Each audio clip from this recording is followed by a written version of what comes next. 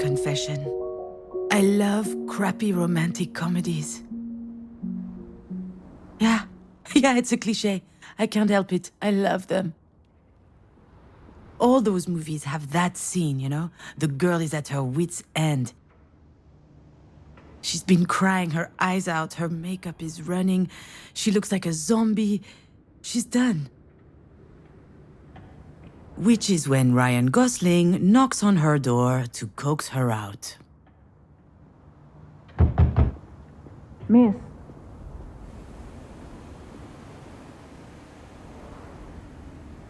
Ah, shit. That sounds nothing like Ryan Gosling. See, this is the problem with my life in a nutshell. It's not romantic, and it's certainly not a comedy. All right, where am I? What happened?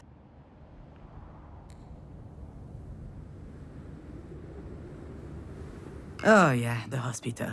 I felt woozy, and then really, really hot. And I guess that I fainted?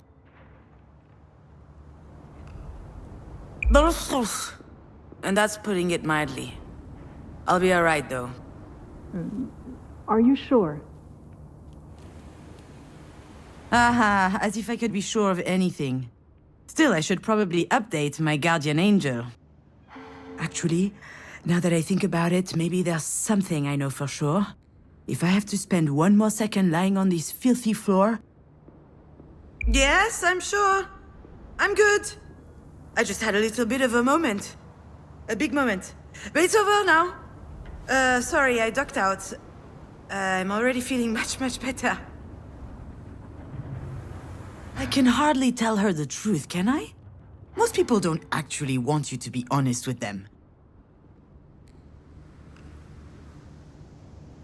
I'll be out in just a second.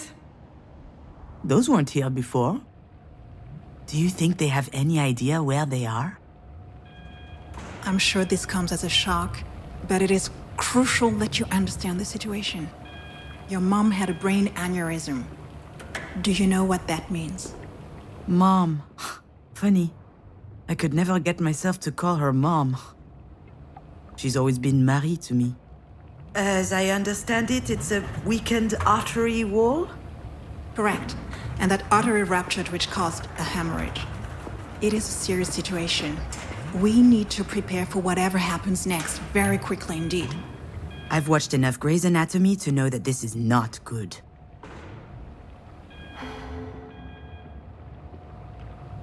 Serious?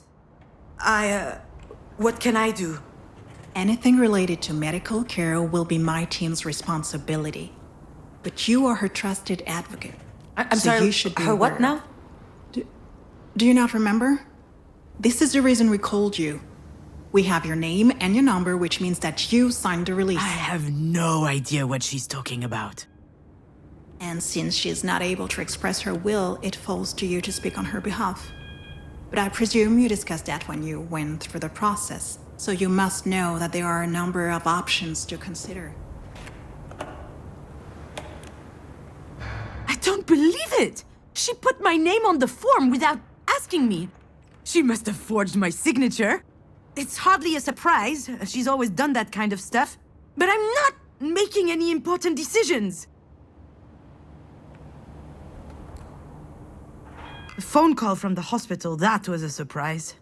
I'd never have thought anything so serious would happen to her. Anyway, when she's back on her feet, she's going to have a good laugh about this.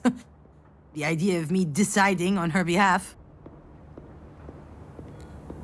Although, that's just a figure of speech, huh? I can't remember the last time I saw Marie laugh. Actually, I do. When she read my first screenplay in high school. The passion with which she disregarded my work was always amazing to me. She almost died laughing that day. And the saddest part... she was right. It totally sucked. I'm sorry, Miss Fortin? Demange. I went back to my maiden name. I'm sorry, that wasn't in your file. Listen, I understand that this is all very sudden, but we don't have a lot of time. We need to focus. We do indeed.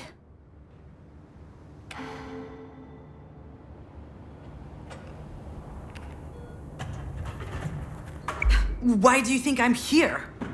Let me be clear, miss. I'm not your enemy. I'm just the on-call physician.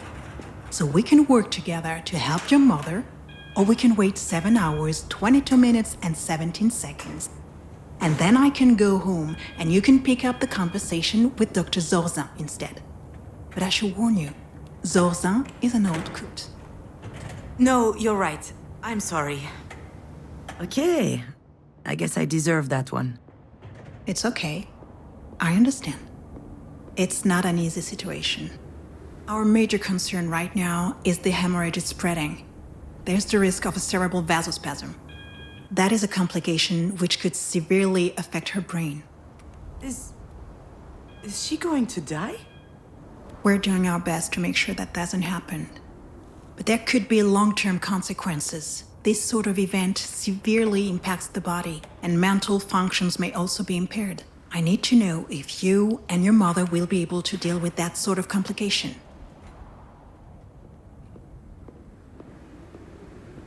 No, it can't be.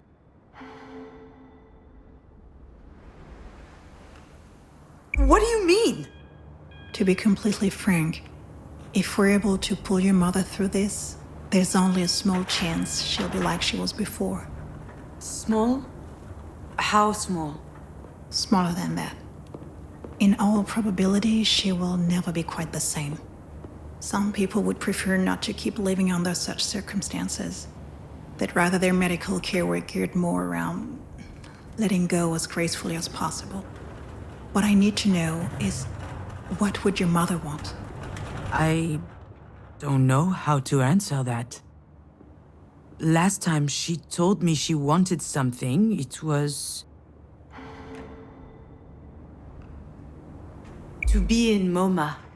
Excuse me? MoMA? A museum in New York. Miss Demange, Wait, your mother's that Marie Demange? The artist?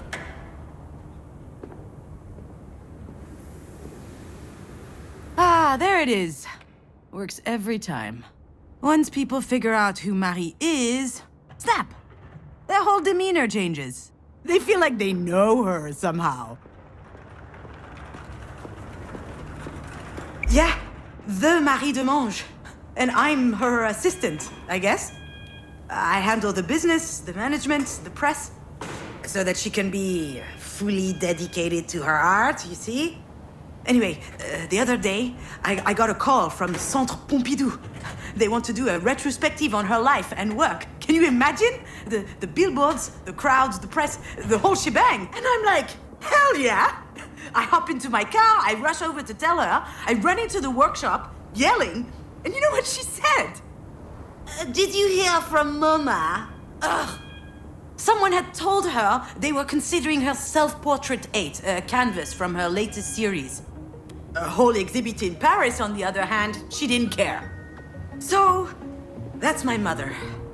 Most of the time, I don't know. I have no idea what she wants. I know what I'm asking isn't easy. I can give you a little time to think. Like that would change anything. Yeah. I suppose I need to think about it. I'm sorry, I gotta go.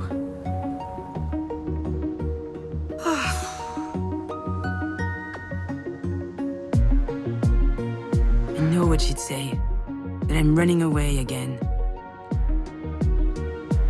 What did she expect? That I just show up and what? Decide whether she lives or she dies?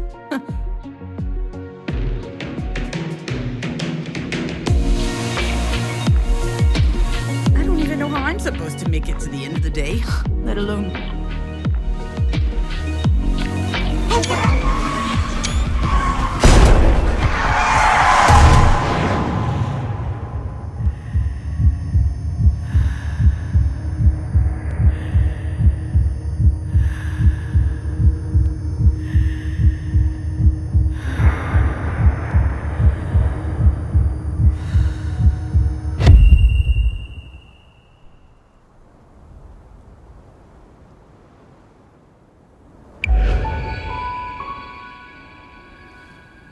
I remember.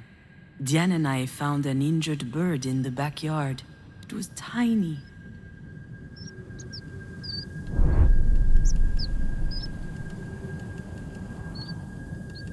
I think it was around the time Marie had set up her new studio in the sunroom.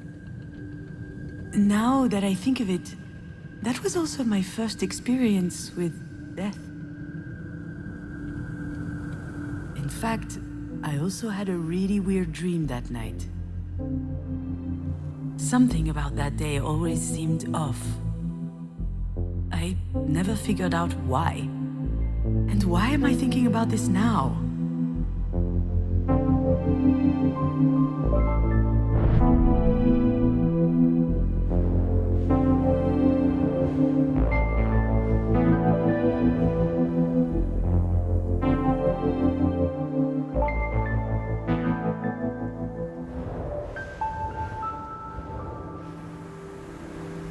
Do you recognize it? This is the mobile that Marie made me before I was born. It's exquisite and delicate. I loved it. And you did too. I think I still have it in a box somewhere.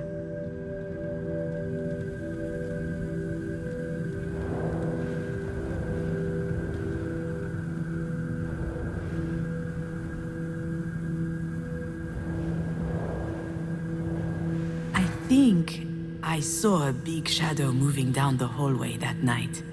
I imagined a monster bird was visiting us. For a long time, I thought it was just a strange dream.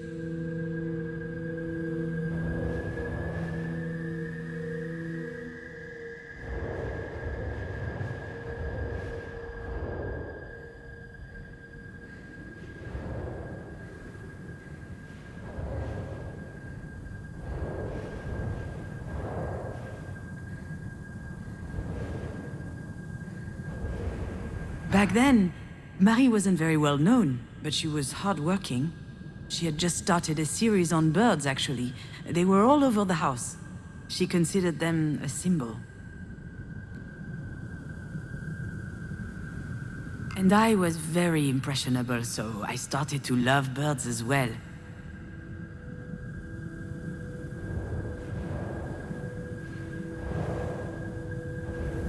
Marie was always quite passionate about birds. So I suggested we keep this one as a pet once it got better. I could already imagine it. A beautiful cage tucked in the corner of the studio. She got so mad. At the time, I didn't understand why she reacted like that. But now...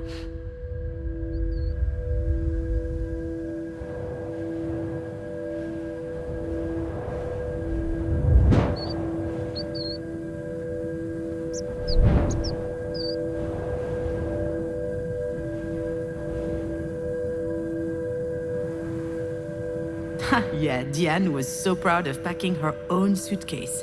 Her father came to pick her up that afternoon. She spent the weekend with him and her stepsister. I was a bit jealous, but also happy to have some time with my mother, just us.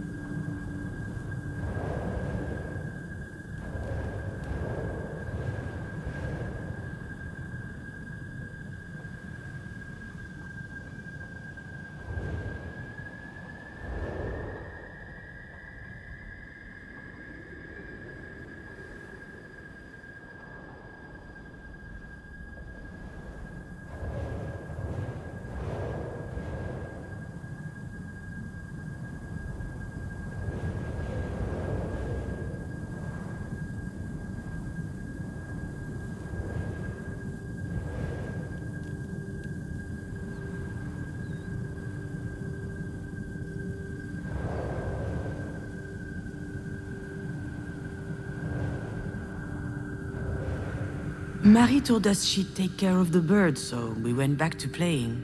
I never saw it again, and when I asked what happened, she said it just flew away. I was so relieved.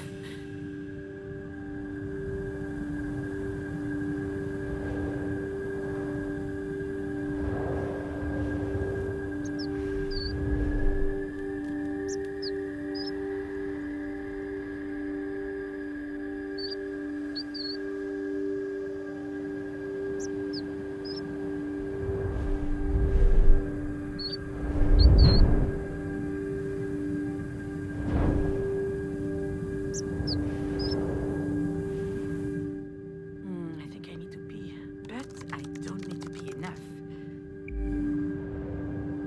The nest was high up in the tree, but the wind blew it down. The bird was obviously young. It was a big fall. It must have been badly hurt. I didn't realize it at the time.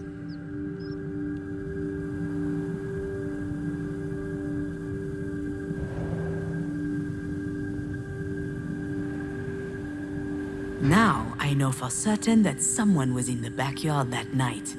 And since Diane was at her father's, it must have been Marie. What was she doing out there? Maybe...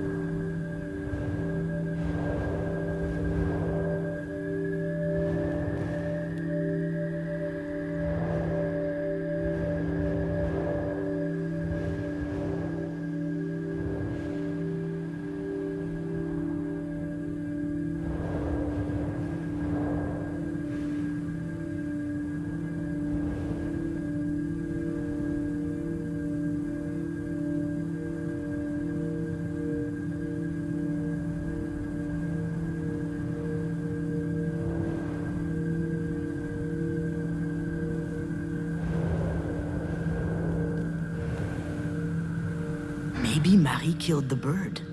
That's what she was doing out there in the middle of the night, burying it in secret. And it might sound strange, but I also understand why she did it.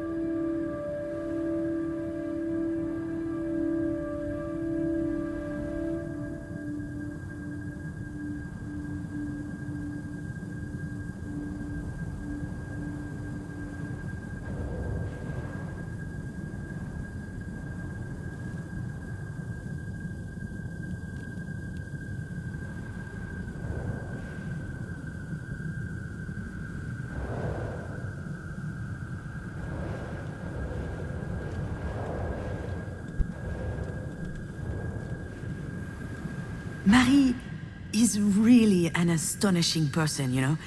She's usually hard, but also she could be vulnerable sometimes. She couldn't stand seeing the bird injured. She knew it would never recover. It was too weak. I remember she said, "Not being able to fly, that's no life for a bird." She thought it would be better off dead. She could have just abandoned it, let things run their course. But I don't think she did. I think she killed it with her own hands. It sounds cruel, doesn't it? But that's just Marie. That's her outlook on life. She's all or nothing.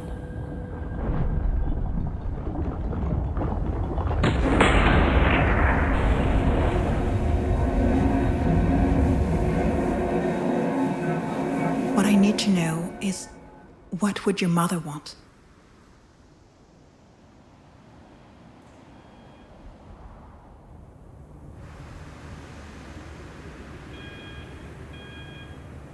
I'm not ducking out. Not this time. After all, isn't this what Marie wanted?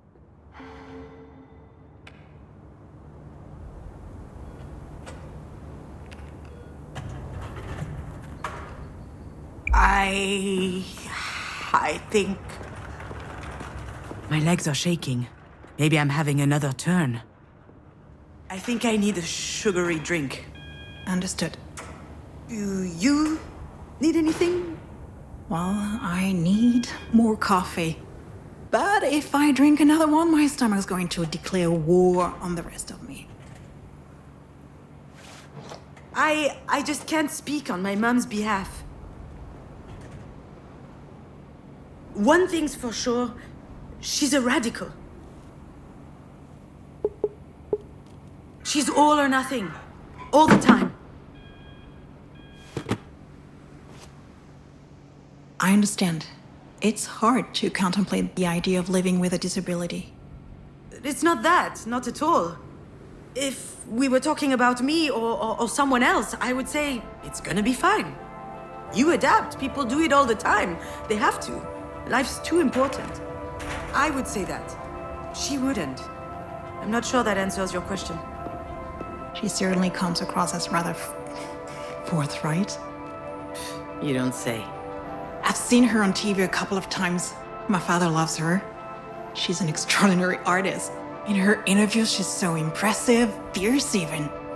It must be quite something to be the daughter of someone so talented.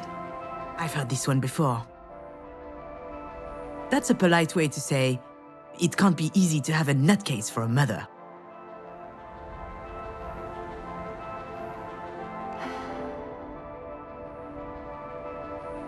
Yes, it's quite an experience.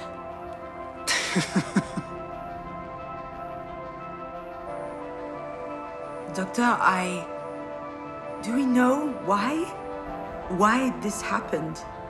We were just having dinner last night. She was fine. There could be a lot of factors. Family history, hypertension, alcohol consumption. I did have a pretty severe hangover this morning. Even past trauma, like a historic head injury. It's hard to say right now.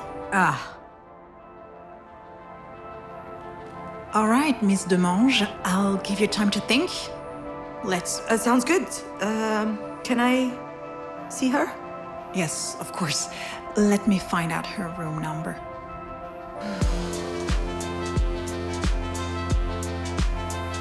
I know what I have to do, what I should do. It wasn't that long ago that I could write this kind of scene without breaking a sweat. I step into the room, there'll be tubes everywhere, beeping sounds. The audience will know that it's serious. Then I start bawling my eyes out. I collapse on my mom's bed, pouring out snot from my nose. Or maybe I'll be dignified, stony-faced, standing quietly in the corner. Close up on my face. They'll see I'm suffering deep inside. A single tear rolls down my cheek.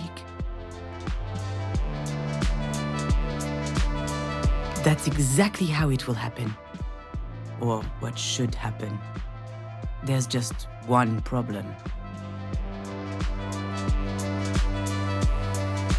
I really must. She probably needs me.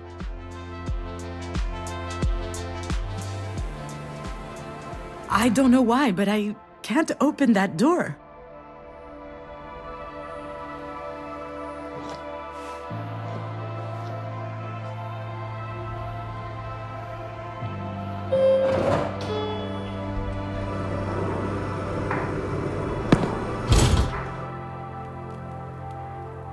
It's always stressful to share an elevator with a stranger. Still, it could be worse. Hey, June. I could have to share it with my sister.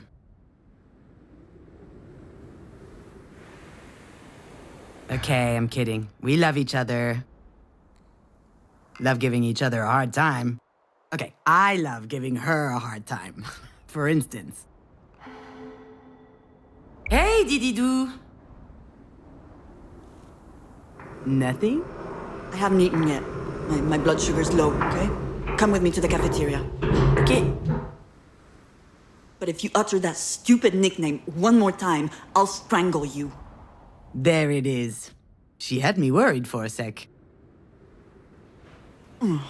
This food looks nasty. Did you notice? Jan loves being in charge. She wasn't always like that. It started when she was a teenager. Some people get acne.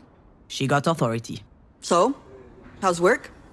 Scheduling, phone calls, spreadsheets. It's mind-numbing. There's no time to think. That's why I love it so much. How's your script coming along?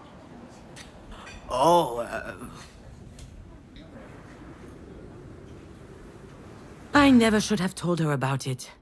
I guess I had a moment of weakness. I thought she would worry less about me if she knew I was working on something creative. But why did I even think she was worrying about it in the first place? She doesn't seem worried now. Better change the subject. And how are you? Well, since you ask, So easy. I was doing good until yesterday. One of my idiot patients up and groped my ass.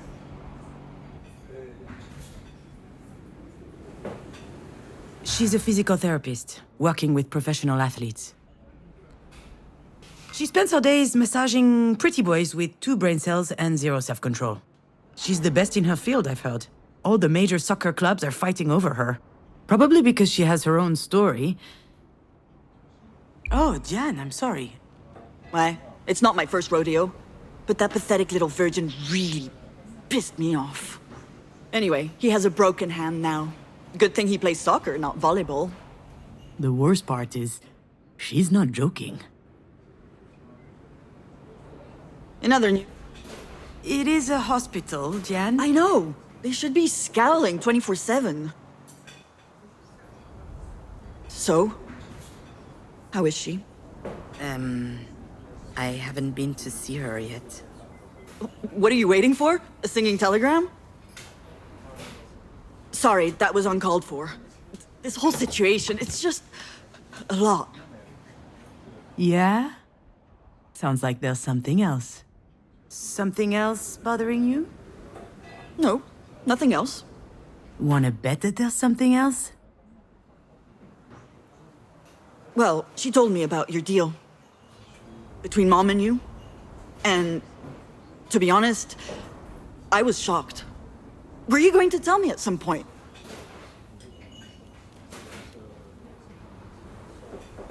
See? I knew that this whole trusted advocate thing would never fly. The only question is, will she believe me when I tell her I didn't know? Given the state she's in, I wouldn't bet on it.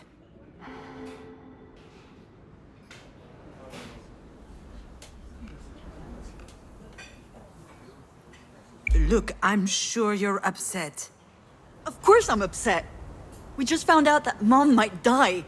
Does that mean nothing to you? It does. Of course it does. But it's okay. I'm handling it. You know, I'm perfectly capable of making this decision. Just leave it to me this time.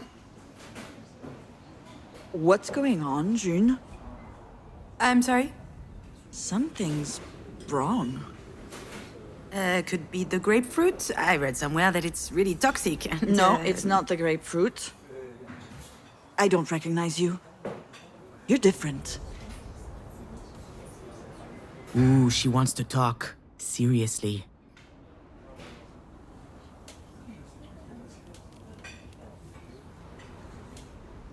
That's just her way to cope with stress. She needs to dissect things to understand them. And she needs to understand things in order to control them. So, what's the play? Idiot or goldfish?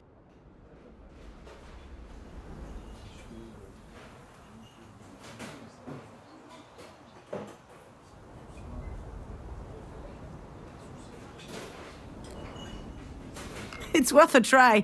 Jan is defenseless against my fine brand of humor. Ah, damn, you noticed.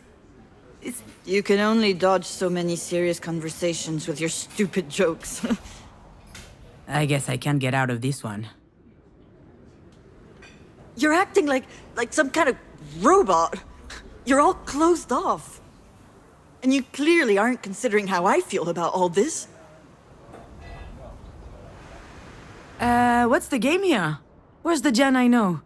She's got some nerve lecturing me as though nothing happened. I'm not gonna lie, she's not entirely wrong. Come on, quit it, Jan. I guess not thinking enough about you makes me egotistical, huh? In case you hadn't noticed, my life has been rather complicated of late. See? That's exactly the problem.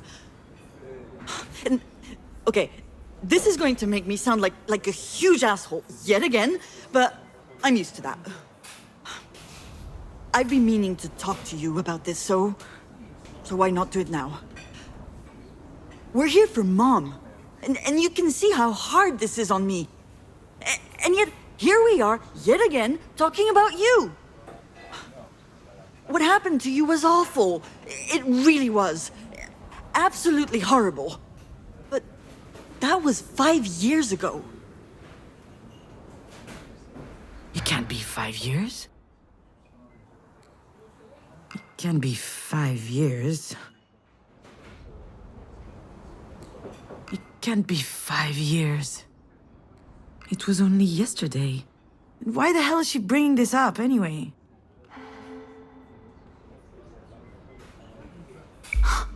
Where are you going with this? I don't really know. I guess I'm a little worried about you. I don't understand what goes on in your head, and that scares me. Why are you like this? Really? She's worried about me?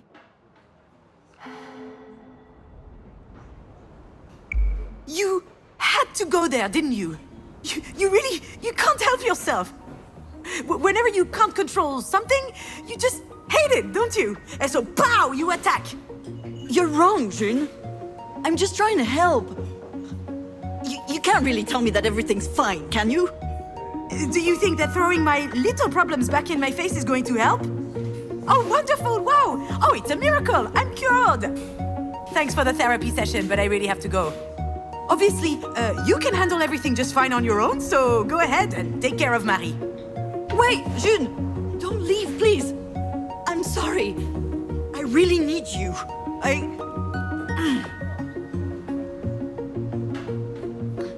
really am a dumbass.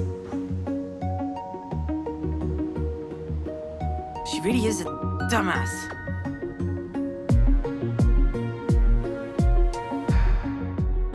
Should I be honest? Do I have to?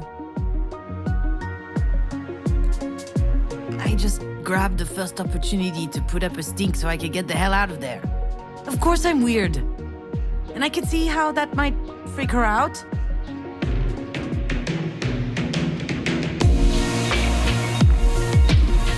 She wasn't telling me that because she cares. That was her lashing out to hurt me.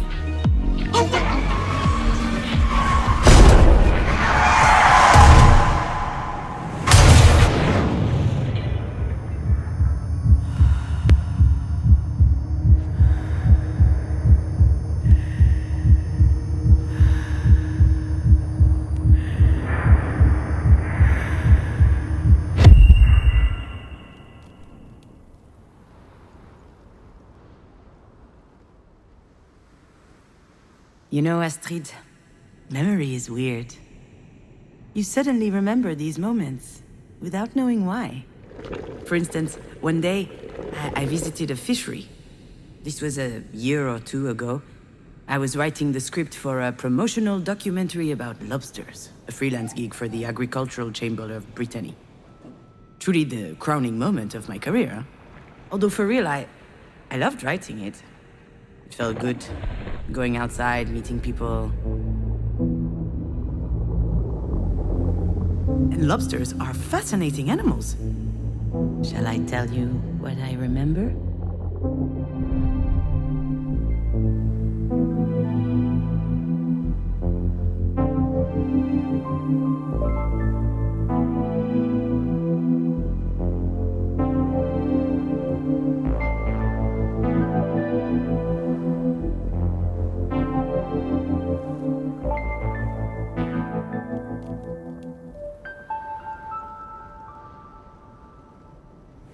Everyone loves lobsters.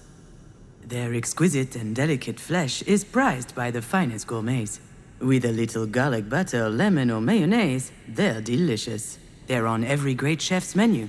Lobsters are a symbol of wealth and luxury.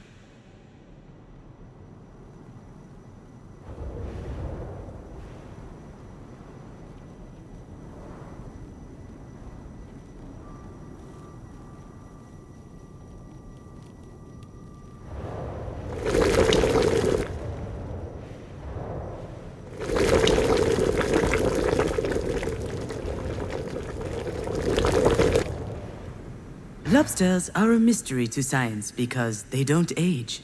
Their cells replace themselves perfectly, which allows them to never stop growing throughout their lives.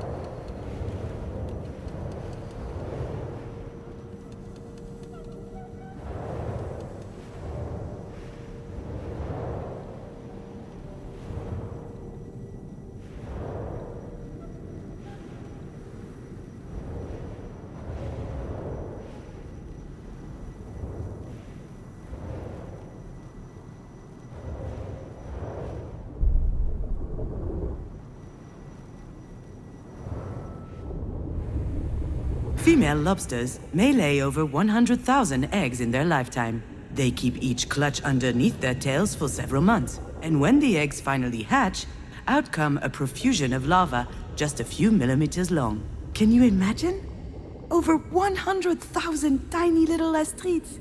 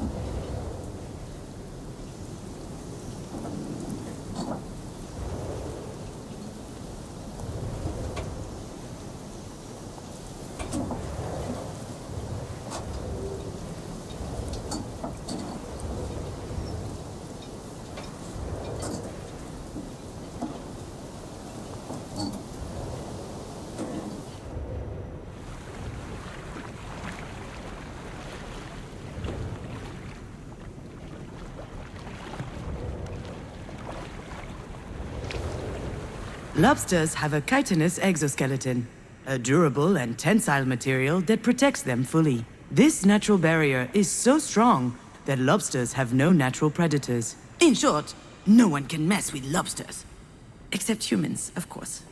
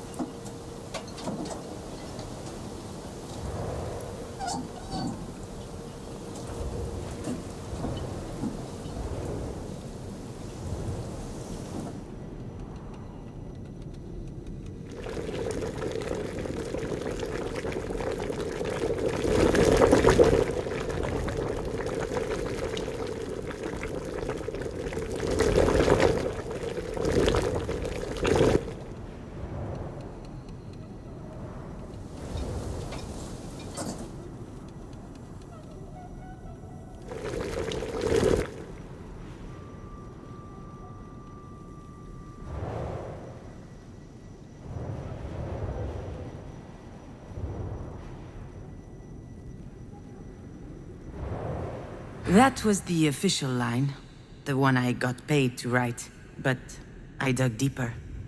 You can call me a lot of things, but I'm nothing if not conscientious. I learned a lot about lobsters that the Agricultural Council wouldn't have approved of. Ugly truths we'd rather hide.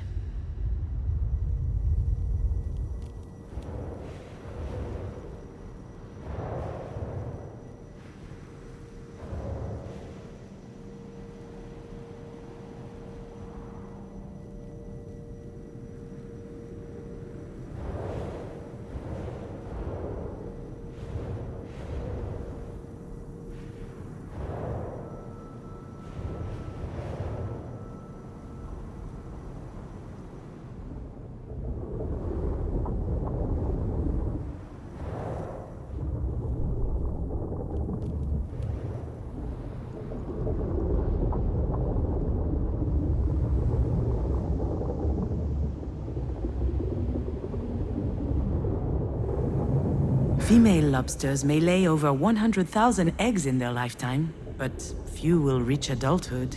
The larvae will be gobbled up by passing wildlife. The young ones will be poisoned by water pollution.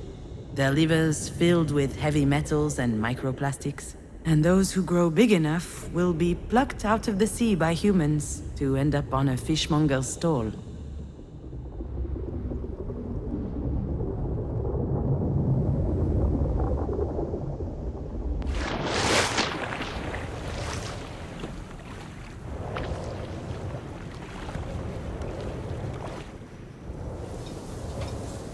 Lobsters have a chitinous exoskeleton, but sometimes they feel trapped in it, so they molt.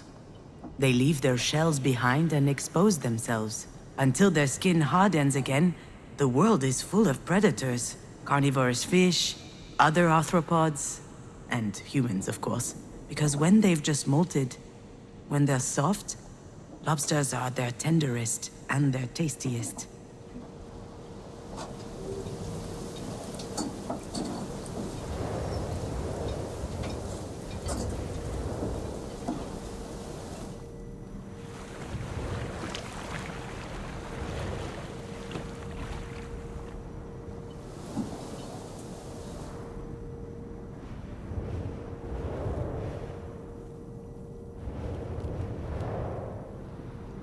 Lobsters don't age, but after a while their shells do, and if they can't make a new one, their current shell will wear out.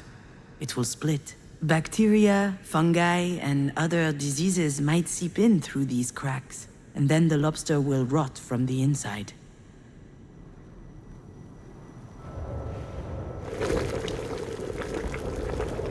Everyone loves lobsters, but to truly love them, first you have to cook them, and to cook them, you have to kill them. There are two ways, traditional or modern.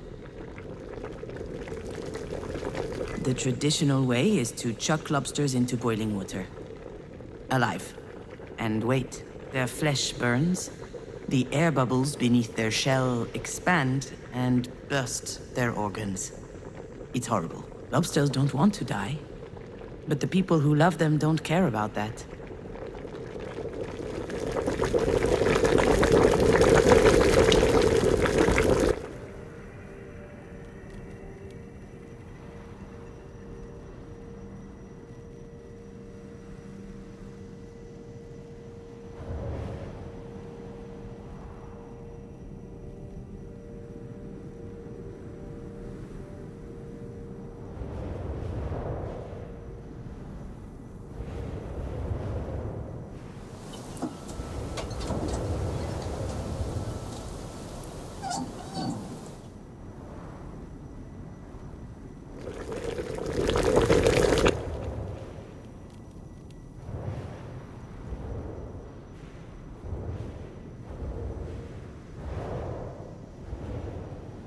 All this to say, being fake?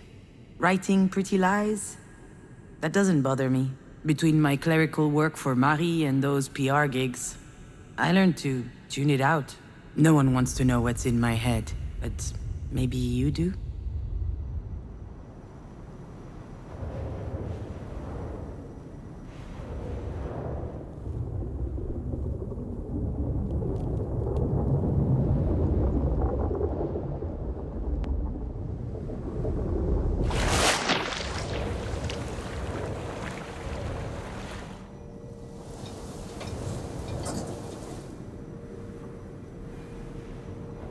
Lobsters don't age. In fact, they could never die at all. If they just stayed in their holes, they'd never get sick. They'd never get harvested or trapped. Unfortunately, lobsters grow. Maybe that's the big difference between them and me.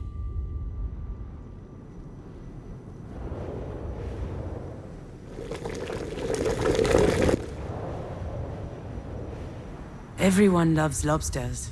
And that love is what's killing them.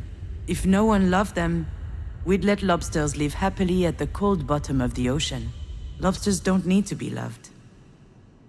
Me neither, to be honest.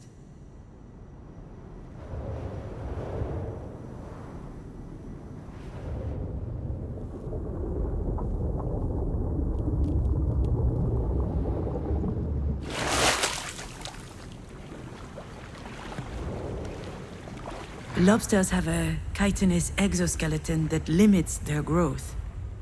As soon as they shed it, they're in danger. Their enemies notice their weakness. They can smell it, like sharks smell blood. If they can reach a weakened lobster, they'll devour it.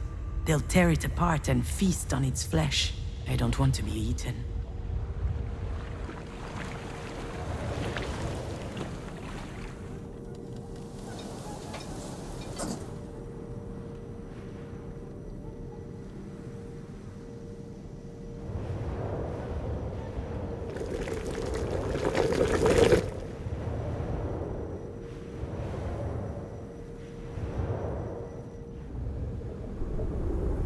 Female lobsters may lay over 100,000 eggs in their lifetime, and they'll never watch them grow up.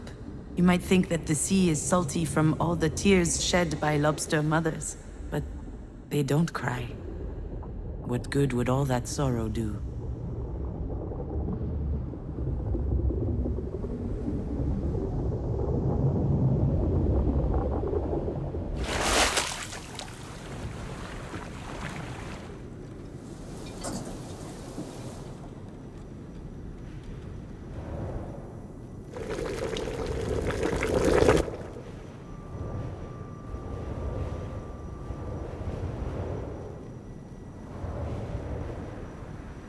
You know, Astrid, memory is weird.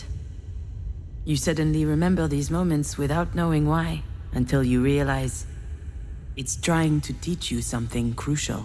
That day, I learned that I needed to be stronger than a lobster, to never molt, to never get eaten, to just hide in my hole, to never cry. That's the only way that I could keep on living after you died, my little fawn. I don't want anything. I don't expect anything. I feel nothing.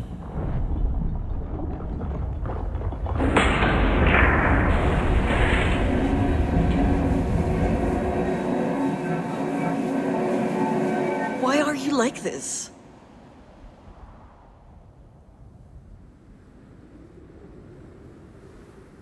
She's right. I have been weird lately. Honestly, I'm glad she noticed. You're right. I am? Because I was starting to think that I was just being a dumbass. Oh, you're totally a dumbass. You can't just bring up Astrid's death out of the blue and throw it in my face. But you are right. With her gone, something inside me is broken. I just don't feel anything. Everything just slides off me. I'm Teflon. Sealed off. Like a damn lobster. A lobster? And you're right. It's been 5 years already. But I'm still trying to figure out how the hell I'm meant to reconnect with my life. I understand. I mean, I know I can't understand, but I think I get it. Is there anything I can do to help? I don't think so. Well, you can keep on beating up idiots, but that's more of a public service than for me specifically. I will. You know, I admire you. Sure you do. You've always been the sensitive one. That's classic Marie right there. I'm sensitive. By which he means weak. Not strong enough for the world. Obviously, I pale in comparison to the formidable Diane. Yep, that's me. So fragile. That's not what I mean. Mom raised us to bite before we get bitten. That was the only way out she could see. And I guess I took her literally. But you weren't like that. You knew how to listen. You got people. You were less scared of them. I always loved that about you. That's new. What the hell do I say to that?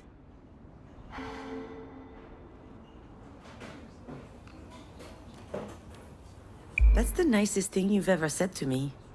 Yeah, right. Knock it off. I don't know why it's so difficult for us to just talk. Maybe this is why Mom chose you. And we're back.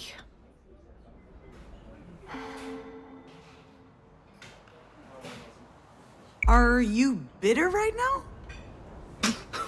Certainly not. Certainly. No. I mean... You are bitter. You're pouting. Look at your fucking face. Enough, okay? Stop it. This isn't the time. I just don't get it. What is there to get? You know Marie. She's unpredictable. Wait, you mean you didn't know? Well, you should see what my signature looks like on the form. She's the worst. Why would she do that? I have no idea. I guess she thought it made sense since I handled the rest of her paperwork. Unless she thought I was a perfect fit since I'm a Libra with Pisces rising or whatever. All right, but still, it's a big responsibility. And it's a bit weird to ask you, of all people, to make that decision.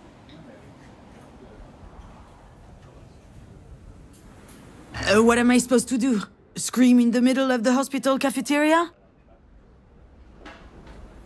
What's that supposed to mean? I swear, if she brings up the... You know what I mean. I don't think I do.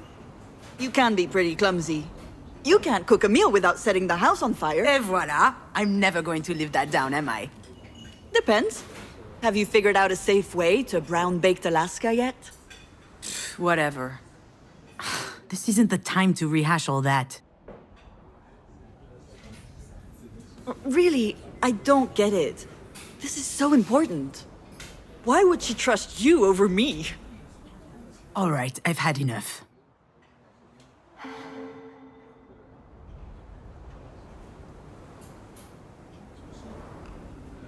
You know what? You're right. Only an idiot would trust me. Ah, come on! Yeah, here it comes. You're the reliable one, aren't you? The one people can always count on. What are you talking about? Ugh, I'm out of here. I'd probably just trip over her ventilator or something. Wouldn't want that to happen now, would we? You're being ridiculous, Junon. Please, sit down. I didn't mean to upset you. Oh, you didn't? Well, you got that wrong.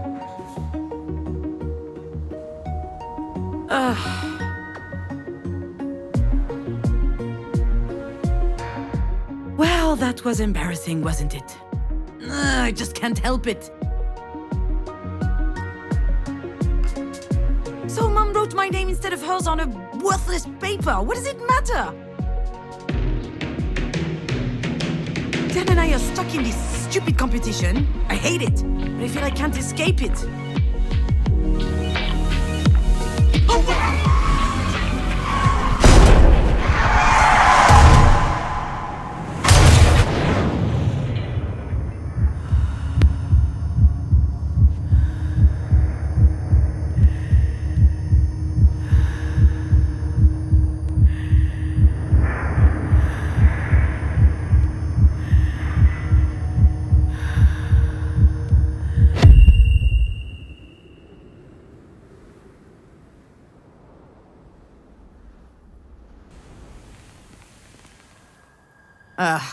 Of course I'd remember that day. My infamous 25th birthday. The day we met Diane's girlfriend.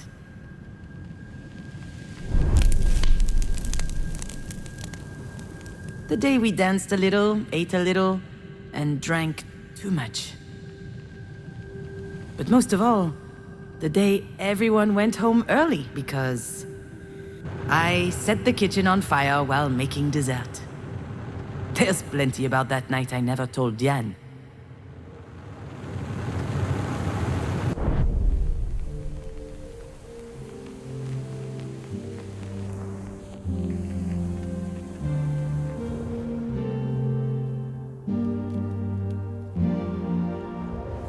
I wasn't expecting Marie to have a present for me, and yet she remembered. It was a bottle of Japanese whiskey as old as I was, 25 years of age, but as usual with Marie, things couldn't just be nice. I hope you like it because it costs me a fortune. That's what she said when she handed me the bottle. I hate whiskey. I hated it then, I hate it now. She could afford it too. She wasn't world famous yet, but her career was taking off, and with that, her taste became more and more luxurious. Me? Oh, I was light years away from all of that. That's how it works with Marie. Even when she does something for Jan and I, in the end, it's always about her.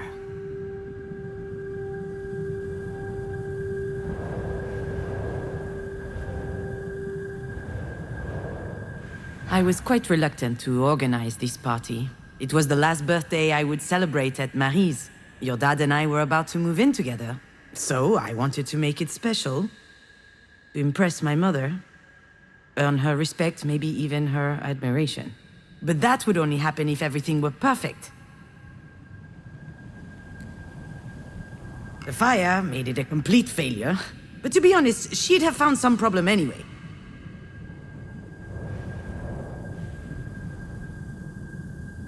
It was the first time Diane introduced us to her girlfriend. Her very first girlfriend. She didn't make a big deal of it. She didn't even tell me that she would have a guest. But I knew it was important to her. And neither Marie nor myself reacted appropriately. She rushed over to hug them both. I don't think I'd ever seen my mother so excited. Then she congratulated Diane for her rejection of patriarchally mandated heteronormativity. Diane didn't say anything, but I could see she was upset. Her intimacy had just been reduced to activism somehow, and I wasn't there to support her. I was furious. It's stupid, I know, but I wanted to enjoy my party. And she showed up with something important to share. All of a sudden, my 25th birthday seemed trite, unimportant. Her girlfriend was called Sasha. She was nice, intuitive, smart, and very pretty.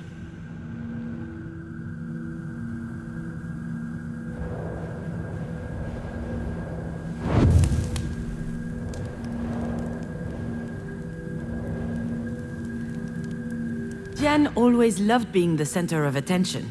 But when she showed up with her hair cut short and dyed green, I almost didn't recognize her. 19 years strong on this earth, and she couldn't care less about people's opinions.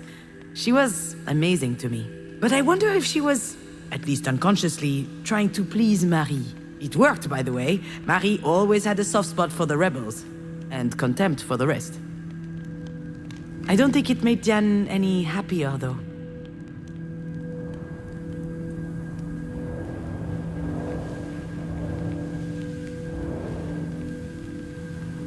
I was so stressed out that night that I started drinking early. Marie loves to drink, so does Diane, and her girlfriend Sasha followed along. Long story short, we got drunk fast.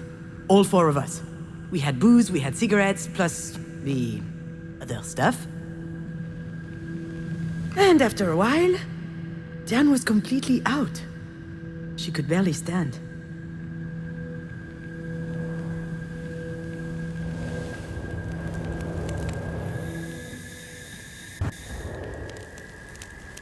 When dinner started, Marie turned on the charm.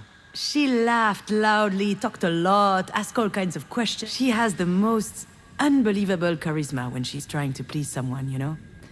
And that night, she really was trying. I thought it would. And then I noticed the way she was looking at Sasha. I saw the glimmer in her eyes. The same as when she talks about Japanese whiskey. And I got worried.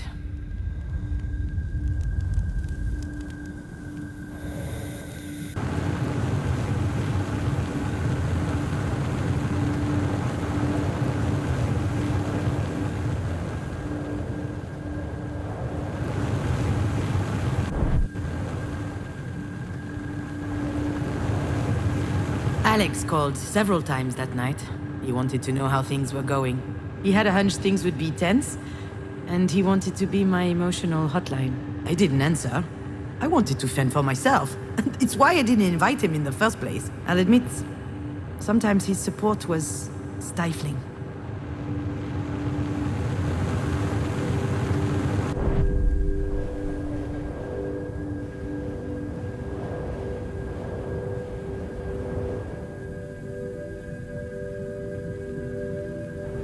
I'd got these nice candles to decorate the table with. Obviously, I burned myself when lighting them. To no one's surprise, that was typical me. Scavus, they called me. It means clumsy in Latin. Marie coined that one. I didn't mind. Quite the contrary. In any family, everyone plays a role. You just need to find the one that suits you. And I like being the bumbling, fumbling one. That way, at least, the pressure was off.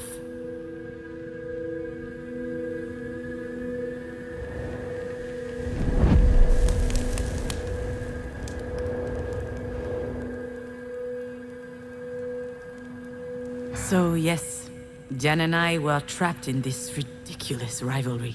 The choir girl versus the rebel. The meek versus the indomitable. I'm never taken seriously. She's not allowed to show any sign of weakness, and we hold it against each other. But as soon as we lower our guard, we are saddled with the obvious. Marie forgot Diane's birthday once. Diane didn't say anything. She was convinced there'd be a surprise for her after dinner. But then it was time to go to bed, and she broke down, crying. Oh, I did everything I could to comfort her. It never happened again, by the way. Afterward, she became hardened, withdrawn. Just like Marie. But that night, we could still hug. So I played some music on the living room stereo and I invited her to dance. And since then, for each of our birthdays, she and I always end up dancing. It's become more intense as we grew in Marie's shadow. We care about each other more than anyone else.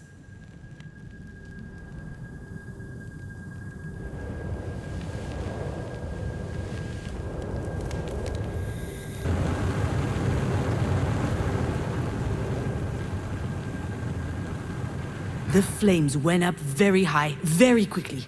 Everyone ran into the kitchen. Marie, Diane, and Sacha. Oh, she screamed at me. She couldn't believe that anyone could be so inept. I said it was an accident. I was trying to brown the baked Alaska, but it got out of hand.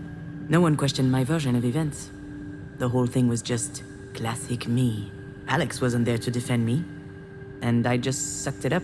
I never saw Sacha after that day. She and Diane broke up a few weeks later.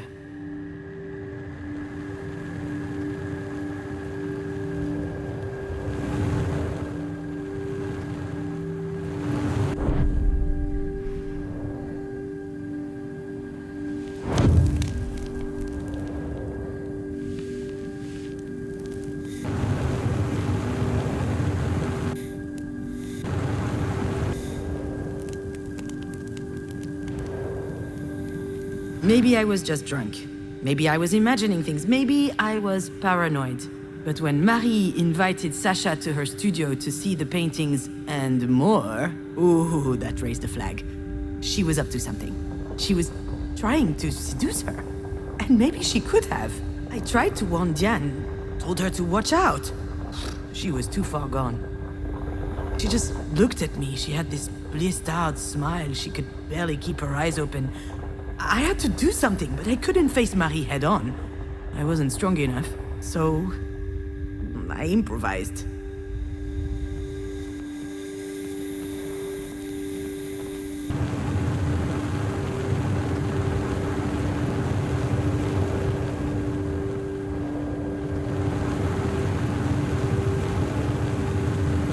No one noticed the bottle of Japanese whiskey was completely empty. Alcohol burns nicely on the stove. It was perfect for me to craft a diversion. And you know what? I wasn't even that drunk. I was mostly angry. At Marie. At myself. Maybe nothing happened after all. Maybe Marie didn't try anything. I'll never know. But I was scared enough for Diane's relationship that I set the kitchen on fire.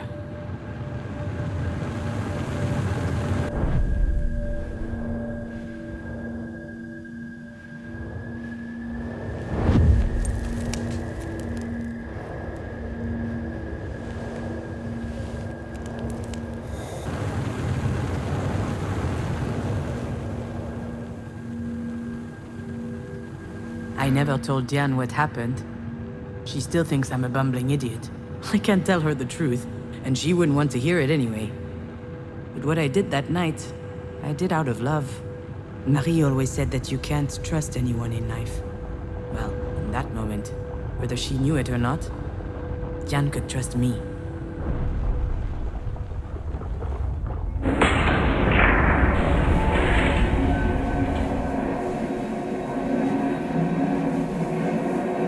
Why would she trust you over me?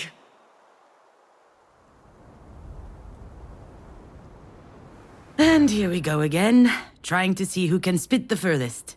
But you know what? I'm not playing this game. She needs her sister today, not a fight. You know, I get it. Get what? Why you think of me this way. The chump who keeps screwing things up. I never... I understand because that's my little routine, you know? What are you saying? What's wrong with me? I'm not about to tell her all my dirty secrets. That wouldn't be like me at all. Although I guess this is a pretty good day for confessions.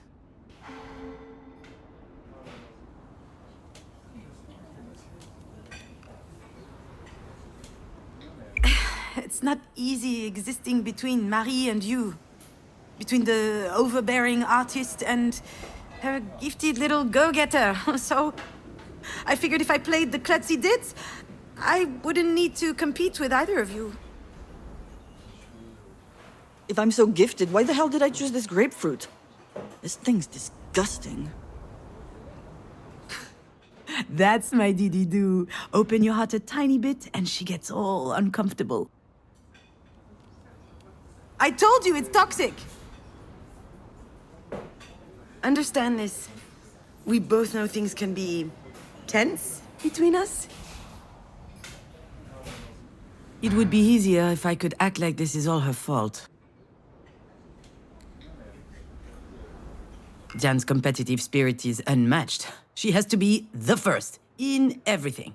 You can make her a little stupid sometimes. Oh, just like when she was training for tennis, or when we did hamster races. She hit the ball so forcefully, like I've never seen. One day, at home, I noticed her hand was swollen. She said it was nothing. She especially didn't want to tell Marie. And I had to threaten to snitch on her so she'd let me take her to the hospital.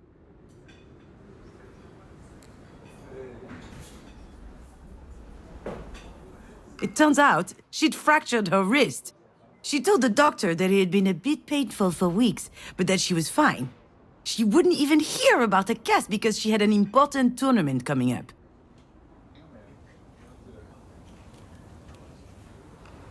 I felt like punching you at times. Come again? Yeah, it sounds weird when I say it out loud. You're the strongest person I know. And you're built like a sea cucumber.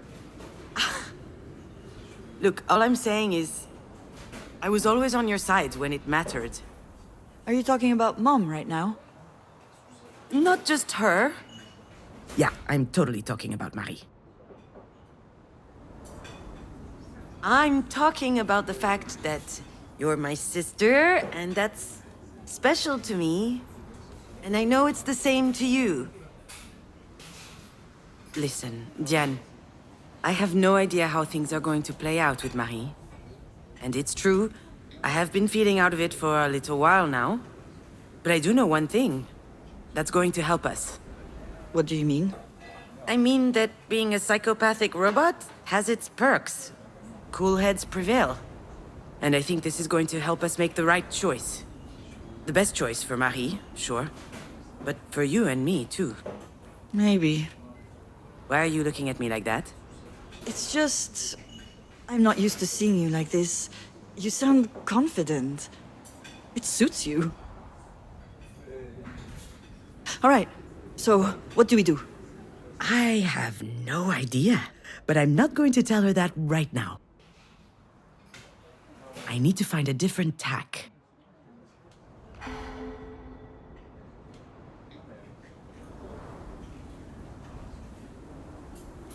Right now, there isn't much we can do. The doc sounds like she knows what she's doing. They're putting her through a battery of tests. They'll figure things out. So, I think we will have to wait and see. I can't. No, I just can't. I'm not going to sit here twiddling my thumbs. We don't have a choice, Jan. Of course we do. We need to stay on top of the doctors. They need to do their absolute best. Come to think of it, we're not keeping her in this hole. I'll call my dad. I'll bet he'll have a buddy in a private clinic somewhere. We're not leaving anything to chance. Why aren't you... I don't know, Jan. What do you mean, I don't know, Diane? If we were in her place, you know very well what she'd be doing. She'd do everything in her power to make sure we pulled through. We owe her that as well. Don't we? I can't take any more illusions of control. You can't always do something, you know? Running around all over the place, yelling at doctors won't help her just because we think it will. It doesn't work that way. It never does. Sometimes you just need to let go. Let go? Let go of what? See, Diane, maybe this is why Marie chose me. She knows that I can keep a cool head, that I don't let my emotions take over. Bullshit. You think this isn't your emotions doing the talking? You go on and on saying that Mom is the worst mother ever. Do you seriously not think you share some of the blame? What? What do you mean? You know very well what I mean. She could have died in that car. Marie was also in the car that day. You remember my little phone? I can't remember why. She was going to town for an errand, I think. I parked in front of her house. She was by my side when I woke up in the hospital.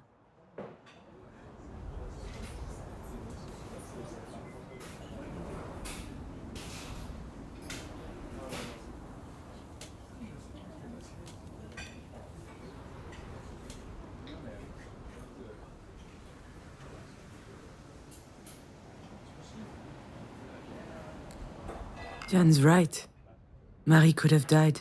And the doctor said that this sort of thing can happen due to trauma from years ago. So it's all my fault then? Are you saying that? All of this is happening because of me? Of course not, but since the accident, she's given you work. She's done her best to help you. And you just want to let her die? Shit, I'm not going to give up on her. If you hate her, that's your problem. You're out of your damn mind! Come on, you're so transparent. Shut up! I don't want to hear any more of this. I'm leaving.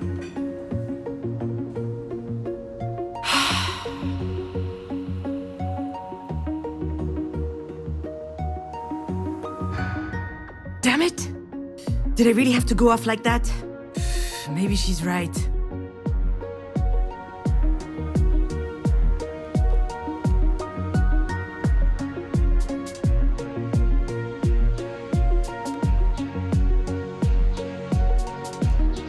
Maybe we should fight, just like Marie taught us. Oh, do I really have to be so angry? Do I really hate my mother?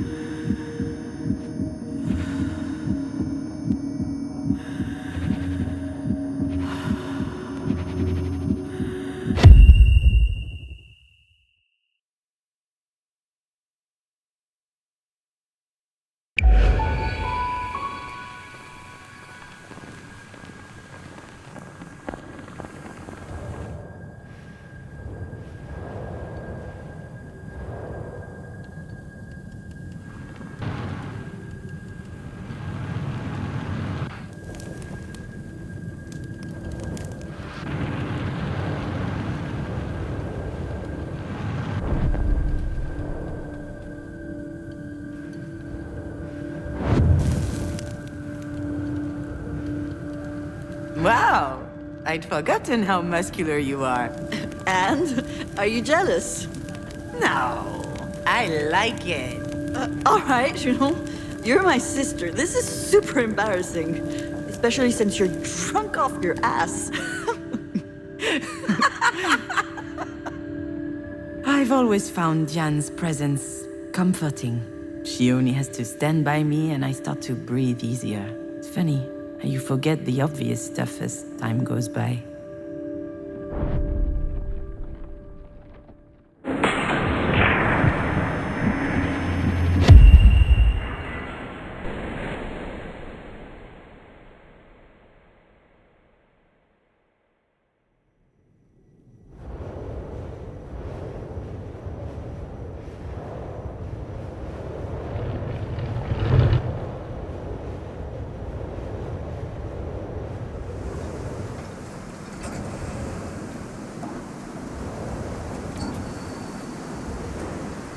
So, why do you put the elastic bands around their clothes? Is it so they don't cut your fingers? I appreciate the concern, but no, ma'am.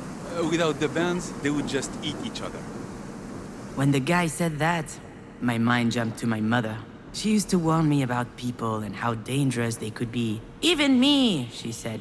Don't trust me. Trust no one but yourself. Ah, it was exhausting.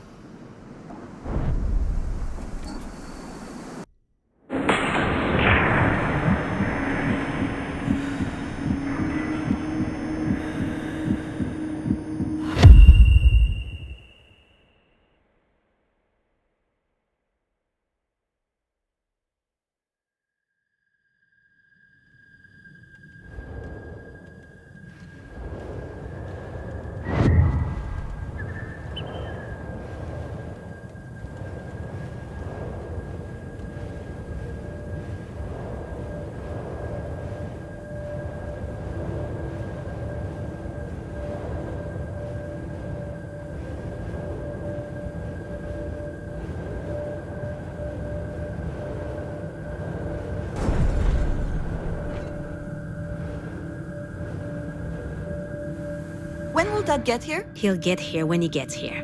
Soon. Don't worry. Can't wait. Tomorrow we're visiting Buckingham Palace, and Lizzie says I'll get to taste real fish and chips and...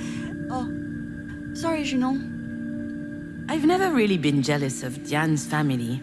I was too fascinated by the concept of a family. That was an incredible discovery for me, and so beautiful to see. I was also worried for her. She had a dad and a stepsister. She had something to lose. I only had Marie, and Marie is immortal. So, I was safe. You see, my little dear, there are some things I'd have loved the chance to tell you. For starters, growing up means figuring out what you really care about, and what you're better off without. I never understood why the whole world was such a threat to Marie. It damaged me, growing up that way. Now, I've had enough. Diane has always been a reassuring presence in my life. Although I never knew how to tell her. We had completely different lives. We're not affected by the same things, but I hope it's not too late to tell her that I care about her.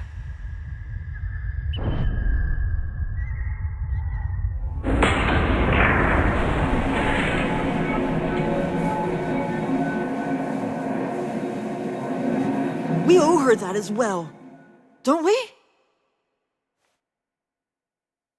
She's terrified, actually. My little sister. I need to comfort her. Show her that I'm here for her. That she's not alone. You know what? Right about now, there's nothing we can do for Marie. Nothing at all.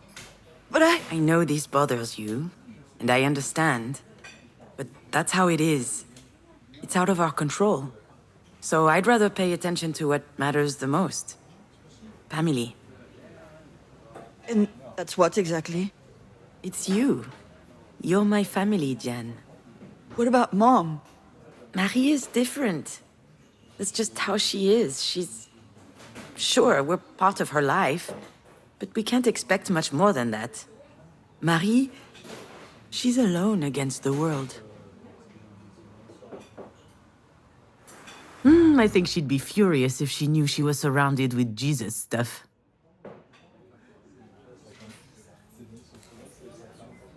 Oh, she's a staunch atheist. Pretty much an old-school iconoclast.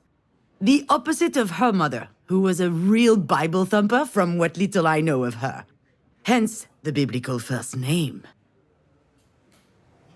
After all, whether she admits it or not, Mom has one thing in common with the biblical Mary.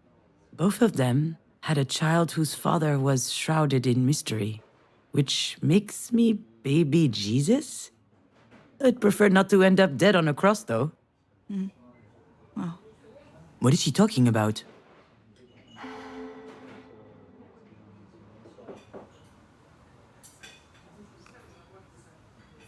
What are you talking about? How do you know what she went through as a kid? Did she talk to you? Once. One night. I didn't really understand. Her dad left when she was like 12 years old. She basically raised her brothers and sisters on her own. Hold on, what? She has brothers and sisters? I guess so. And she's the oldest. And at some point, she burned bridges with everyone. Forever. Oh, wow. Did I know this? I kind of remember, but it feels like a blur. Have we talked about this before? Did I forget that too?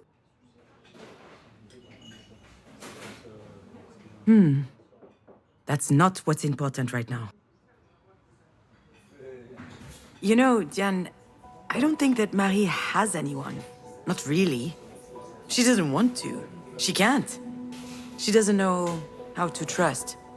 True. That is the one thing that's beyond her reach. But it's not beyond ours. We need to trust each other, otherwise we're screwed. You understand? Of course I understand. I've spent years trying to get her to pay attention to me. And I don't feel like fighting all the time. Not against you, anyway. We don't have to anymore. What? You mean, now that she's fucking dying? No, I mean, we can decide to do things differently. We don't have to play by her rules, where everyone's out for everyone. Kill or be killed. I think that's... I don't know. It might be her history, but it doesn't have to be ours. I'm not even sure she even believes it herself, actually.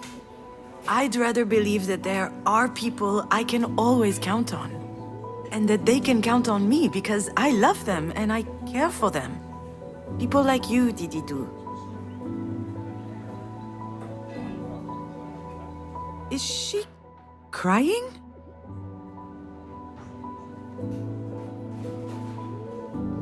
Sorry. I don't know what's going on with me. I'm scared, you know? For Mom. I don't want her to die. Well, right now, she's still alive. And you know her, she's not going down easy. I don't think you're anything like a lobster. I think lobsters are disgusting. Is that right? Me too, come to think of it. Ugh, crap. What? Is it the doctors? No, look. Alex? You should answer. Are you sure? Are you gonna be okay? Ask me again and I'll slap you. Of course I'll be okay. You're coming right back, aren't you? You bet I am, little sis.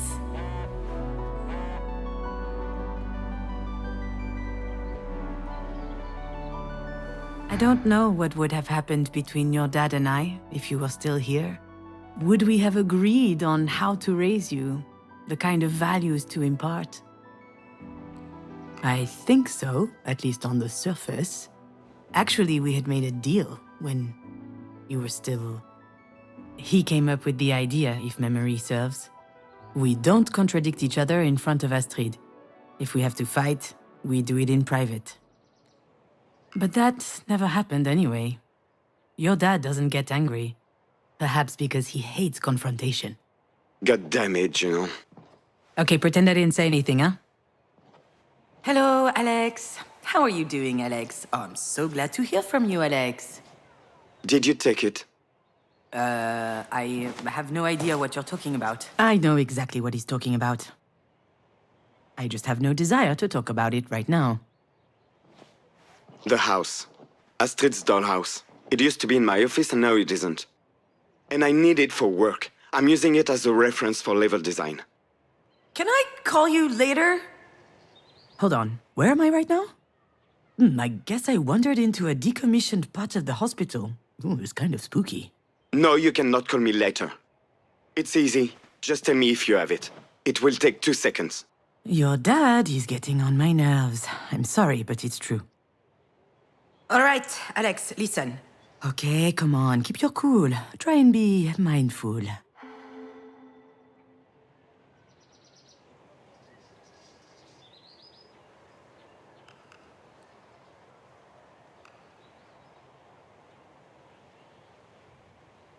I have no idea where that house is. And since we're talking about last week, actually, I'm sorry. I shouldn't have showed up unannounced. I don't know what came over me. What does that mean? Wasn't it nice to see each other again? You and I never got to talk about some stuff. The birds and bees, how grown-ups cuddle. Although we did have the chance. But I was never comfortable with the idea. One time, you were maybe 3.5, and Alex's parents came over for lunch. We didn't see them much. Alex and them weren't very close. Anyway, we were having an aperitif, and you barged into the room shouting, "I am the Knight of the Purple Sword!" Your sword came from a closet in our bedroom. You liked it because it vibrated when you pressed a button. Alex's mom spit out her martini, and I was riven with shame. I should have seized the opportunity as a teachable moment, you know, positive reinforcement.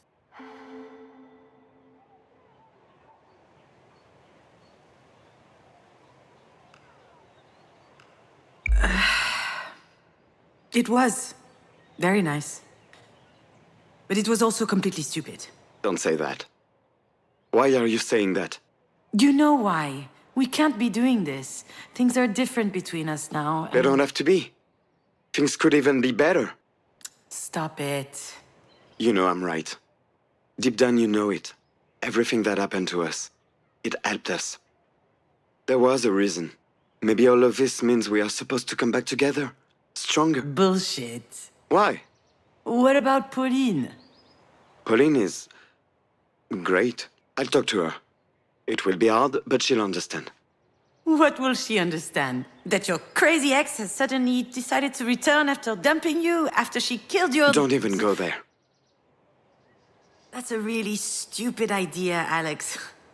People don't change. And you know how I am. I do.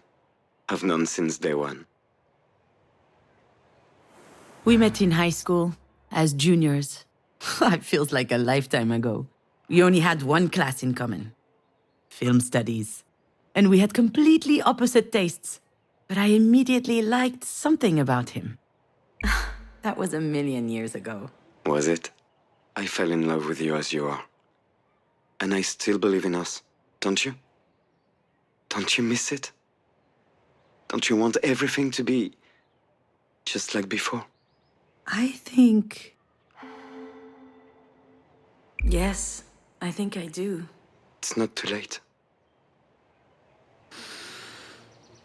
You really think so? I know so. I'm on my way then. Like, now? Yes? Shouldn't I? Yes. Yes, come over. Wait for me, I'm coming.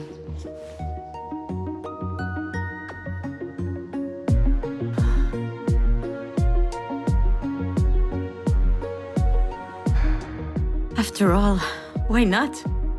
Maybe he's right.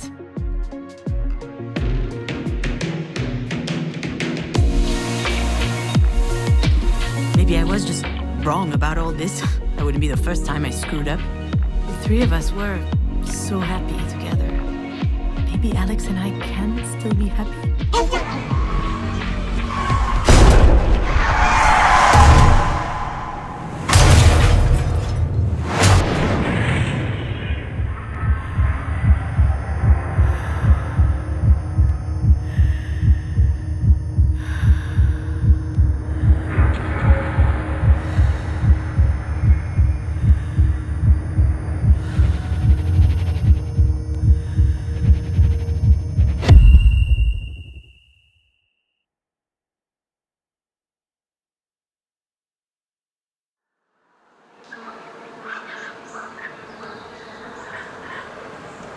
You know, my little fawn, in life, you only have two ways out.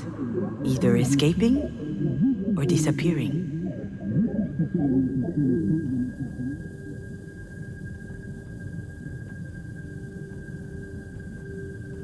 But sometimes, you're unable to disappear. And escaping from yourself, well, that sure ain't easy.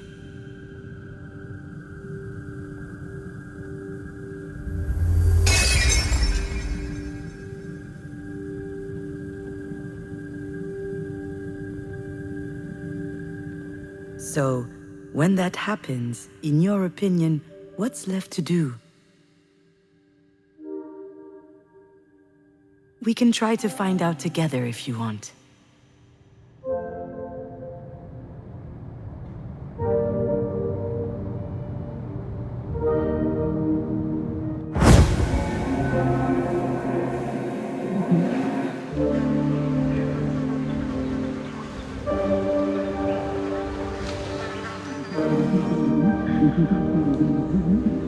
When she would make up animal fables with all kinds of mystery and conflict. Savage world, she called it.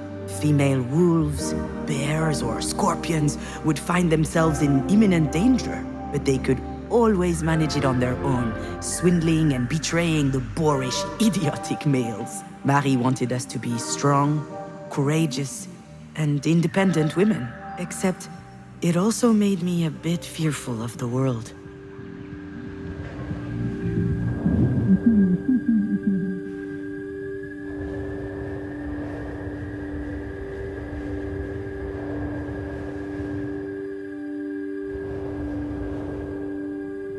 Alex gifted me most of these books. It started as a joke, but as time passed, there were more and more. It goes back to the film studies days, in high school. We barely knew one another. The teacher had prompted us to write a few scenes from a comedy, and I couldn't do it. And then one morning, your dad gave me a book and told me, check this out, since you're so not funny. Bring the funny, the essential companion for the comedy screenwriter. It made me laugh. And, well, truth be told, I was charmed that he cared about me. So I read his dumb book, and believe it or not, the next few scenes I wrote were really funny.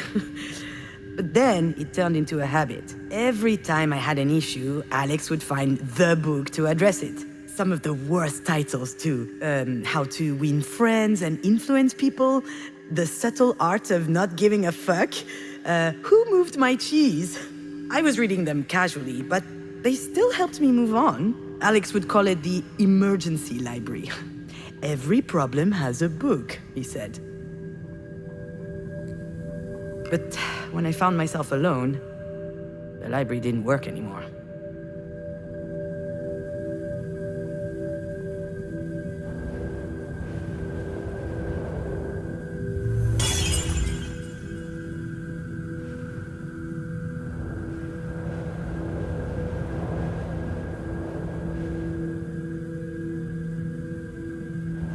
At first, I stayed in the apartment for days.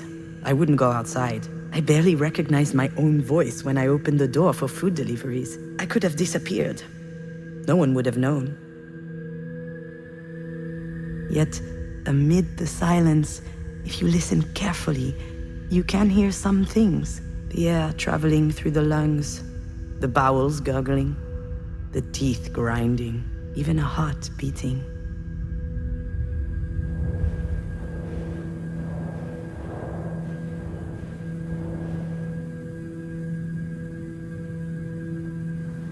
That much is clear now. In fact, Alex and Marie are like two sides of the same coin for me. Alex was my crutch, my unwavering support. I came to believe that I would crumble without him. Marie was a model of strength, of courage, and determination. Everyone admires her, but she is completely unattainable. And I was dependent on her as much as him. Unable to manage on my own, but that was before.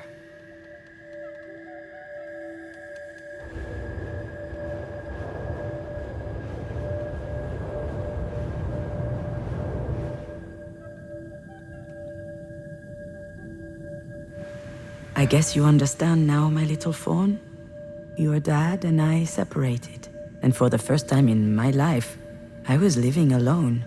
At 34 years old, I had no idea how to do that. And he didn't fix everything. But come to think of it, it may be the reason I began looking for who I really was.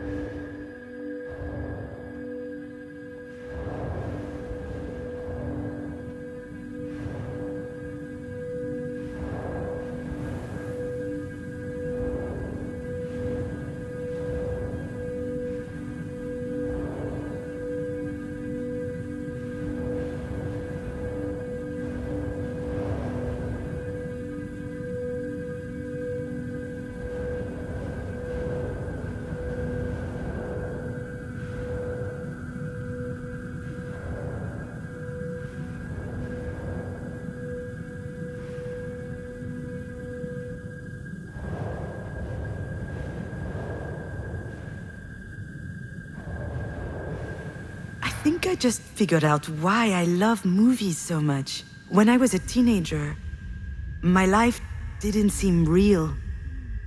I couldn't say for sure that I existed, but in movies, people had pure and intense emotions. I loved that. Any fiction was a documentary to me. When I found myself alone, I fell back into that zone. I watched hundreds of movies, obscure comedies, blockbusters, absurd schlock. I was looking for a template that would explain to me how to feel. Except it didn't work this time. I needed more.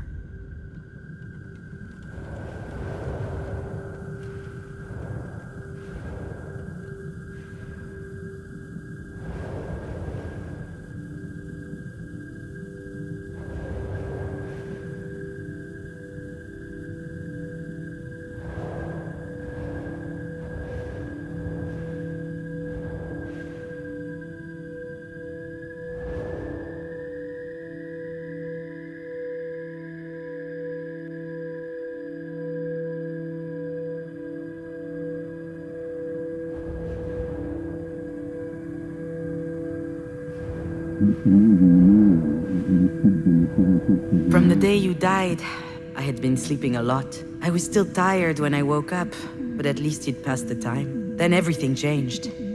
Sleeplessness kicked in. I spent my nights trying to understand, what am I still doing here?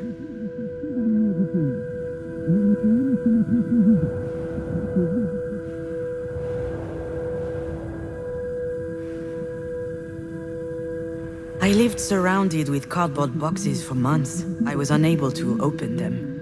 It was physically impossible, but it didn't bother me much. I've never been a homemaker anyway. And also, if I had an off day, I could always blame it on those boxes. Instead of blame it on the life that was put away in those boxes.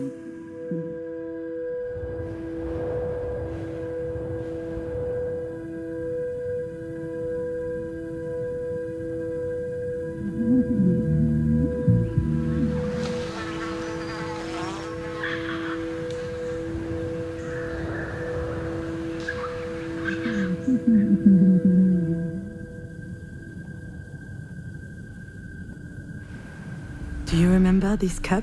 Every morning you would drink your hot cocoa from it. I had to take it out of the dishwasher so many times. You wanted nothing else. It was in a box for a while. I thought about it, sometimes when I thought about you. It was there.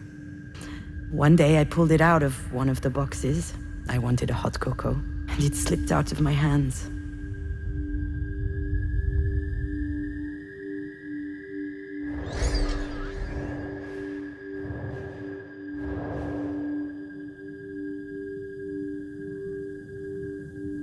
My heart skipped a beat in that moment.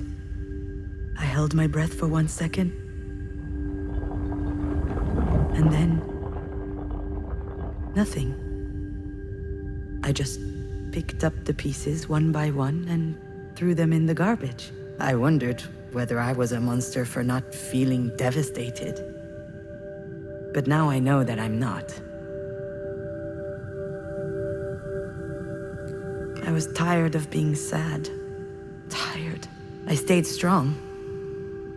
And it turns out that being able to do that changed everything. That day I realized that I was strong and that I could do it alone.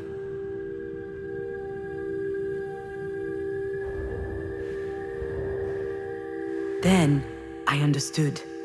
I turned on my computer and I started typing. Not a soap opera episode like I was writing before you died. It was something personal, and I think it was important. A movie script, a beautiful, kind of sad story. It could be a nice feature if I ever finish it one day. I was surprised to feel the desire to write, but now I understand how priceless it was. It allowed me to switch roles. I was no longer the grieving mother, or the young divorcee, or the daughter of. I was writing. I was becoming an author. I was inventing a reality that was just as valid as another.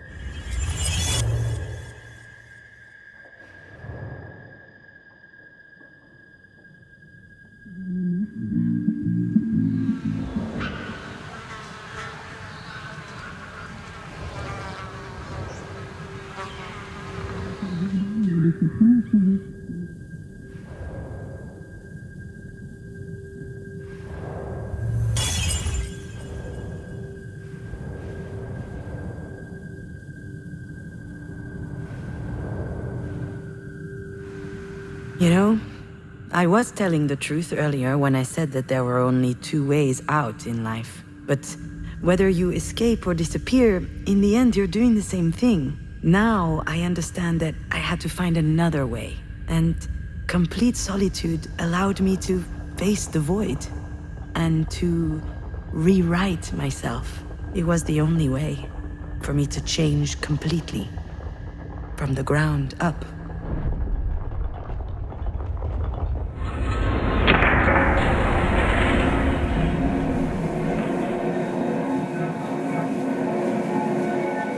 Don't you want everything to be just like before?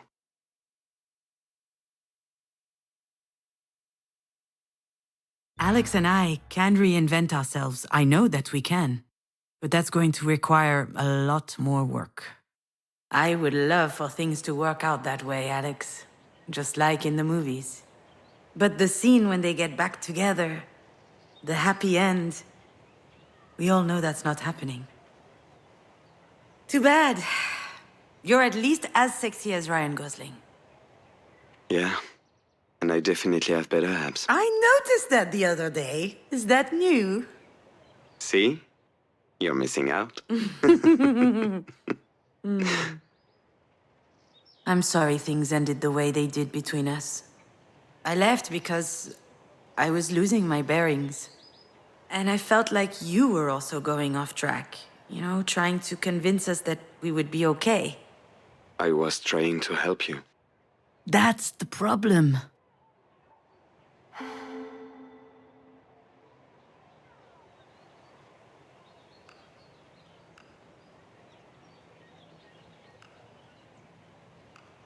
I didn't need help. I needed to come to terms with what happened, not help erasing it. I couldn't keep leaning so much on you. I couldn't stand it. I had reached a breaking point. If I didn't make a big change, I would have... But I was not allowed to die. I had no right. So I tried living.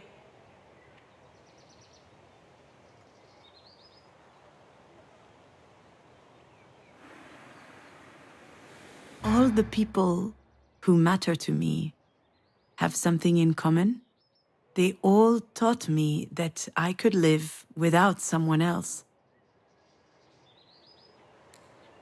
Marie taught me that I could live without a father, that I could exist as a woman in a world created for men. But she never taught me what it was like to be loved. Alex taught me that I could live without Marie. All of a sudden, I was worth more than I thought, and she much less than I thought.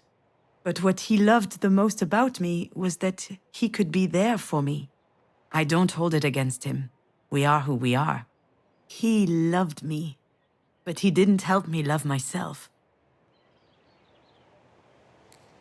And then you were there, and you taught me the most important thing. You taught me that I could live, even without Marie, even without Alex. Even without you. Without you. You know, I changed too. I believe you, Alex. So don't you think it may be a good time to try again? We can't try again if we're strangers to each other. Wow. That's a Nobel Wisdom Prize right there. That's not even a thing. Exactly. You know... Oh, I don't know if I should tell him this, but...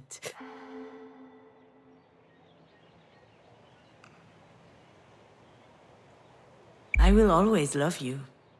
And oftentimes I think to myself that we could start something new. We'd hop in the car and road trip through Ardèche. I would take off my flip-flops and rest my bare feet on the dashboard. And you would yell at me because that's nasty. That is definitely nasty. Oh, nastier than your damn Tupperware up in the fridge? Nastier than your clumps of hair in the bathroom sink? Probably not. But then I realized that all of these are memories. Some are good, many are, but some are dreadful. Those memories with you, they're too much to handle. Which means I don't have a choice. I have to leave it all behind. You understand? Then, what about last week? Look, Alex, I don't want to hurt him, but...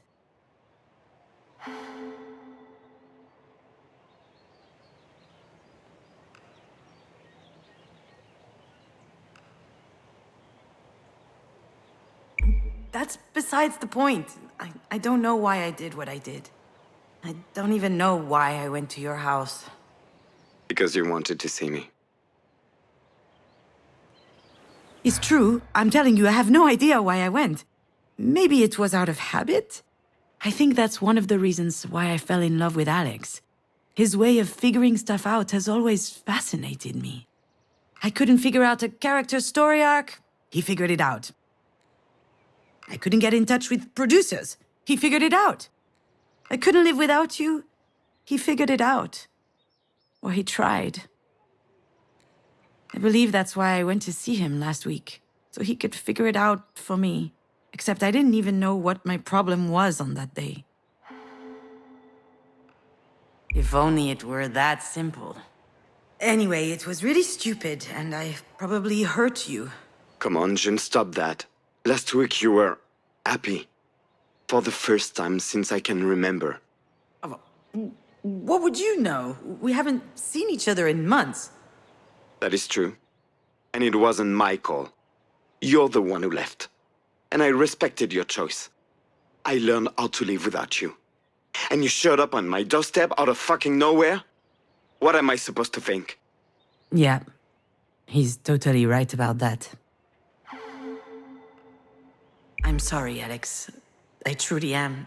I know you're angry and... I'm not angry. But I was in a bad place. I didn't know what to do. I needed to see someone. Why not your sister then? Or call a girlfriend? Even your mother, for that matter. You came to see me because I know what you are feeling. I understand your pain. Don't you think? No, I don't think so. You don't understand anything. If you really understand, then why do I...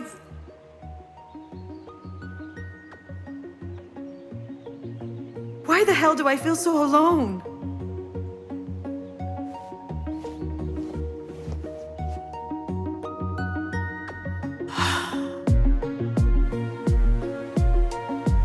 No one can understand what I feel, ever. No one can tell me how to live with this, how to do this. It's a gaping hole in the fabric of life, and living with that big a hole in you it's impossible.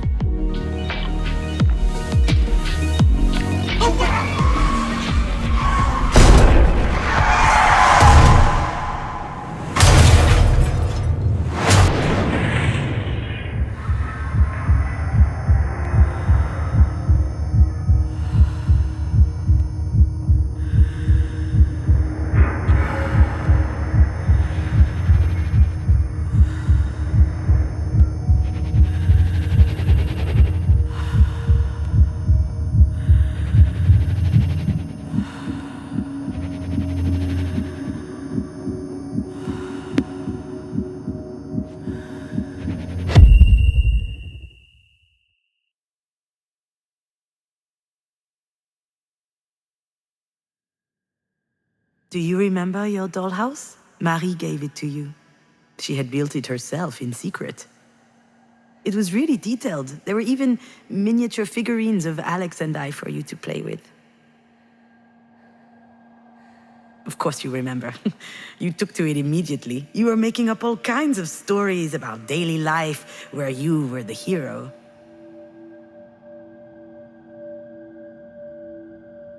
It's true.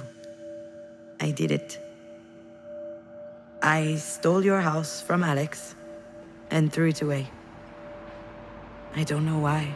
Could you forgive me? If I had a really good reason?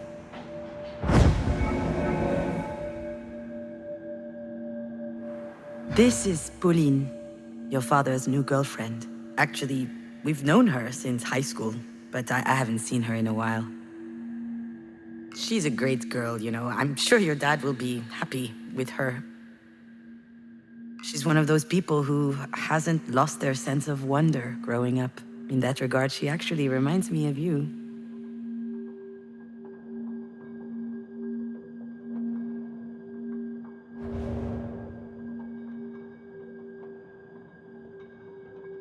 Your dad is still making video games, but he quit the big company he used to work for. Now he's making a game on his own. I don't know much about it. I think it's about you. In a way, every game he ever worked on talked about you. The games you were playing together actually gave him tons of ideas for his work.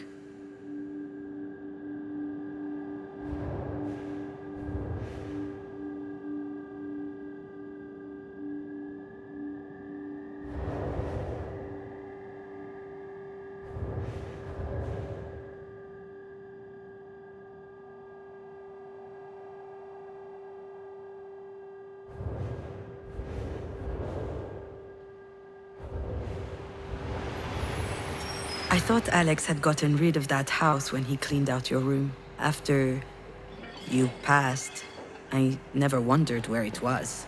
I just forgot about it.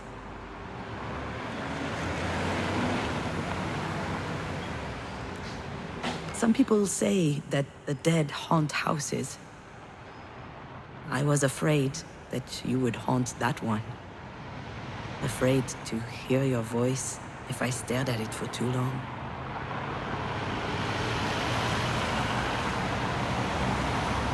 Alex moved into this place with his new girlfriend about a year ago. He looked happy. Suburban homes aren't my thing, but I was relieved that he had finally left the apartment where the three of us had lived.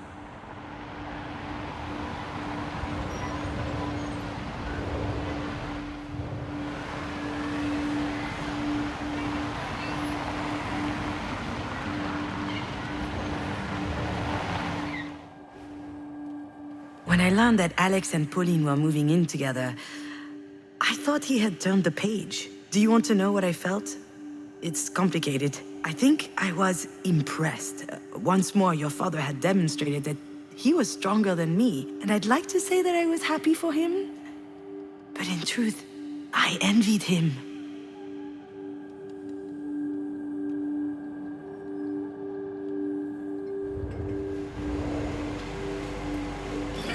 Perhaps I threw away that house because I was jealous of Alex's new life.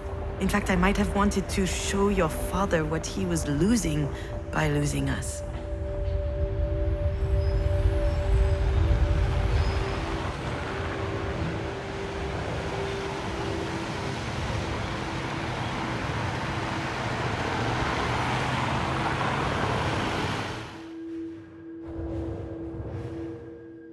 I pictured Alex alone in his office, using his job as an excuse to play with your house. I found that pitiful.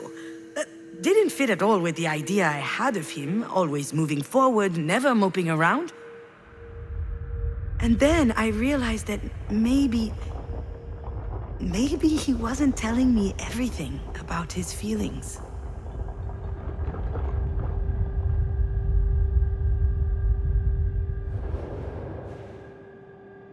Your father had everything. A new girlfriend, a nice house, his life on track. Meanwhile, I was over here, toiling, slowly crawling out of the hole. And I needed to see him, so he could comfort me. Just like before, I thought he owed me that.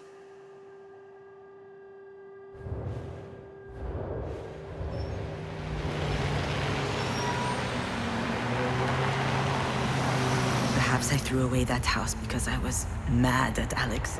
His whole stuck in nostalgia thing, I found it incredibly offensive.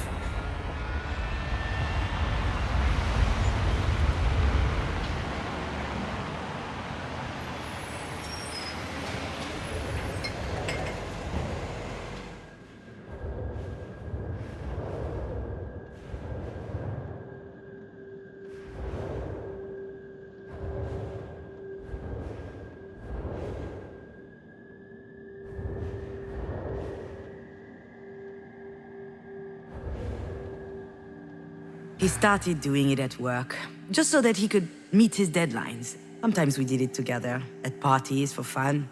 Oh, all right, I know it's bad, but when we knew that you were coming, we stopped. And that's why I was surprised to see some at his place last week. He tried to hide it, but I laughed in his face. I'm not his mom. Still, though, I thought to myself it was a bad sign. Alex looked gaunt. Not just because of the blow, it was like he'd been crying. So I insisted. But he said he wanted to show me something, and he started a video game. Something called Night Call. A murder mystery noir where you play a taxi driver. It was really good, but it's hard to have a conversation with a controller in your hands.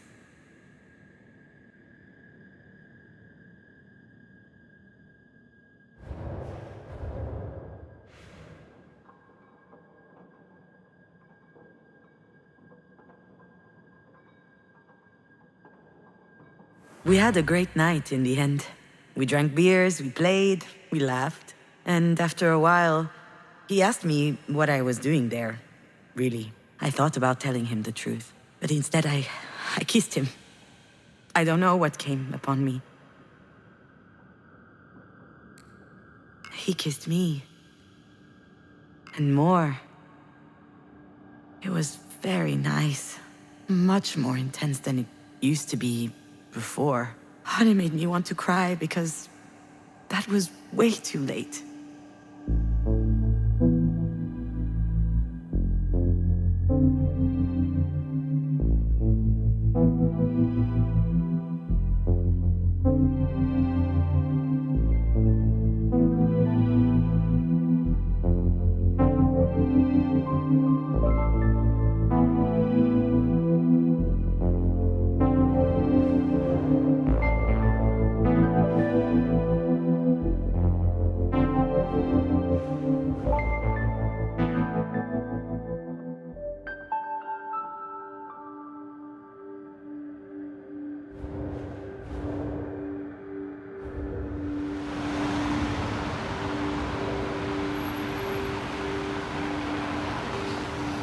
Perhaps I threw away that house because that was my gift to him.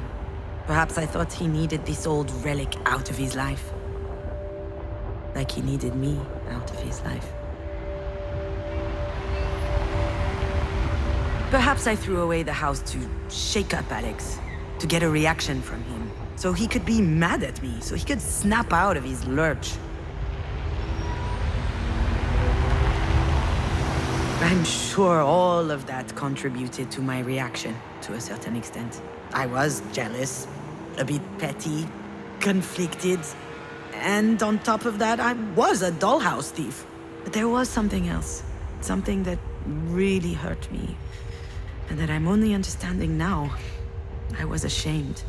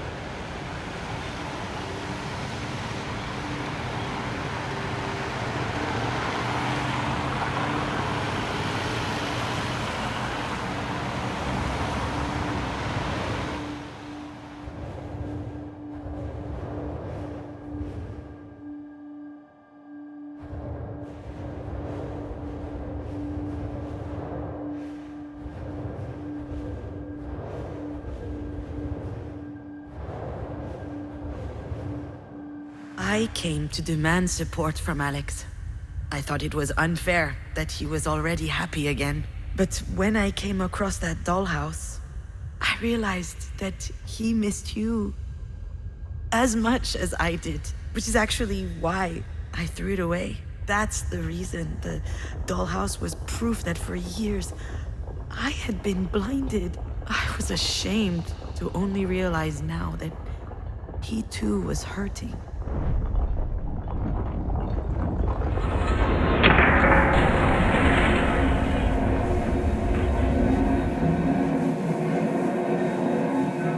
I understand your pain. Don't you think?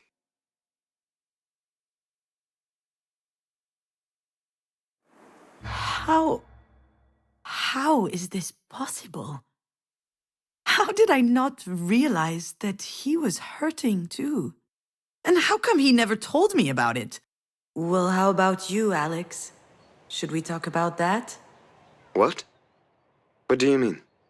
how many times have we talked about Astrid together? About her death? Dozens of times? Hundreds, maybe? That's because we needed to. I needed that. That was the only thing I could talk about, and Alex was always there to listen to me. To check how I'm doing. You're right. We needed to. But each time, we were actually talking about me. Never about you. Come on, again with this shit. Pauline is always trying to make me talk to. I don't have anything to say. What am I supposed to say? There's no way you never felt the need to talk about those feelings. That whole time when you finally got me to calm down and fall asleep, how did you feel? What did you think? I don't know. I can't remember. Why are you dragging this up now? Because I never thought to ask you back then. Well, that's all right. I'm okay. I was okay. It's not your fault. He's still doing it. He's still trying to protect me all the time. He needs to understand that things have changed.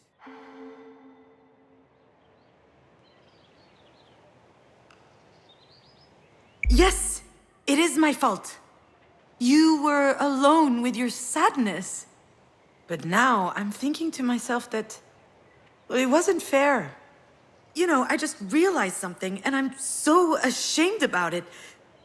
You're hurt too, and that didn't even occur to me until now. I was thinking about you. Not about Astrid? When I was alone at night, I was thinking about what I needed to do to help you get better. That's all I thought about. You needed me. That kept me going. And now that you're no longer here... I lived in fear of everything for a long time. Fear of making the wrong choice, fear of making mistakes, fear of not being good enough, not smart enough. And Alex was an antidote against all these fears. He was acting like he didn't have wounds of his own. But I knew that he did. One day, for instance, he told me about his parents. They love each other the same as ever. They're very good together. For them, having a child just came as a natural step to their relationship. They were nice, patient, kind. They ticked all the boxes. But in the end, parenting, that wasn't their thing. I think that in spite of their best efforts, they don't give a flying fuck about me.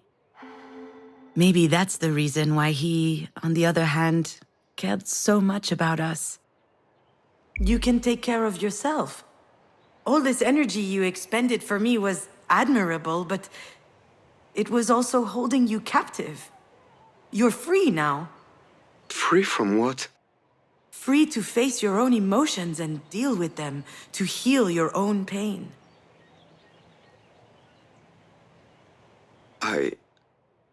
You know, if I ever think too much about her, about how much I miss her, I have to stop. It makes me dizzy, it scares me. I'm pathetic. Of course you're not. I understand. I'm trying to live with it, you know? But missing you on top of missing her, it's too much. I need you. Listen, Alex. How do I tell him? I'm going to hang up now. I blew off Jan to pick up the phone, thinking this was an emergency. But it is an emergency. I'm sure Diane will understand. Alex, you don't know! Fine. The one time I need your help... Oh, poor guy. He's about to feel very bad about this. Oh well, that was his dumb choice. Alex, I'm at the hospital. Oh shit. Are you okay? What happened? Or was it Diane? Don't worry, I'm fine, and so is your dear Diane. It's my mother. She had... Oh. I should be happy that he's relieved, but man, that's harsh. But let's be honest, Alex has never been too keen on her anyway. Do you want to know how he described her? The mug of a James Bond villain, the personality of a public restroom, and the pictorial style of a drunken tardigrade. I'm sure he thought that she was being unfair to me, and that annoyed him. So he avoided her as much as possible. The worst part is that she loved him, but he could see right through her. She understood very quickly that he would not treat her with kid gloves. And she appreciated that, because she loved fighting. Alex didn't like that I wasn't as critical of Marie as he was. He probably thought that I was a bit masochistic. I wasn't. It's just that I'm her daughter, and she is my only mother.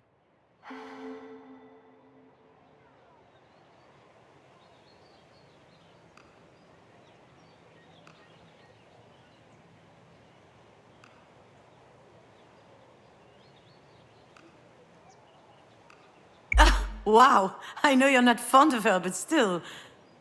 What happened to Our Lady of the Paintbrush? I knew it wasn't her heart. She doesn't have one. That doesn't sound like Alex. Not at all. What's happening to him? Is he drunk?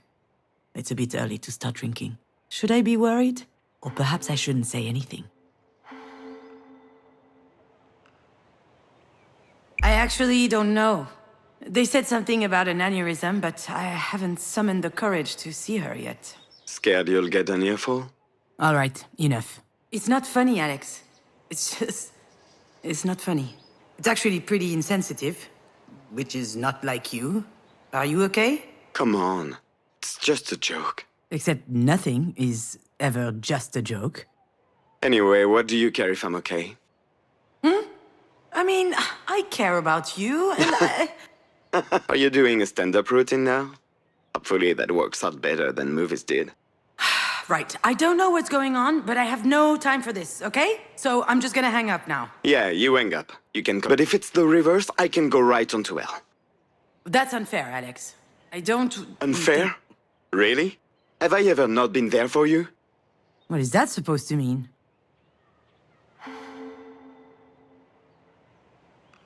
Are we keeping score? That's news to me. I never asked you to be there. I don't owe you a thing, okay? Just call Pauline if you're looking for comfort. That's too easy, Junon. Giving up on me now that you no longer need me. Alex, it's been almost 2 years What since- if I had done that to you when Astrid died? Oh, go fuck yourself, Alex!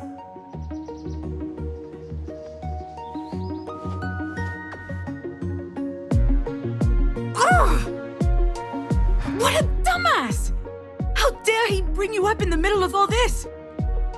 He never forgave me for what happened, but he's too cowardly to tell it to my face. He's right, though. I don't know how I would have managed if he weren't there when you... And on top of that, I hold him responsible. I guess I'm an ungrateful bitch, huh?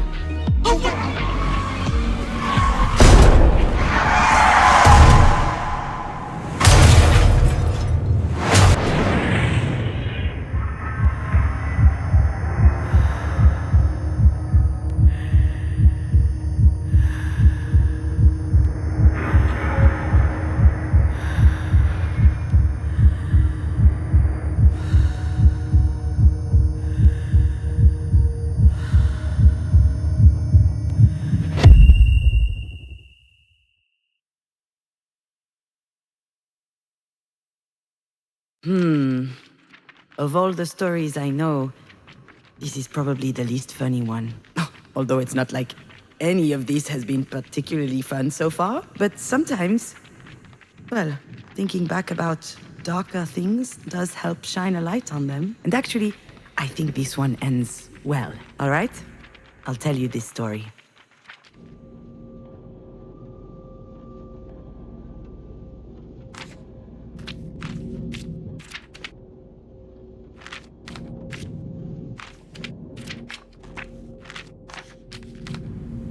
Astrid was both a little girl and a very big girl.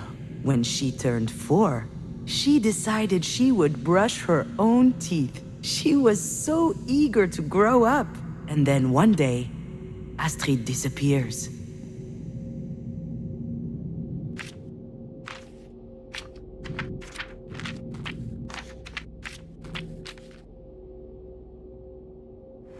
Junon was a mom who had made a huge mistake. She had bruises everywhere, a broken arm, her skull was split.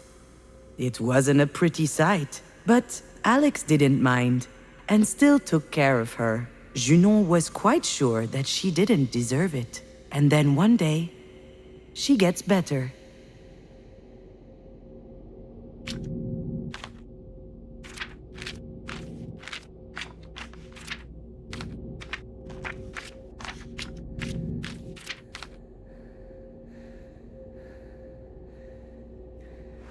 Marie was a grandmother who was often angry. As a result, she and Junon did not talk much. It was too exhausting. And then one day, Marie calls.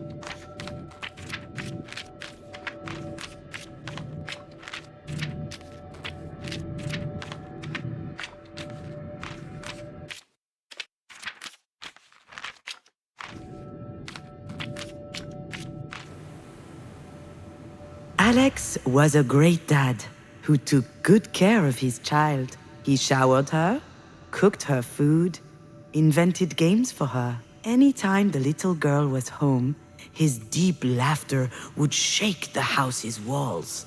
And then, one day, Alex no longer feels like laughing.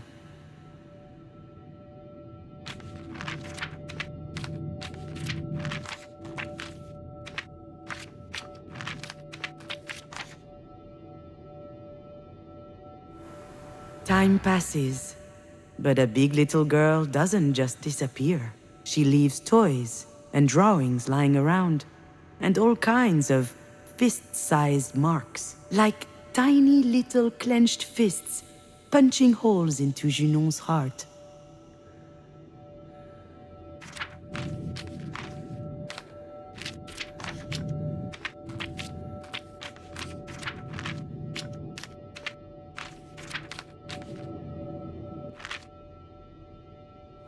Time passes, and Junon's body fixes itself. The bones heal, the bruises fade. Doctors call it a miracle. Junon doesn't agree. But these doctors are no good anyway. They didn't even notice that Junon's heart is strewn all around.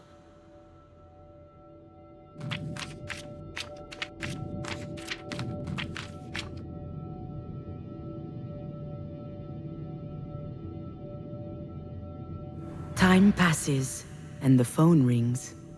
Again and again. Junon doesn't know what Marie wants, but she can guess. Marie was there when Junon made her big mistake. And if Junon picks up, they'll have to talk about it. Junon can't forgive herself. So the phone rings, and nobody answers.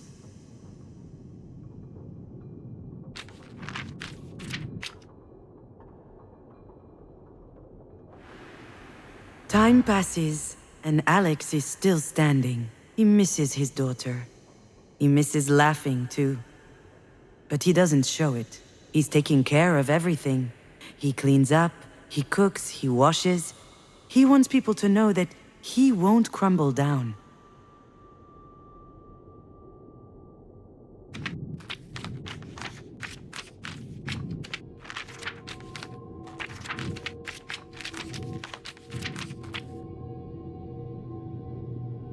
Marie keeps on calling. When the accident happened, Marie knocked her head. She looks like she's better now, but Junon is still thinking that she almost killed her. Her too, she might add, so she's not picking up.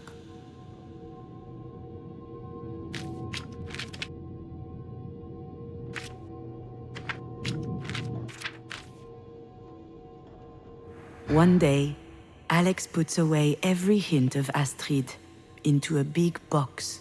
The apartment seems a bit empty all of a sudden. But it is what it is. And Alex isn't crying.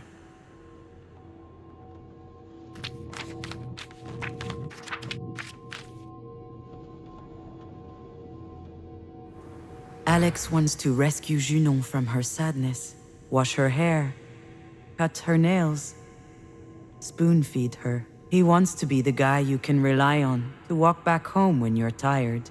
But today, Junon is not walking back.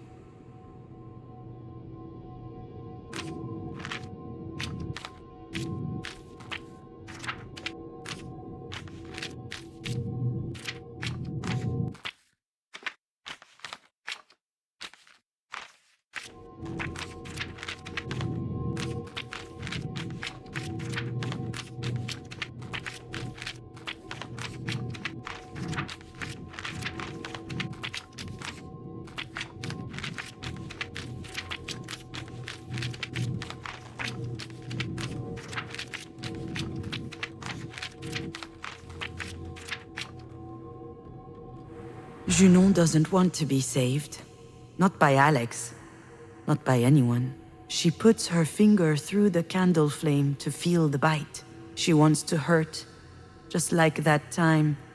Broken bones and ripped up flesh. She's angry that her heart is still beating.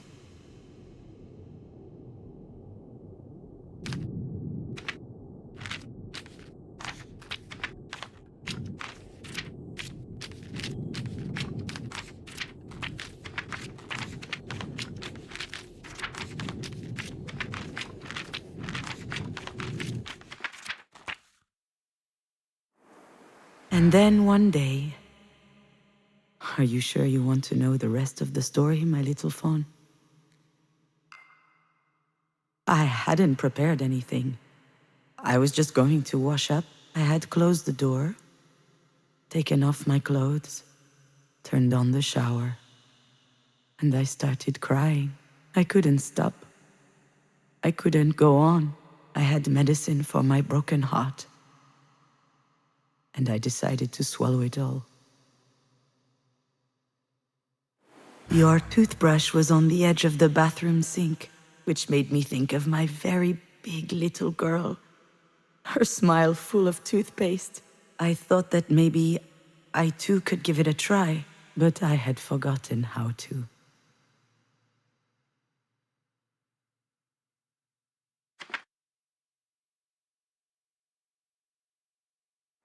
I put those little pills in my mouth, and they tasted funny on my tongue. I just needed to swallow them. And right at that moment, the phone started ringing.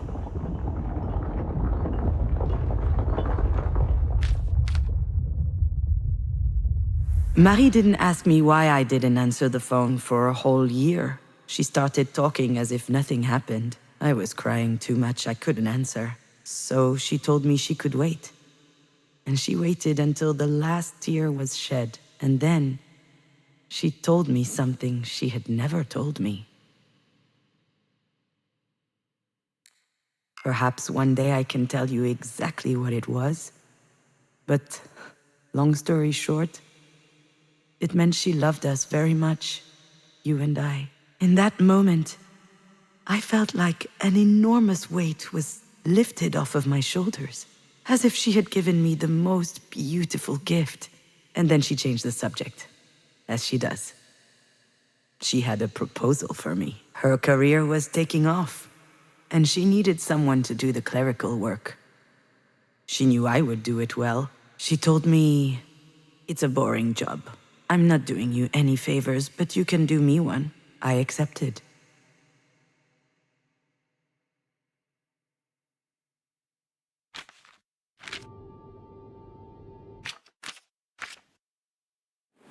Alex never learned what really happened that day. He panicked because he could no longer hear me, so he broke the door. But he was too late. It was all over already.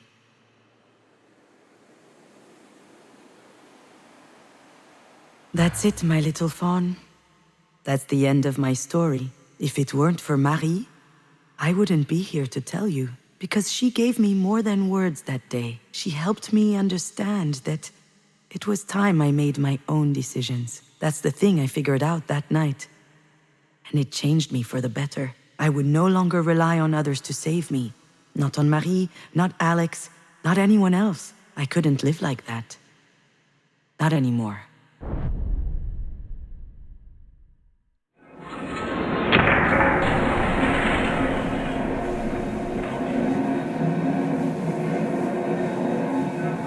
Have I ever not been there for you? He didn't actually understand. He didn't get the dynamic we had and what it did to us. And me neither, actually. Up until today, I lived some sort of a misunderstanding. But it's over. It's true. You were there. Not just when we lost Astrid, you've always been there. I knew that whatever happened, you'd be there.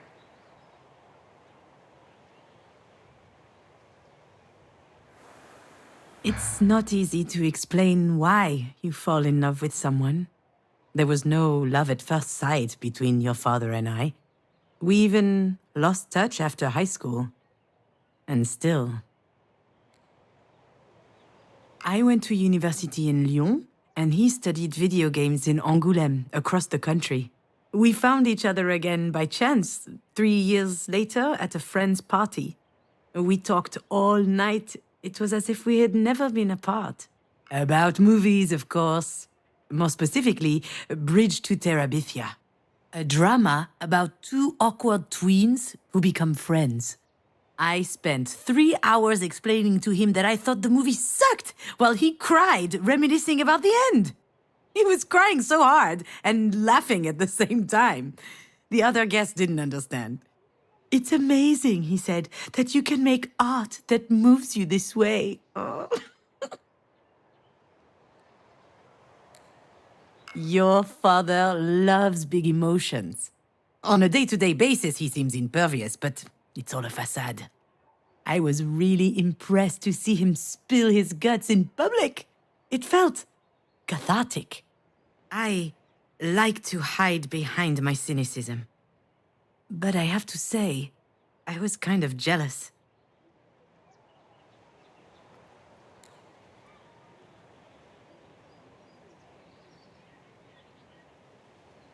At some point that night, we started making out. And I immediately knew that it would last. There was something in his eyes. I was really anxious at the time about everything.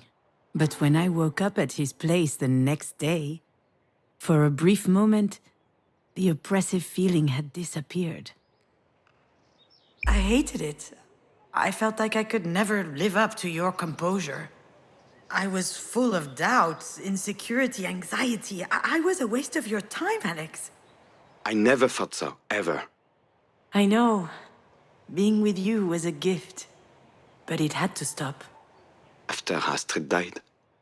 You see, my little fawn? Even when you're gone, you're never very far.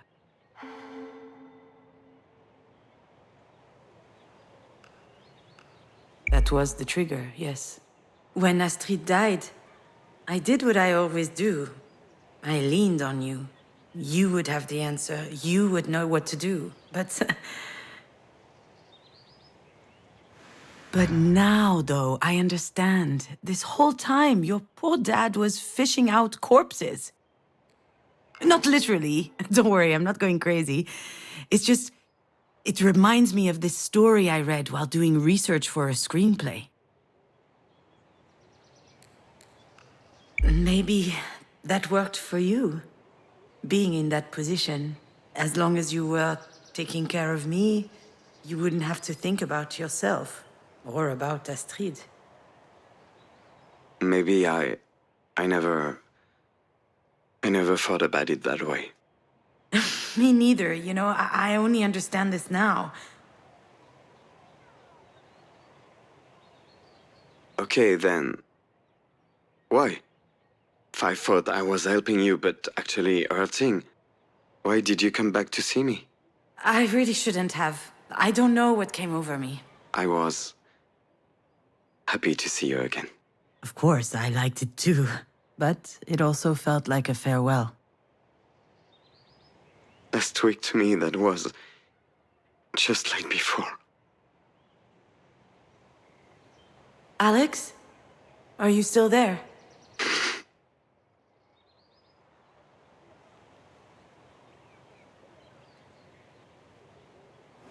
Marie had this weird rule back home. You only get to cry once. It didn't matter the reason, from bike falls to headaches to world hunger. She had this theory that there are two reasons one might cry. Either from surprise, when life sucker punches you, or from cowardice, when you give up on fighting back. You only get to cry once from surprise, she used to say. And there is no time for cowardice. Well, I think she forgot that there was a third possibility. Are you okay, Alex? Oh, look at me. I'm about to win the contest. What? What contest? The world's dumbest question contest. Oh crap, Junon, I'm so sorry. You don't owe me anything. I guess I should leave you alone. Yeah, well, haven't exactly made it easy for you. But I'm not doing well, okay? Really, I'm not. Wow. You don't get these heartfelt moments from him, ever.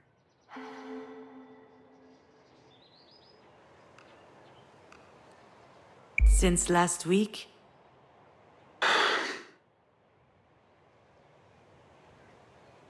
Let me show you something. He wants to video chat. Oh, wow. This is... Did I ever tell you the story of the lookout? It's a very special place for us. We were driving, Alex, you and I. It was a really hot day. Alex was at the wheel. We were on our way back from a weekend at Marie's. As usual, I was stressed out from spending time with her. I was eager to get home. I was just exhausted. So when you told me your tummy was hurting, I didn't really believe you. I remember clearly thinking, oh, she's okay. And then hearing the sound, like snow falling from the top of a roof on the first warm day. Except it wasn't snow. It was the worst pile of vomit I had ever smelled. When he saw your face in the rear view, Alex knew he had to stop immediately.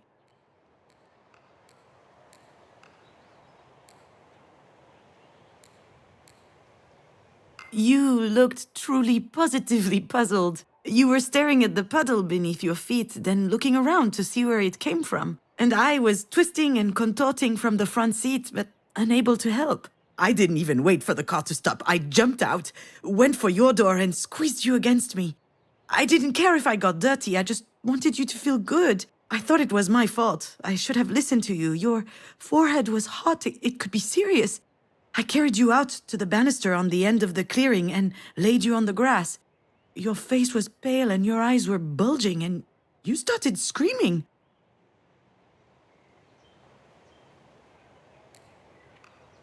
What are you doing over there? Do you recognize the place? Of course I do. I'll never forget the lookout. Every time I take this road, I have to stop. The other drivers don't get it, of course. They ask me if I need assistance, if I broke down or something. I'm just trying to enjoy the view. It's so beautiful. Today I came here just for that. Why the sudden rush of nostalgia?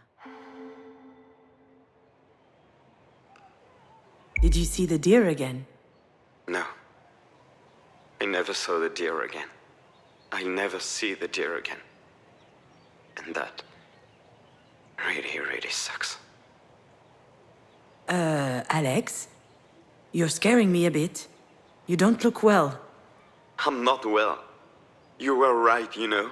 This whole time I thought I was helping you. I thought you needed me so you wouldn't crumble. But that was a goddamn lie. I was the one who needed you. Even before Astrid died, I needed you. Helped Junon with her tyrannical mother, helped Junon with her screenwriting career. Shows Junon how to be happy. A good one. It was easier for me to think you had issues. But I was the goddamn issue.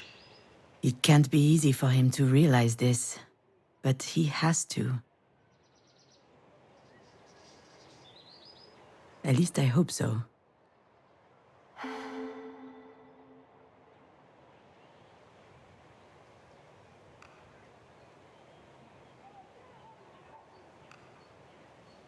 You're not an issue, Alex. And still you got out as soon as you had the chance. I know you can be forgetful when it suits you, but that's pushing it. I remember getting in the car with you. I remember waking up in the hospital with Alex by my side. But what happened in between, it's a black hole for me.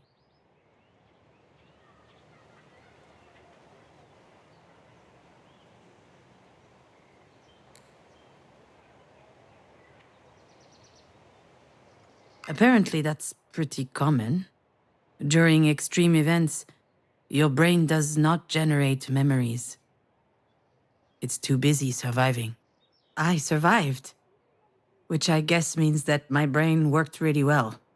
But since then, it's been mulling over this one question. Was it all my fault?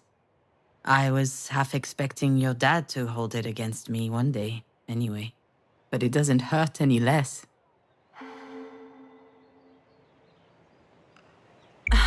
That was really shitty. I'm sorry. I'm just tired and sad. Do you want to know why I don't think about Astrid? The real reason? When I think about her, I say things to myself that hurt too much. That I will never see her again. That I will never hear her voice again. That I will never carry her to bed in my arms. How am I supposed to live with that? If only I had the answer to that question.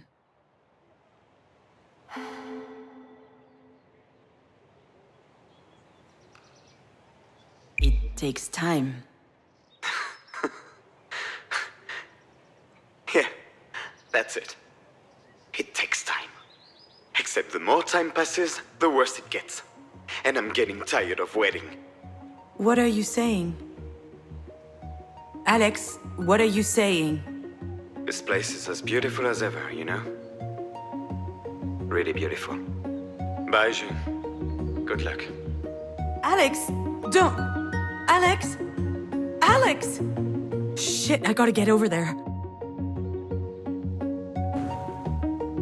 Shit, Alex. I have a really bad feeling about this. Alex is strong, but... he didn't look well. I've never seen him like this.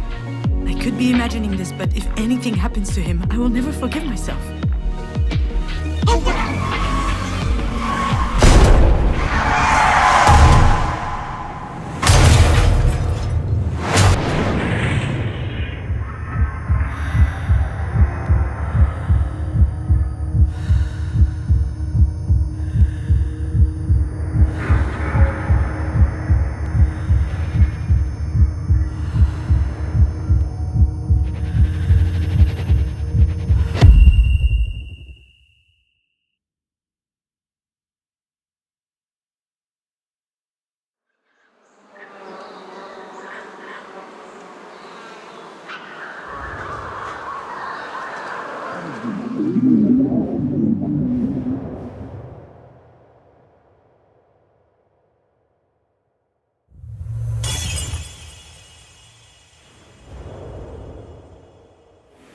All right.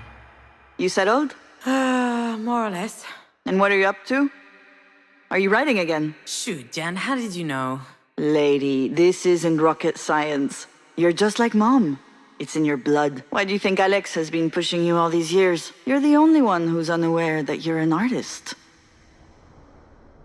For a long time, I thought Alex was pushing me to write out of mercy, because he thought that it would somehow fill a void in my life. It had never occurred to me that maybe I was actually talented, and that he had figured it out.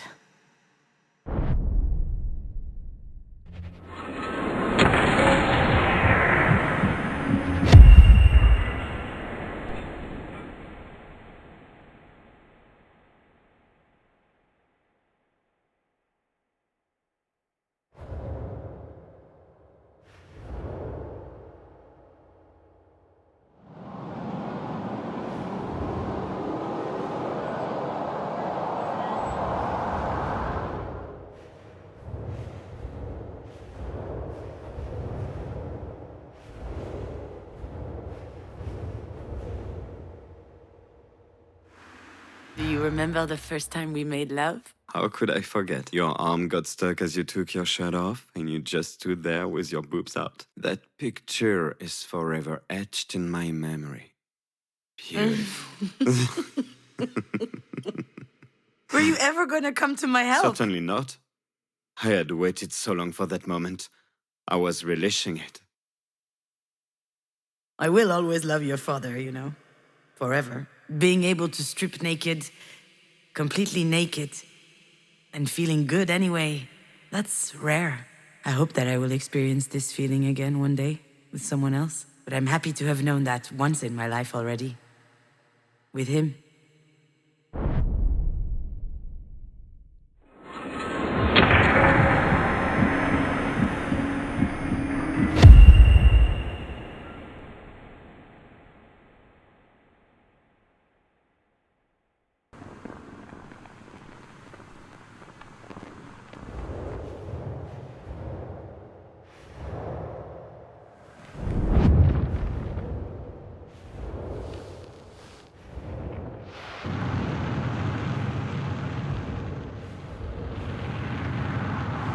You did what? Oh, come on. I panicked. I just felt like something shady was about to happen. If you think I had any time to think. And also, I was drunk as a skunk, so... You're insane? Completely insane? You really think so? Yeah. This is $3,000 whiskey. You could at least have saved me a glass. You're so stupid. I never felt the need to lie to your father. I always told him everything, because I felt like he understood me. I can't just ignore other people's judgment. I'm not strong enough. But with Alex, I never felt judged.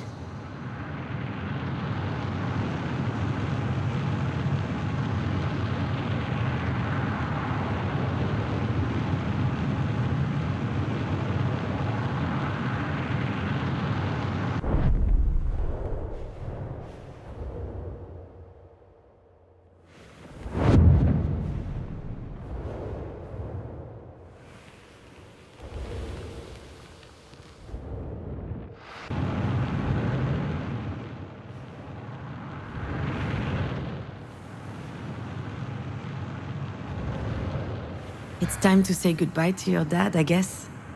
I mean, farewell to us. I can no longer be with him because your absence would take up too much space. And also because I realize now that our relationship had something kind of unhealthy. But that our story together is ending, but each of us still exists. And we're even stronger than before because we've grown up, ready for a better rest of our lives. Shaken, transformed, rattled, but unbroken.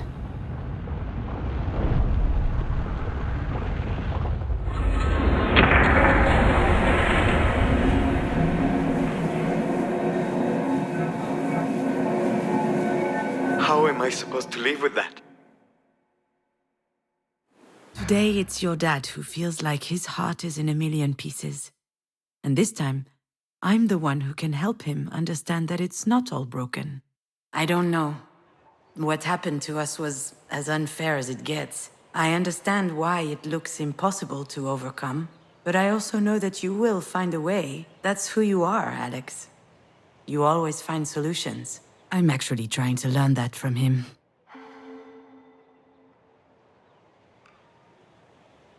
Do you remember the Gare du Nord? What are you talking about? When Astrid dropped Stinky Moose and he fell on the tracks. The train pulled in and she was crying her entire life out. I was already picturing Stinky Moose split in half. And what did you do?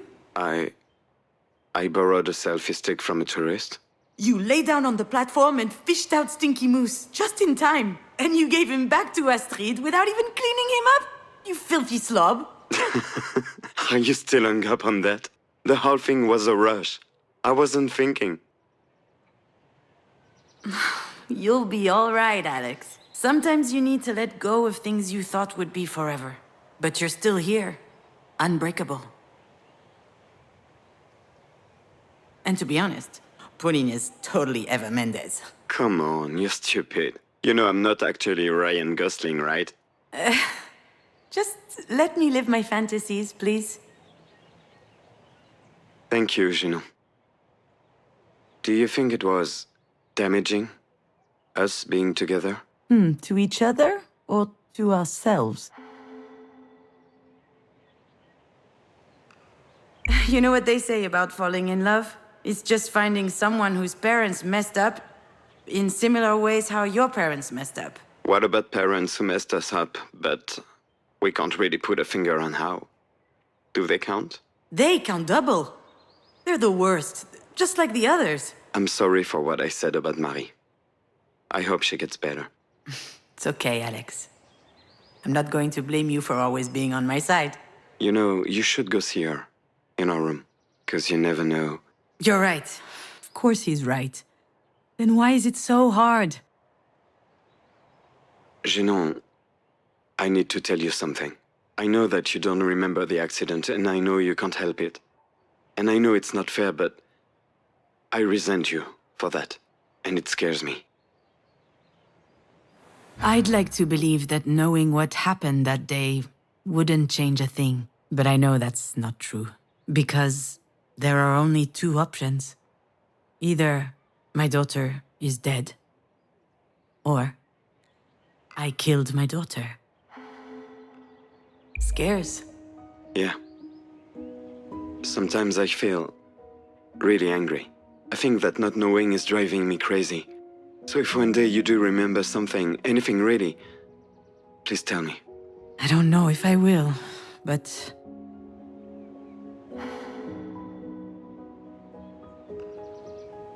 I'll try, Alex. I promise. You don't owe me a thing, June. You already gave me the best years of my life. Damn! Pulitzer Prize for wisdom! No, I'm competing in the batshit conclusion Olympics. I've got to go, June. Don't do anything stupid, okay? What? No way. I would never.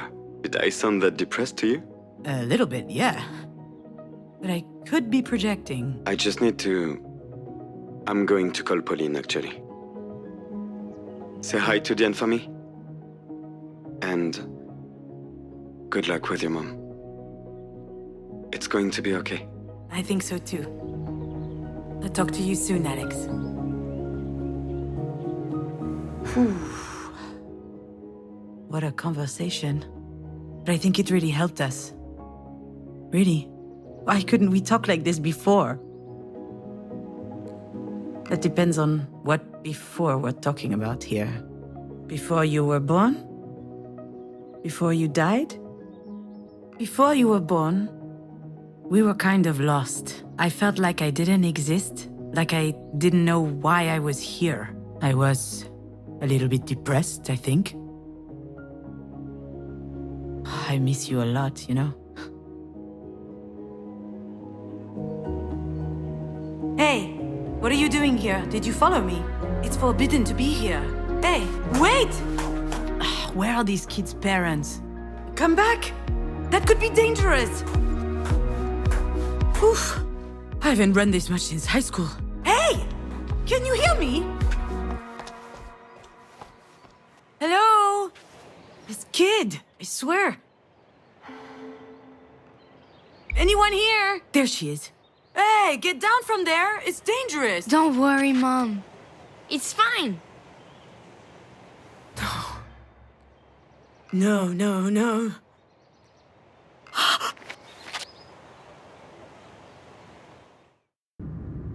Seriously though, what is happening? Am I going crazy?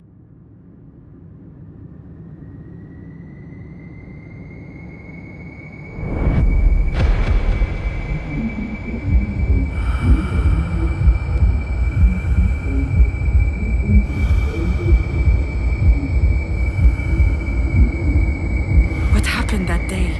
There's no way I forgot everything. It's gotta be there somewhere. But it's still such a blur.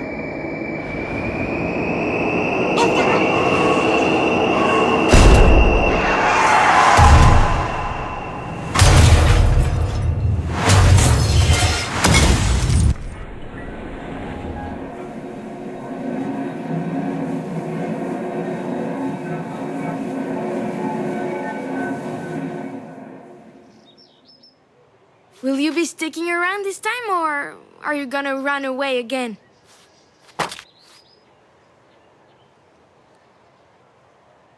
What the hell is happening? Hey, what's up with the curse words? Are they allowed now? Did you just hear what I was thinking? Are you surprised? You've been talking to me in your head for years. Was I supposed to leave you hanging forever? Is it really you? Nope. It's good, like Dad used to say, there's nothing wrong with asking questions. Just make sure you think before you ask.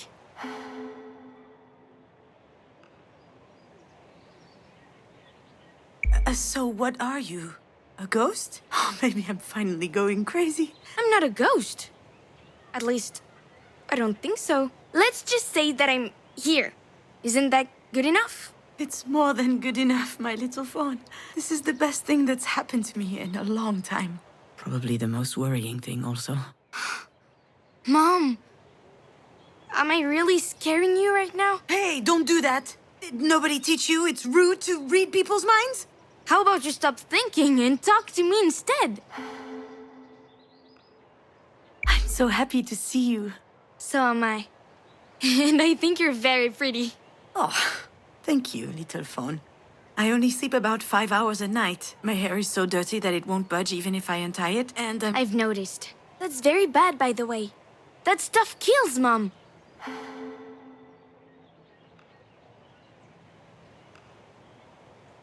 typical me. My imaginary 9-year-old daughter swings by to give me an earful. I did tell you that you were pretty first. Come on, let's check out what's upstairs. Oh, wow. The view's really nice. Astrid.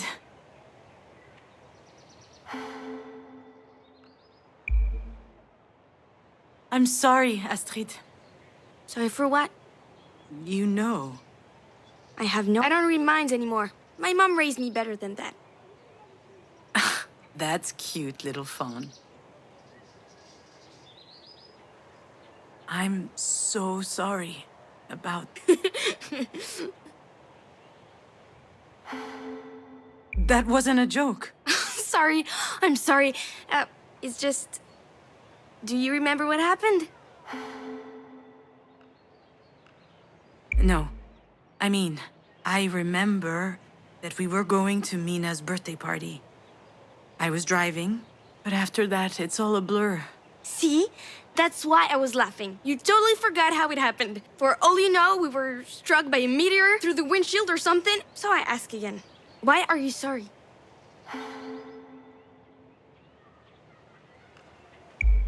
Stop it. I know what you're trying to do, but whatever happened, it was me, Astrid. It was my fault. All right. You're not ready to talk. You need more time to think.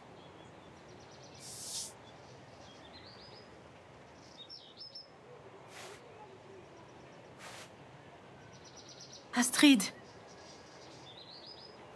Come back.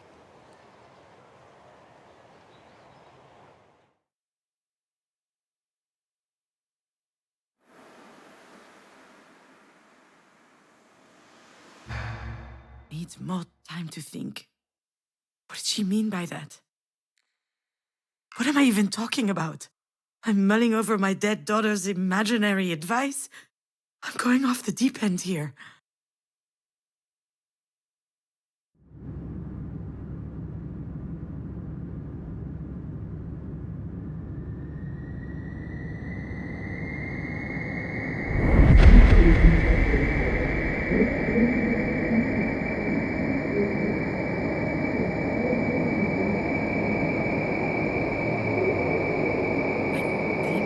I'm starting to remember, but it's still so blurry.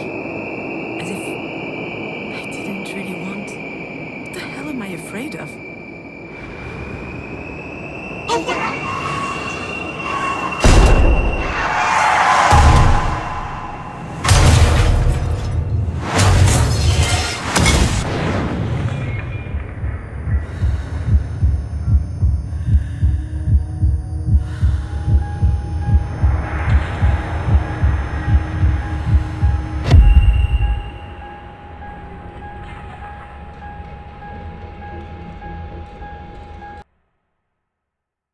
What does it mean to be a mother?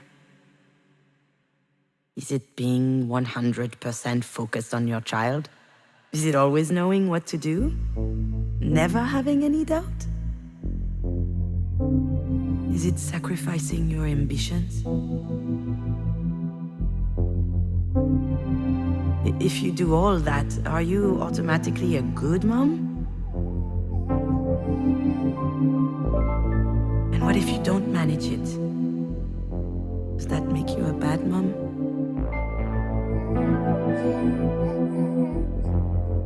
I've asked myself all of these questions a lot. Do you want to try and find an answer together?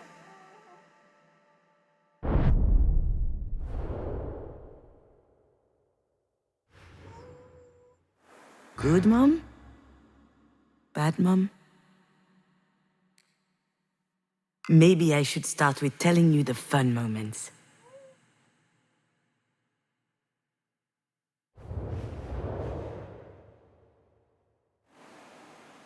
I was so fired up by your birth. I felt like I was high on drugs. I was taking care of you, working, seeing friends. I was living. Alex and I even became involved in politics. We were trading weekends to attend climate marches. I was ready to fight to make a change in the world.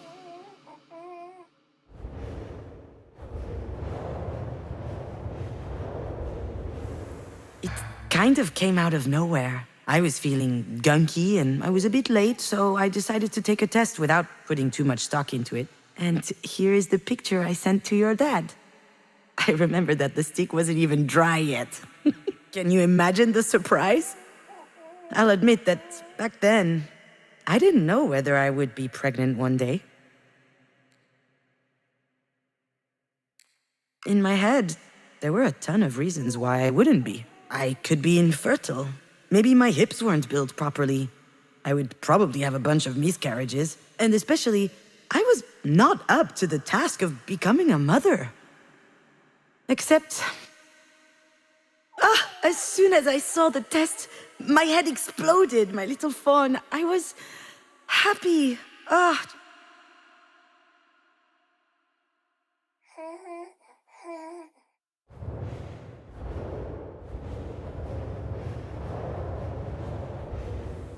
That was the year before you were born. Alex had been on my ass to get in touch with the friend of a cousin of one of his friends who was a producer. Anyway, I was supposed to schedule a meeting with him during the next Cannes festival. I wasn't planning on going to Cannes at all. But I did what I was told. I managed to slip into a party where I eventually met the guy, and it worked out. Yeah. We spent the night smoking cigs, sounding off about the worst turkeys from the festival. And a few weeks later, I was writing a spec for a series.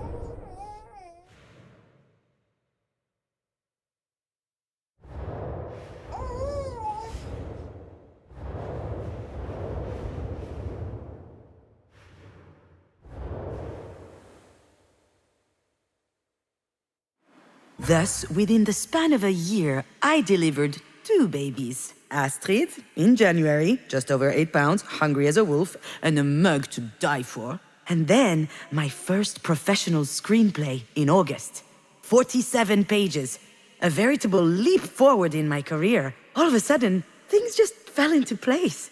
I was a screenwriter. I was getting paid for writing. Sure, it was a crappy series, but that turd paid very well. I was so proud of everything that was happening to me. And at the same time, I lost sleep over it for weeks.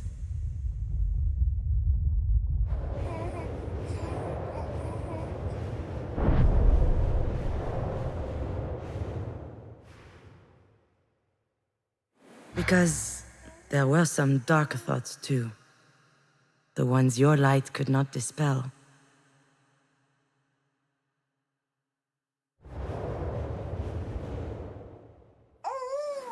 $58 tons per year.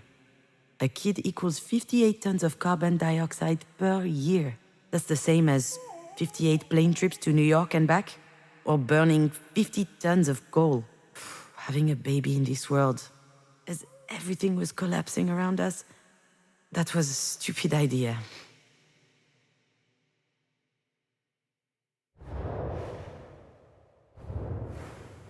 You didn't really get the chance to witness it, but this is a funny time we're living in. Imagine having an incredible daughter and a job you've wanted forever, and then you get glued to a screen, and it bums you out. I would see people on social media, people I would never even have heard of in real life, and they were great parents, great artists, working on great stuff, having great success. Everybody seemed way ahead of me. And it felt like it was my fault for being so behind. How dared I aspire to being happy?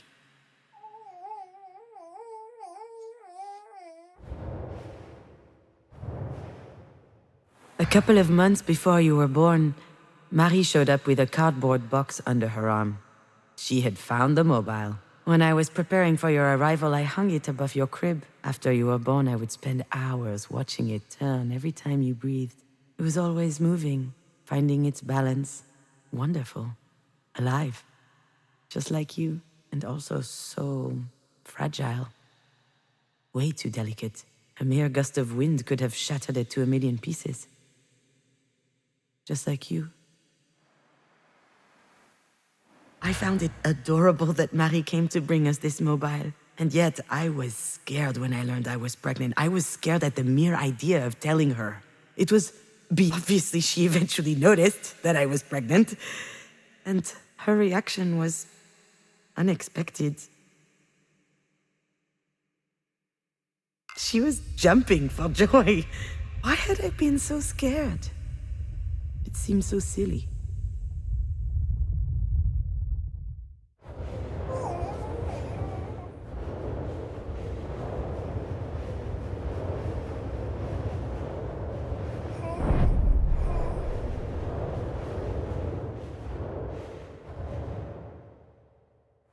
I know breastfeeding while on a cell phone isn't exactly what you picture from a perfect mother. Well, that only happened once. Or maybe twice. Or a bunch of times, actually. I loved connecting with you, It was a magnetic force. Time disappeared when I looked into your eyes. But sometimes I was overwhelmed by everything else.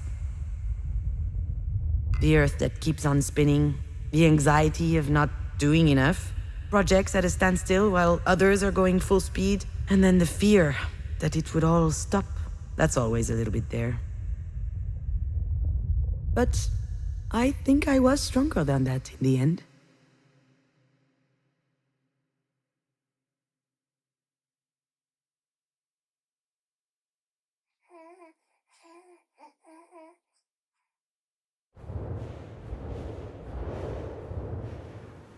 Oh, wow. I just remembered something that happened years ago. I guess I was 16 or 17 years old. I was in my room, staring at this mobile instead of doing my homework.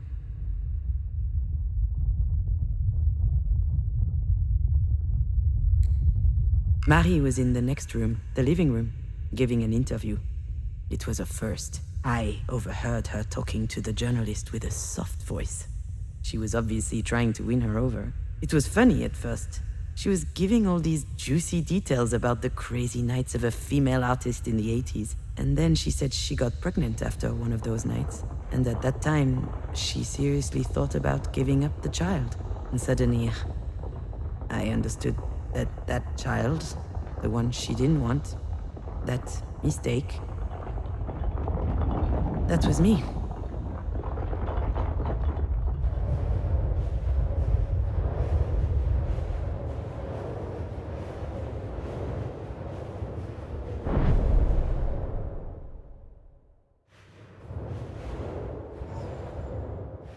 To me, being a mom was one of the greatest joys in my life. I wanted to feel you growing inside of me and then meet you and live all that, the whole experience. And writing was the same.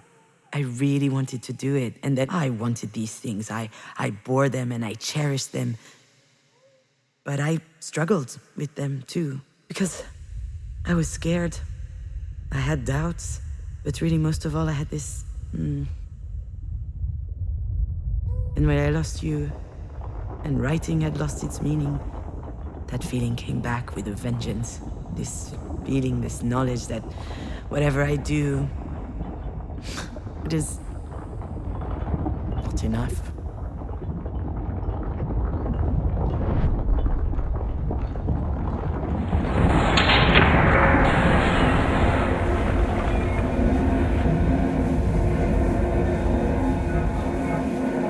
Why are you sorry? It's hard to be a good parent when you're a damaged adult. You become responsible for a life. That requires courage, confidence, and a lot of nerve. And it's really easy to get it wrong. What does that mean? How can I explain? For the first few months of your life, you were like an extension of me. You couldn't talk, you couldn't walk, you could barely see, actually. And I was feeding you out of my own body. Yuck. Yeah, yuck! Having your life in my hands. That funny feeling. That's what being a mom was all about to me. And then one day... you got sick. It just looked like a cold at first.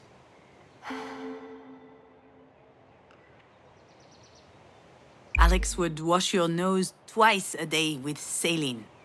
Pulling neon yellow snot tentacles out of your nose amused him no end. I couldn't do it. Then, things got worse. One Friday night, I was alone with you. You started having difficulty breathing. You were in the living room, stacking wooden cubes, and I just kept staring at your chest. You were struggling to get enough air into your lungs. I tried copying your breathing, and I got woozy. It set my head spinning. So, what did you do?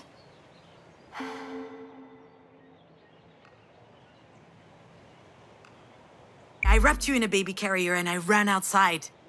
It was the fall. I remember the ground being littered with sticky leaves. I called Alex on the way, but he couldn't understand me. I could hardly speak clearly. I was so scared that you were going to die. When I got to the doctor's office, I was a mess. The doctor asked me what was wrong with you, and I said that you were having difficulty breathing, and he was so calm. He made me want to smash his teeth in. He asked me to put you down on the examination table, and when he got close to you with his stethoscope... What happened?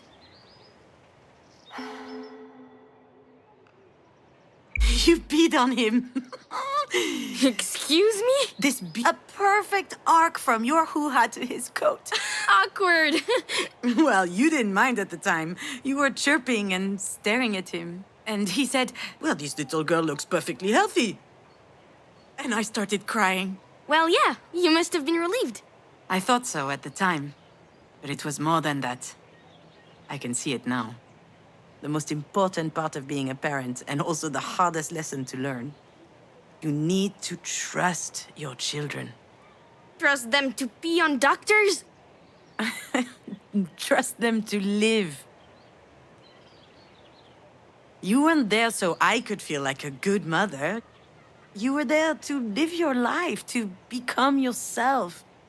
It seems obvious, doesn't it? But I didn't see it. So I spent a lot of my time feeling guilty. Telling myself that I didn't deserve you. What? I don't believe it. I was your biggest fan, you know? Really? Of course. You were relentless.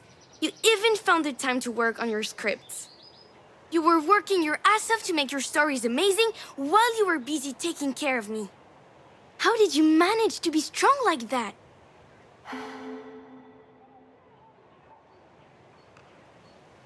I mean, your father was there as well. I know! Imagine! 2 kids at home! Oh, come on. Mom, you know I love Dad with all my heart. But in my view, he probably regards mental fortitude as a kind of superpower. Okay.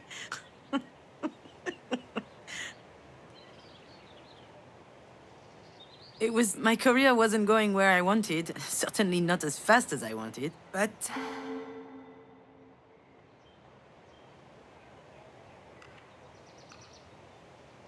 you gave me so much energy. I presume I took a lot too. Of course, sweetie. I often wish you had an off switch. Especially when I saw my face in the mirror the next morning. But that was just a detail. Every morning was magical. I'd grab you in my arms. You'd smile back. You trusted me. I had no more doubt, no more questions. I knew exactly who I was. No one had ever looked at me that way. What an incredible gift. It's just a shame you spent your best years writing for soap opera. Wow! You do a great Marie impression.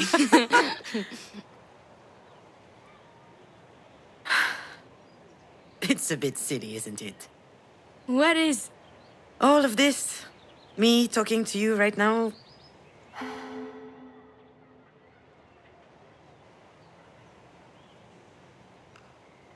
Also, just look at this sky. You usually only get these kinds of sunsets in Hollywood movies. Marie is on death's door, and I'm out here chatting with my daughter's ghost? I told you I'm not a ghost. And I love chatting with you, just getting to know you better. It's a little late for that, don't you think? It's never too late for a good story. That's what you... I say a lot of stupid stuff. And if you'd written down half the ones you told me at bedtime, you'd be rich. Do you remember the one with the horse tribe that does karate? Ninja Palooza? Yeah, it was so good. And the duck who kept solving crimes around the farm while drunk. Inspector Drunkass. No one is going to publish that. That's too bad. It would be a lot better than Marie's books of Russian folk tales. Those books were a snooze fest. Right? Then why did you hug her so hard every time she bought you a new set? Because you can be a child and still know how to be diplomatic. Where are you up to with your script? I haven't looked at it in ages. Is your job for Grandma taking too much time?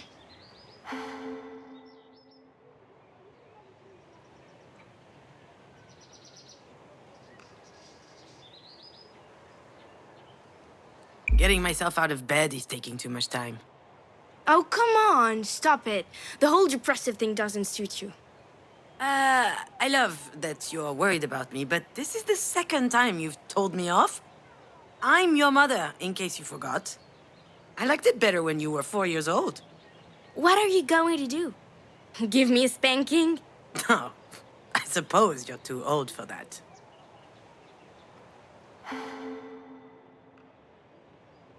Oh, you've grown up so much. A proper mini Astrid Hofferson. Astrid Hofferson? Who's that? It's a long story. Ah, my favorite kind. Okay, but I know you, so you can't interrupt me, okay? Okay. When I was pregnant, I spent a lot of time at home. And I used that time to watch a lot of movies. All thanks to me. Exactly. You weren't even born yet, but I already loved you so much. Except one day, the internet went down. So, I was forced to comb through your father's nerdy DVDs. And the best I could find was this cartoon. Now hold on a second. What's wrong with cartoons? The opinions of a Peppa Pig fan mean nothing to me. Although, you are right. It was really good. What was it? What was it about? It was called How to Train Your Dragon. It was about dragons. I love dragons. Of course you do. I don't. Dragons are tacky. But there was this great character in the movie. Astrid Hofferson. No interrupting. Sorry. I'm sorry. Yes, Astrid Hofferson. She was a young and courageous Viking. Her belt was made of skulls. So cool. So she's the hero? Of course not. The hero is a bumbling idiot who we're supposed to sympathize with just because he has a shitty father. Let's not forget, the movie was written by a bunch of Hollywood guys. But still, Astrid is a great character. Especially because she has a really useful asset. She's a warrior. People try to tie her up with all these rules, and that doesn't stop her. Not only that, she becomes the best in spite of the rules. And when they change the rules, she's still the best. Because she believes in herself enough that she can question herself. Wow. And she's also really supportive of Harold, the idiot hero. When he's doubting himself, she's there for him. Not to snuggle, though. Quite the reverse. She shakes him up. She chews him out. All of this leading up to the realization that he can make it on his own. I thought that was beautiful. I told your dad that night and he laughed. He said he'd always loved that character too. And that's why my name is Astrid? It is. We were hoping you would become a warrior, a rebel, sensitive and smart. Someone like Astrid Hofferson. Someone like you. Excuse me? Don't be modest. You've done pretty well so far. Wait, what do you mean by so far? Well, with Auntie Jan and Dad. You struggled for a bit, but eventually you managed to find the right words. That was impressive. Well, not really. I kind of suck. Hey! That's my mother you're talking about. And it's not true. I mean, look at me. I turned out okay. Oh, my little fawn. Before you were born,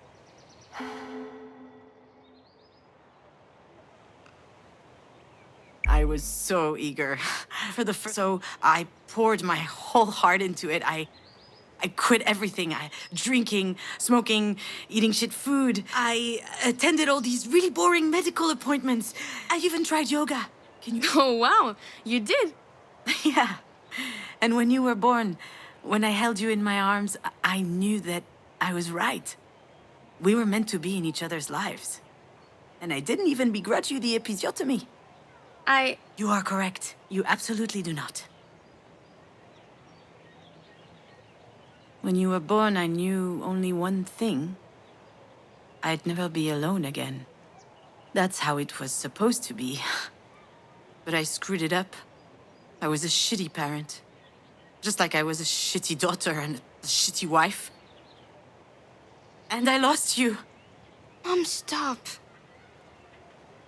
You didn't lose me. You really think that what, disappeared?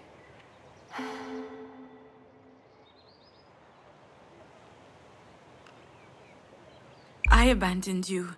And I think about it all the time, whenever I close my eyes. What happens when you close your eyes? I hear the sirens. Oh, like Odysseus? Not those sirens, my little phone. The emergency sirens. I see the crown of your hair, sparkling like a tiny sunshine on the tarmac. And then, I see your open eyes. How can I ever be happy with that tattooed on my eyelids? Mom, maybe you should stop thinking about it. Thinking about it like that, I mean. I don't want to. I mustn't. If I stopped thinking about it, that would be like killing you all over again. Astrid? Don't leave me, Astrid. I don't want you to leave.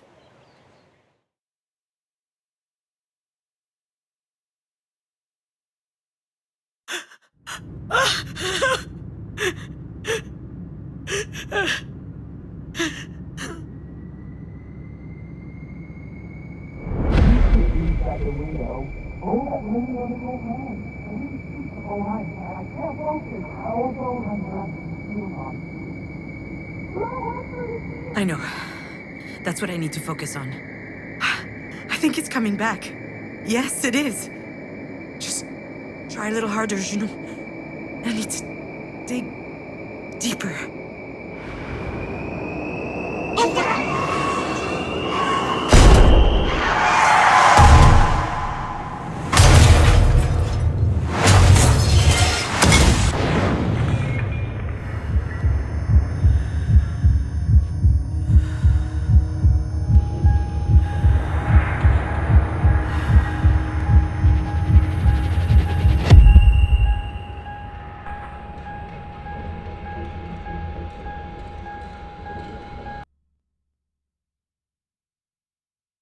Really? Do I have to?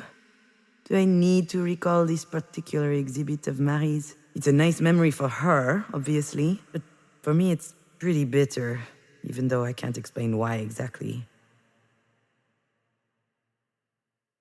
A lot of memories came back to me that night. I would stand in the middle of the gallery with my eyes closed, and they'd crop up as if they were connected in some way. Come to think of it, there may be something to unearth in my own personal exhibit. We'll see. Let me show you around.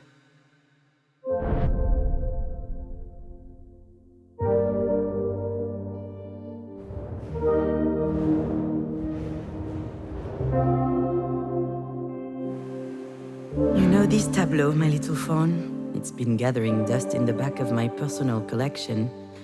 I haven't displayed it in ages. Here, the artist is depicting her first day at the beach with her daughter. Do you remember?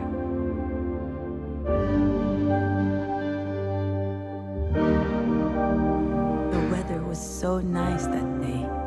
We had eaten ice cream under the big umbrella. Then you pulled out your little tongue, your head got close to my arm, and I felt something cold and wet above my elbow. "You taste salty," you said.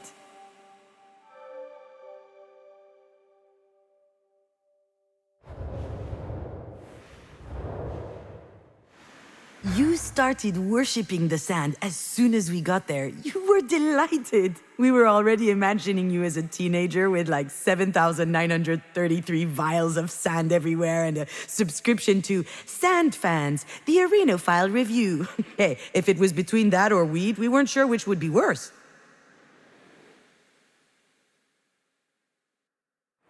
You came up to me with a huge seashell.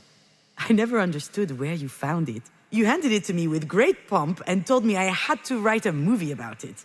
I complained, I don't know his life. I have no idea what he's thinking about, if he's sad or... And then you asked me, so about what is it that you write movies then? And I was speechless for a moment, but... Suddenly I felt it welling up in my heart and my stomach. Happiness. And then, that's it. That's what I wanted to write about. I had totally forgotten this, but at one point in my life, I wanted to write about happiness.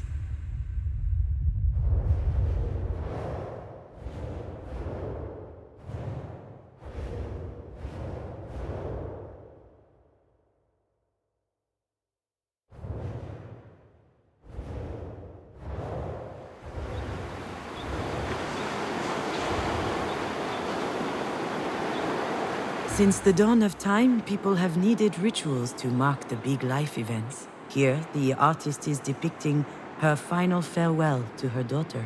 At least that's what she thought at the time.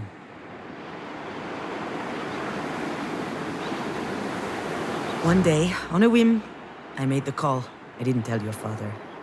I didn't feel like explaining. I just called Diane, and I told her to meet me over there, by the sea. And she didn't ask any questions, nothing. She just said, I'll be there. I was crying when we arrived at the cliff, overlooking the beach.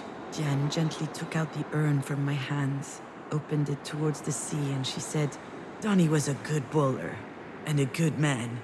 He was a man who loved the outdoors, and bowling. I burst out laughing, and snot splurted out of my nose all over my fucking chin.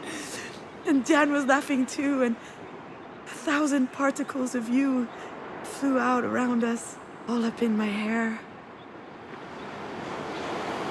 Neither Alex nor I could picture you in a tiny coffin. We really preferred that you remained with us, like fine sand in a pretty vase. But in the end, even that was too heavy. I kept thinking about it.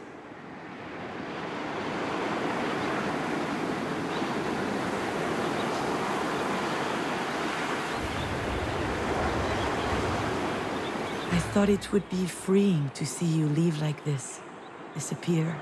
That was the goal of this ceremony. But now I know that it didn't work. It didn't make me feel free. Rather, it made me feel the emptiness.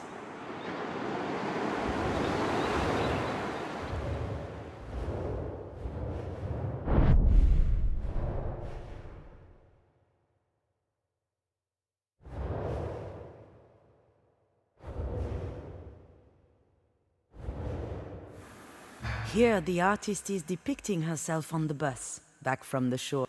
Outside, the setting sun represents something or other. Is it the end of something? Or the beginning? I was holding your urn against me the whole way back. It was empty, but it felt heavier than ever before. I was all by my lonesome on the bus back, with just a few specks of you. I looked outside the window, and this poem came to my mind. It's Lamartine. I had to learn it by heart in high school. Setting or just rising in a sky clear or gray, what good is the sun?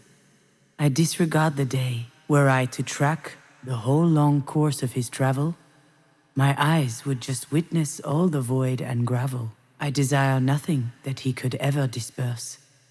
I don't demand a thing from the great universe.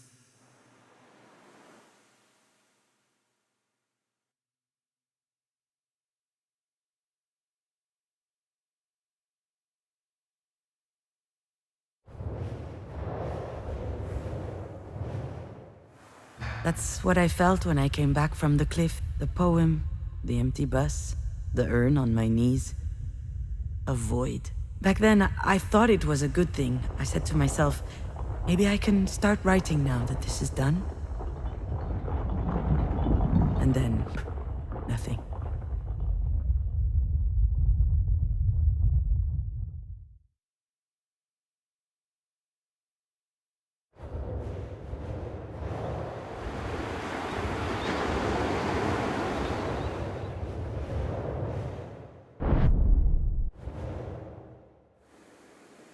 I remember almost every word of the pretentious card next to Marie's painting. The auto-portrait series is undoubtedly Marie de Mange's most ambitious work to date. She arranges herself in a discomfiting position, ripe with malaise and also a certain eroticism. Self-portrait number 8 is the final entry in the series, and one of the most powerful paintings of the 21st century. Apparently the critics and the public loved it. That was the series from which everything started for Marie. I must say that there was something vibrant in these paintings. A sweet and vulnerable mystery in her eyes. It made me sick. I never could bring it up with Marie. But I'm sure that these paintings were actually inspired by the accident.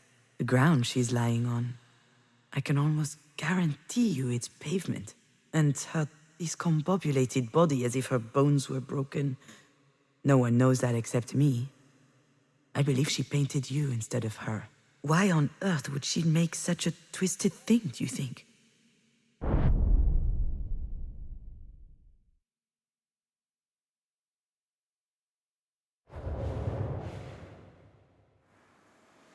I couldn't believe how many paintings Marie had done since you died. Meanwhile, I couldn't write for my life.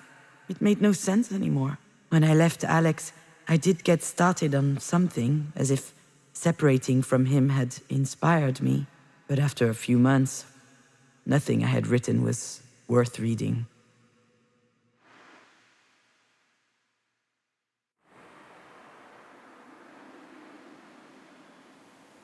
Those paintings made me so angry. I kept thinking this. Marie is feeding off of my bereavement.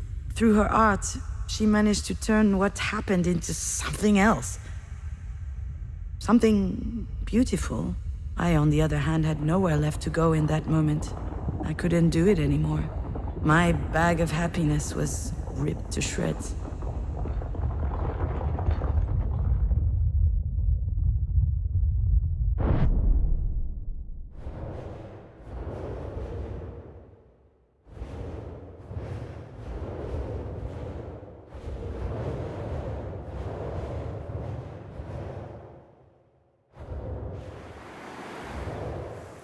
Thank you for visiting this exhibit with me, my little fawn.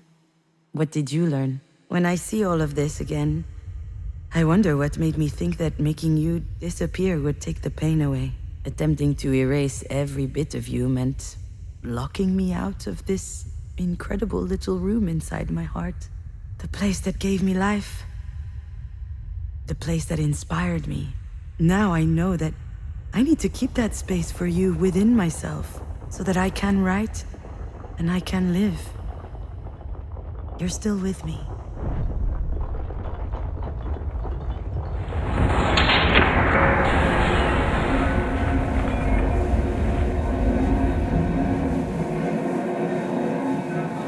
You really think that what, disappeared? No, of course not, my little fawn. But when you died, I found myself in an impossible situation. I was thinking about you all the time. I kept telling myself it was my fault you weren't here anymore. It's awful to love someone that much, you know? On the contrary, I think it's beautiful. Sure, it's beautiful and awful. So I looked for a solution. How? I did what I always do. I watched movies. Like what? Manchester by the Sea. One of the most depressing movies ever shot. Oh no. But it does star the hottest hottie Michelle Williams. Then I watched The Broken Circle Breakdown and Declaration of War and all kinds of other miserable stuff. My only requirement was kids dying, parents crying. Also, I spent hours looking at a blog of badly taxidermied pets. I remember one dachshund in particular with these bulging eyes and a big crooked mouth. Both the saddest and the funniest thing I'd ever seen. But why were you doing all this? I think I just wanted to feel sad for someone else. I was hoping I'd feel less alone, like it would water down my grief. Did it work? Of course not. Why should it? That wasn't the right way to handle things. Now I know how lucky I am to be able to think about you every day, even though it's hard sometimes. I think about your laugh, the one you made when your dad would attack you with a toy knight. I think about your little doodles. You came back from kindergarten every day with fistfuls of them. We filled up all the walls with them. So we ended up having to sneak some into the garbage. I knew it! But I promise I always looked carefully at them before. I think about your birthday pizza. My... what? For your 4th birthday, you didn't want a cake and asked for a 4-cheese pizza. Your father was so proud. I think about all of it, little dear. And it's a reminder that you are here with me. I carry that with me into every decision I have to make. And I won't let it go for the world. I'm better now, you know? It still hurts like hell. But I get it. I can survive this. On a good day, I can even convince myself that it could be worse. You might have been a goth teenager. What's a goth? Well, I could show you a couple pictures of 14-year-old me. Unfortunately... You've taught me all of this.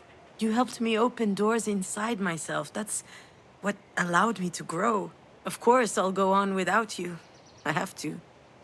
But it's really, really sad.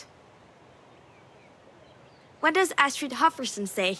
When that slob, Harold, starts crying because he sucks and he messed up everything, what does she say? Nothing. She asks a bunch of questions. Why? So he realizes that what he considers a weakness is actually his greatest strength. Does it work? Yeah. That kind of stuff always works in movies. What about now? Now what? Is it working? I understand why you're sad, Mom. But you can't be sad forever. It doesn't help you, and it doesn't help me. Life's short enough as it is. Why waste any more time? Do you think it's that easy? That I can just press a button and pow? You can be so egotistical sometimes. Excuse me? But I was just... So what? I'm going to be a bad memory for the rest of your life? A distressing thought inside your head? Do you even realize what that means? I'm scared. Oh, what are you scared of, my little phone? I'm scared that I'll disappear. But you're already dead. This is the only place where I still exist. Just here. But I don't want to be this rusty nail that's killing you by degrees. You do realize that's not me at all? You do know that if you keep at this, I'm not going to exist anywhere. Anymore. You don't have to do this to me, Mom. You don't have to do this to yourself. How much longer do I have to make you miserable?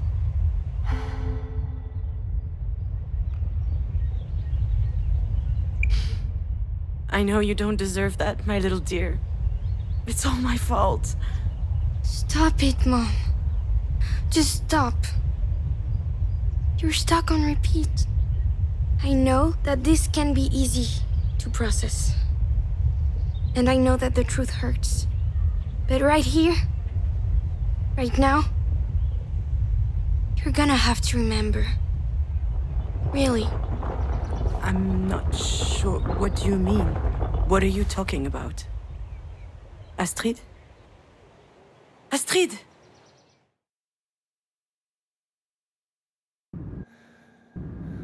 She's right. Of course she's right. I need to remember now. It's time. I think I'm ready. That's it. I remember now. Not everything, but... You could at least crack a window. All that rain brought a cool front. It had just rained. The road was wet and slippery. Shit, I can't drive with these heels on. I didn't sleep all night. I can't focus. Also... I was exhausted. Stressed out. In no condition to drive. I was nervous about meeting with my producer. Mom, watch for the deer! I don't know why I didn't see the deer earlier. My mind must have been elsewhere. When I heard your warning, my first thought was to avoid hitting it. They were your favorite animal. So I swerved and we ran off the road. And then...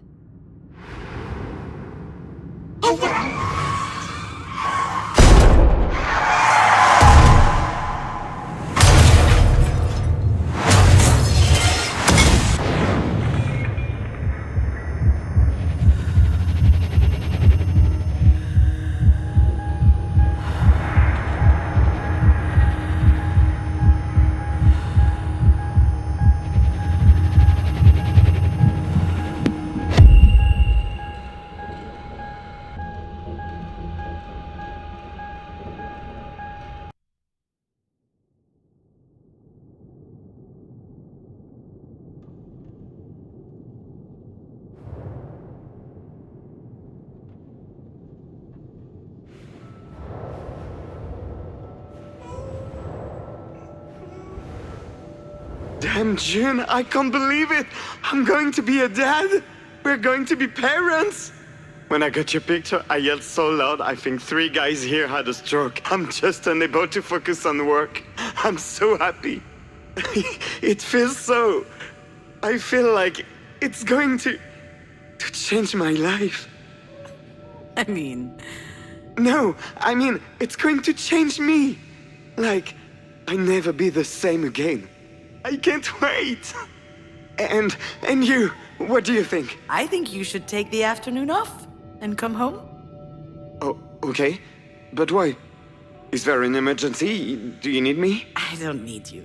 But I am wondering what it's like to have sex with a dad. Wow, what a weird thing to say. I'm on my way. He was right, you know. Your dad. When you arrived, he changed to his core. Before you were born, he was always a bit lost, a bit wandering through his own life. But from the day you showed up, it was as if everything had become clear for him, as if he finally understood what he was doing here.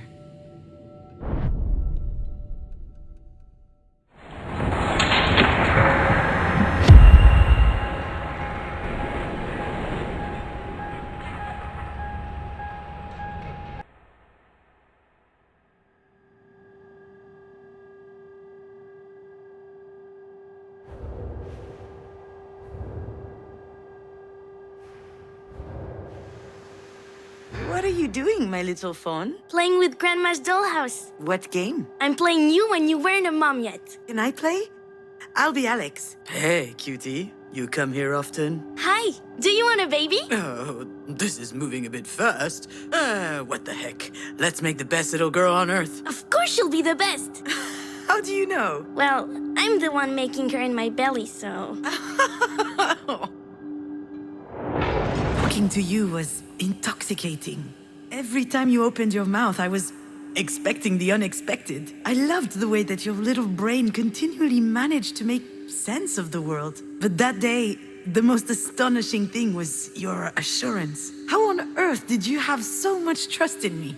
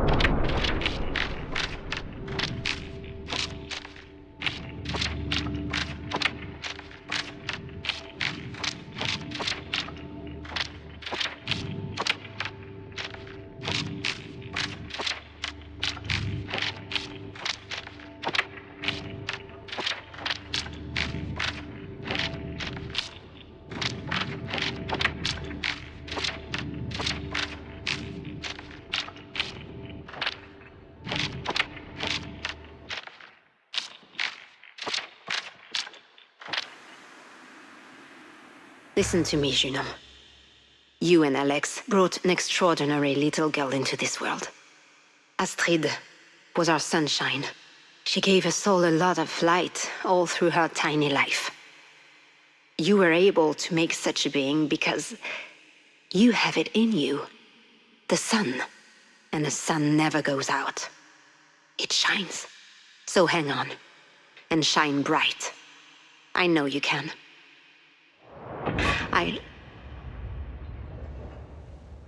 I'm proud of you. You and Marie have a connection that's peculiar. You used to spend hours in her shop watching her paint. She loved that you were so curious. She smiled at you, explained stuff to you. She asked for your opinion about her work. Can you imagine? When I was 4 years old, I wasn't even allowed in her damn workshop. But you had something inside of you that completely changed her. Actually, I think this is what saved me that day. The idea that even Marie could be touched by a ray of sunlight. There had to be one out there for me too.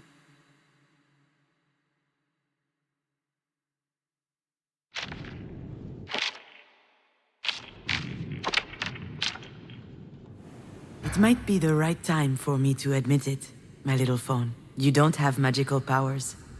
You never had any. You didn't put us under a spell. Not Marie, nor your dad or I. It's easy to hide behind the fact that your being there made everything else, and to convince ourselves that your not being there is forever locking us out of being happy. But that's not true. The seeds, sure, they were buried deeply, but they couldn't wait to grow. And you were simply an incredible, a wonderful beam of sunlight.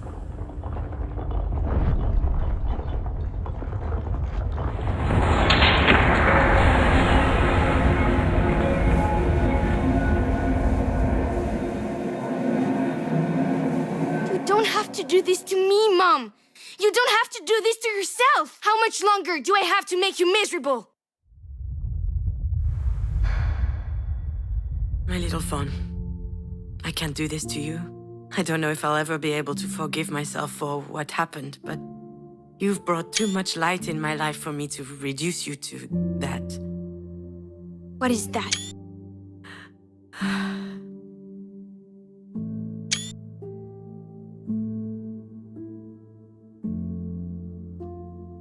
Mom, what do you mean by that? You know what I mean. I do, but I'm not sure you do. So I'm going to need you to say it. What is that? The accident. It was an accident. Yes, it was an accident, Mom. I lived a life full of joy and laughter and vibrating plastic lightsabers. You shouldn't ever have found that. And it wasn't a lightsaber. You think I don't know that? I lived a great life. I will always love Dad, Marie, Diane, and you. For everything you've given me. For the cozy spot that you made for me in your lives. And then one day, there was an accident. It was an accident.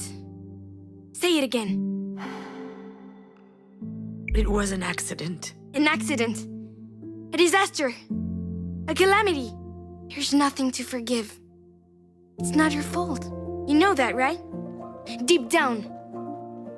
Do I? Then why do I feel all this guilt? Yeah, that's another mystery. You're angry. But are you sure that you're angry at yourself, Mom? I don't know. I believe in you. You'll figure it out. And when you do, you'll make the right decision. I think you're ready now. I'm ready. Thank you, little fawn. Thank you for your help. You can leave now. I've got this. I know.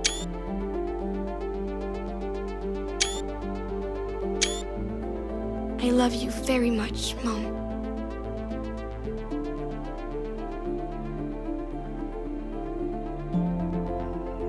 Me too, Astrid. I love you very, very much.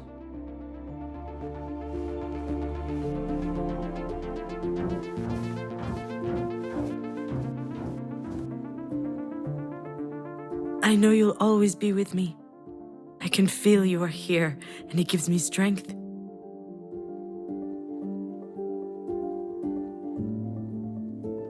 And I'm going to need a lot of that if I'm going to go in there. But Marie needs me. And we have a lot to talk about.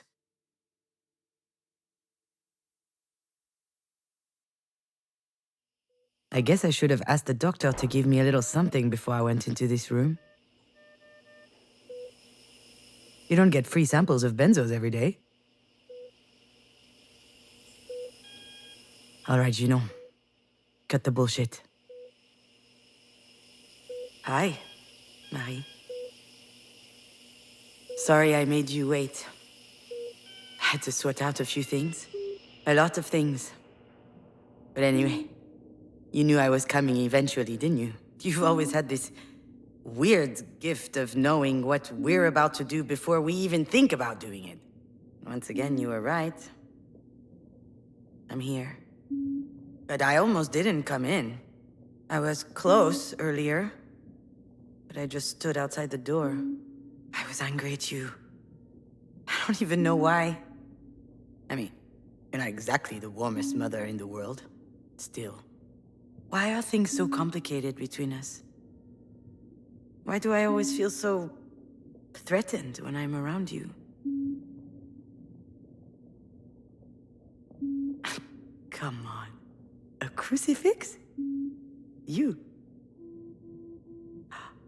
Wait, is it... I remember now.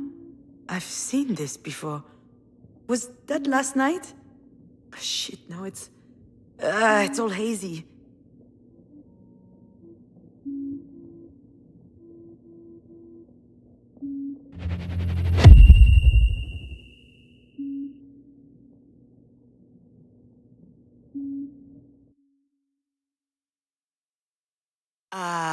Hold on.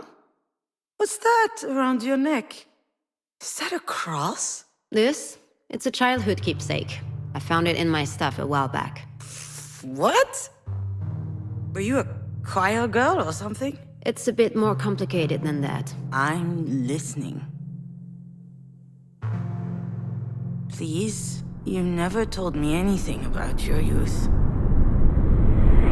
Ugh. What the heck? After all, why not? That might do me good. And I owe you that. What's that supposed to mean? Nothing. Just shut your mouth, pour me a glass of wine, and listen.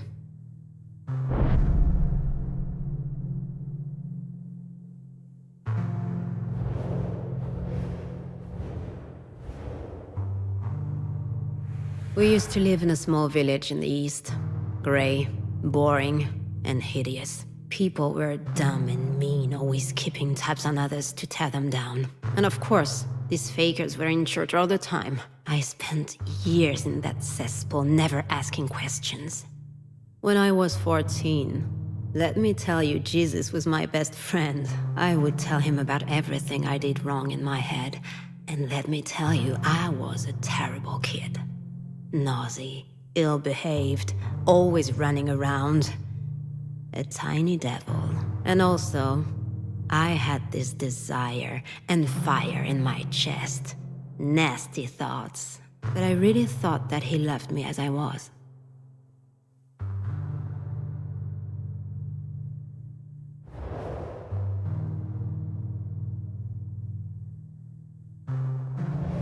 Back then, I had 3 sources of comfort. Jesus, books, and drawing. So I spent an insane amount of time sketching in the neighborhood churches. It was a disease. Everything I laid eyes on had to end up on a sheet of paper. At least then, people left me alone.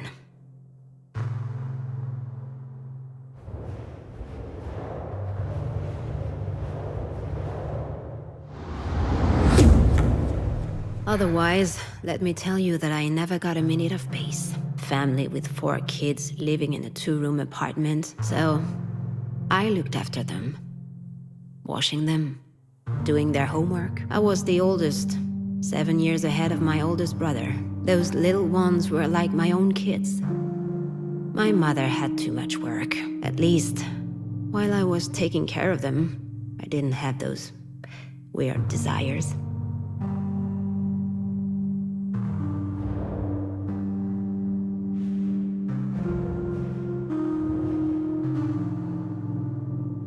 My dad always had a steak on his plate when he got home. And my mother used to say that he deserved it, working his ass off at the mill for us. But one night, I was still awake when he came home. He was completely shit-faced. He was living in a fallen world. The steel industry was his life, but his life had no tomorrow, so he drank. That night he looked at me... weird. I didn't understand. I felt guilty.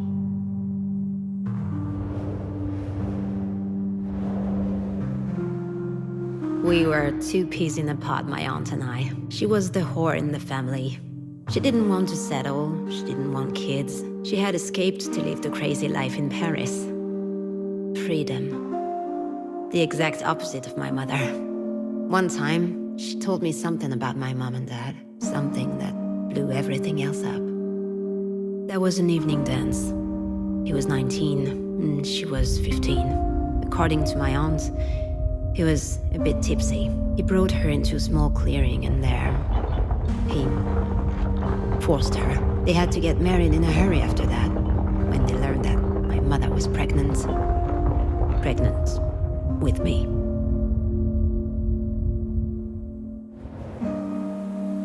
My mother always worked her butt off. She would work one factory job after the other, then clean up rich folks' homes. I used to think she was the bravest person in the world. And the strongest. Of course, she had her own temper. She would get into these screaming matches sometimes. And she would drink too. But I was convinced that I could trust her.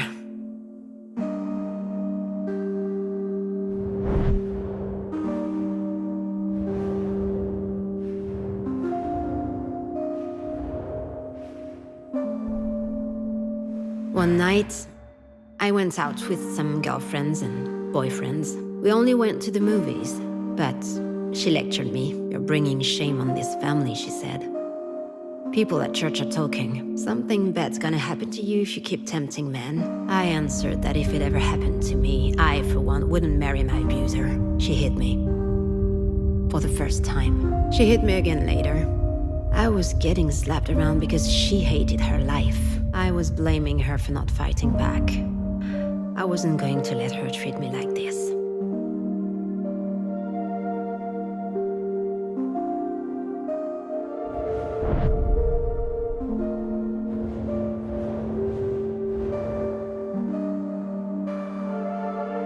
The day after, it felt like a spell was broken. The church stank.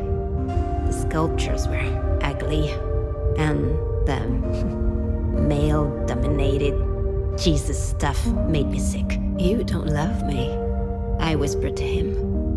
Bastard. At that very moment, and that, let me tell you, that's something I'll never forget. The Christ started to bleed.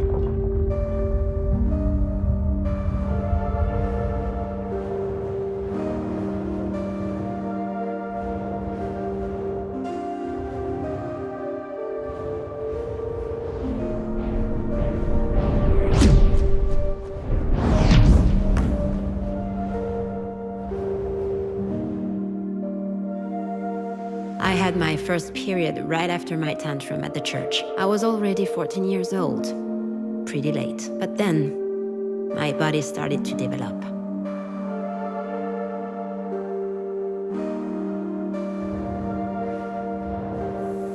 The more my body changed, the more my father scared me. Hell, he terrified me. Not just because he was domineering and brutal. It was uncomfortable even being in the same room as him. He was always watching me, commenting on my clothes. I felt like a piece of meat.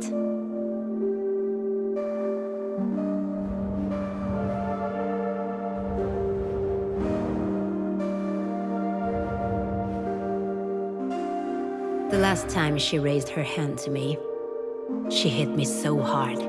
My nose started bleeding. We were having another fight about one of my outings. By that time, I was going out for real, just to spite her. You know me. She called me a harlot. So, I bit back. At least I'm not gonna stick with the first guy who knocks me up. I didn't have time to finish saying it. Whack! She slapped the shit out of me, and she spit out. If it were up to me, you're the one I would have dumped. It's stupid. But that struck me right in the gut. And that's when it came up, boiling. The rage. I tasted blood in my throat. I couldn't think straight. My ears started ringing. I felt a jolt running through my body. And then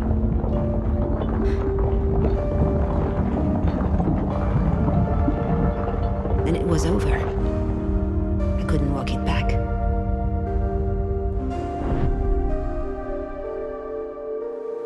This cross is the only thing I have left from her, you know? I took it when I left home, that very night. I stole it from her. I don't know why I took it. I used to do that a lot back then. Steal stuff, but I'm happy I did it. It gives me a chance to think about her, to remember, never to be like her.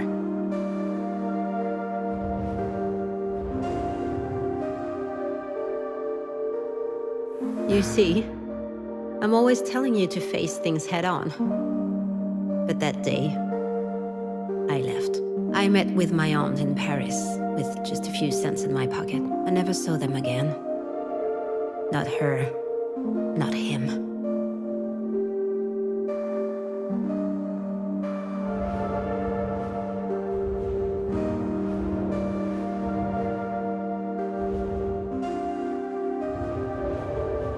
You hear, Miss Kivas?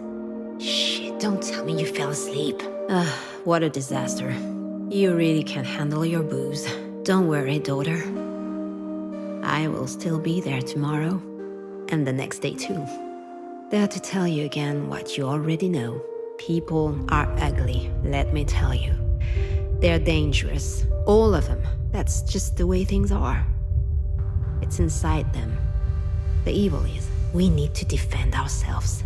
Stay vigilant. That's how I got out of it. Diane gets it, I think. But you, darling, you're too weak. You want to trust people. You want to have faith, but I told you many times. You can't trust anyone. Ever. You don't need me to tell you that. Life's unfair. That's just how it is.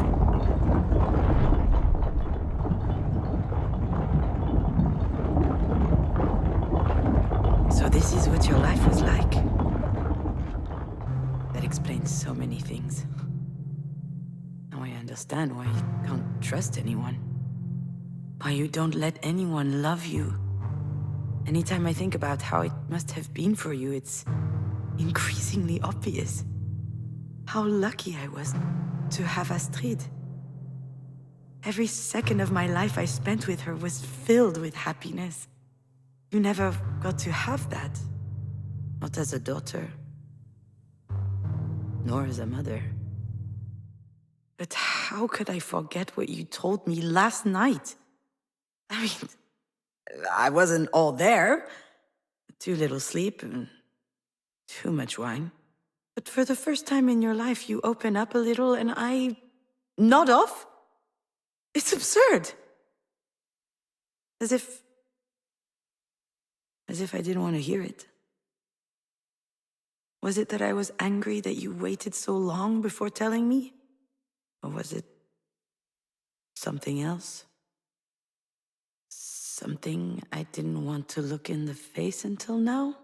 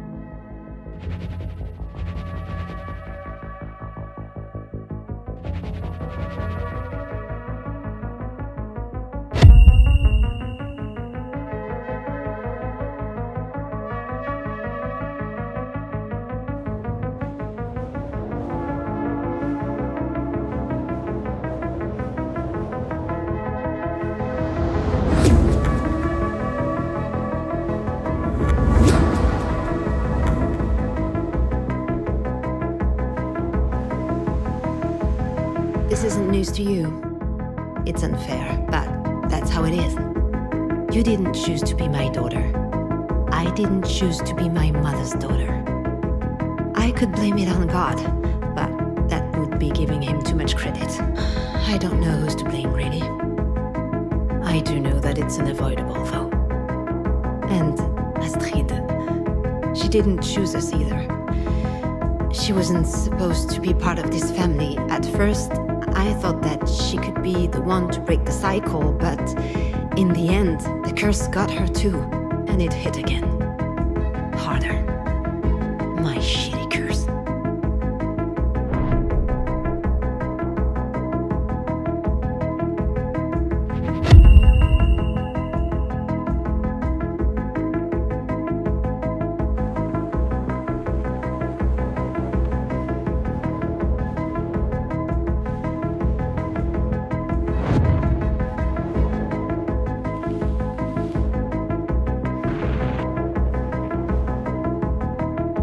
Paintings are magnificent. But how do you do it? Oh, well, that's hard to put into words. Usually I have a theme in my head, a topic I'm obsessed with, and all of a sudden, everything becomes clear. The shapes, the colors, they fight their way through my brain. Kinda like visions. And then I simply must paint. I can't control it. In fact, if I didn't paint in that moment, I could flip, do crazy things. While Diane and I were dancing, I could hear Marie doing her spiel for Sasha. I'd heard it 100 times. The visions, what she called her mystical experience. A whole load of crap. 10 minutes later, I set the kitchen on fire, blinded by the urgency, as if my body was overriding my brain. Just goes to show you. As much as I hate it, she might have been telling the truth about her process. I guess I work like that too.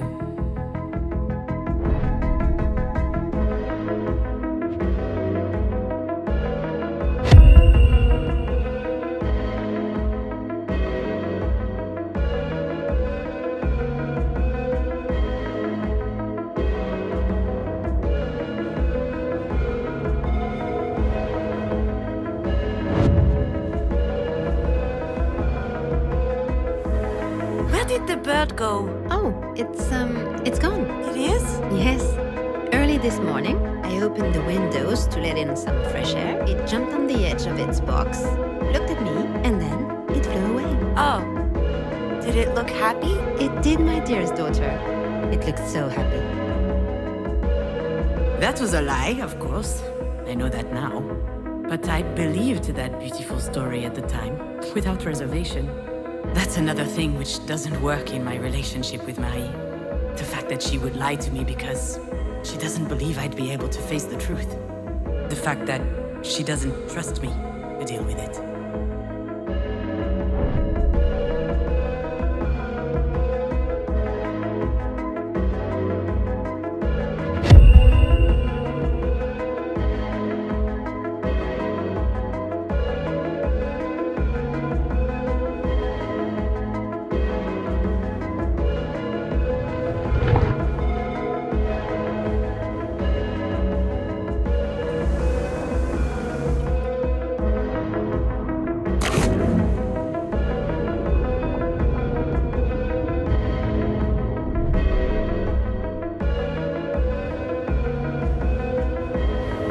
What about those over there, in the tank? Are they still alive? Of course. The true connoisseur prefer to cook their lobsters at the last minute. And I'll take them. Absolutely, miss. Do you want one or two? I want them all. I mean, there's about 2,000 in there. Did you win the lottery or something? I'll need one of your coolers too, for the road. I drove to the ocean, opened the box and threw them back in the sea. Freeing them was pointless, laughable even. But it felt amazing. I was able to change things. I could reject the fact that it is what it is. Just say no. What's the point in being alive if everything's already been decided for us?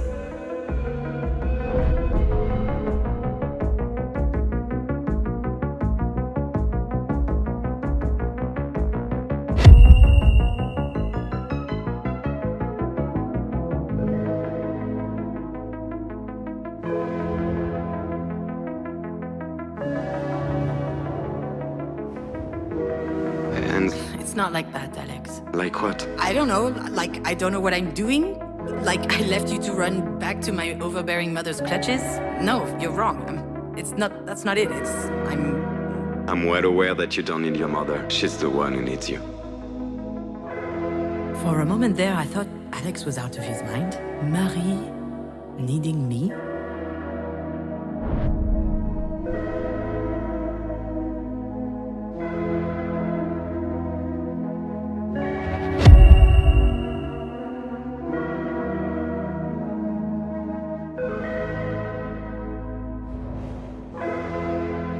I can't believe how much Astrid loved that house. Why are you surprised? It's awesome. Really? Well, yeah. Have you looked at it up close? There's all these little intricate details. You can open the doors, move the furniture, turn on the lights. Marie must have spent a lot of time on it. I don't know. I think it's an awesome present. When Alex said that, I was reminded about my mobile. Just like the house, it was magnificent, intricate, exquisite. I believe that's why I kept it in my room for so long, hanging above my bed. These two presents were the two singular proofs that Marie cared for us. That was her way of saying she loves us.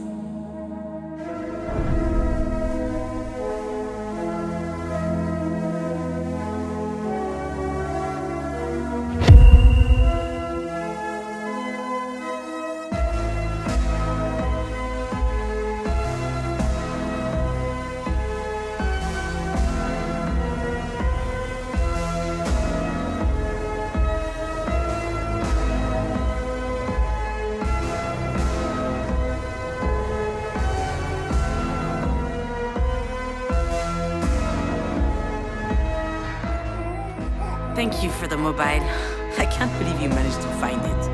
Oh, it's nothing. Do you want to stay for a bit? Coffee, maybe? No, thank you. I gotta go. I have, A meeting? yeah, a thing. Don't worry about it. Say hi to Alex for me. Oh, I'll call him. He's just in the next room. Oh. Hi, Alex. Bye, Alex. Done. Gotta go. Bye. I rarely saw Marie being ill at ease, but the few times it did happen was when she came to the house to visit when Astrid was born. It was as if she felt like she was intruding on our family, maybe because she didn't know what it was like having one.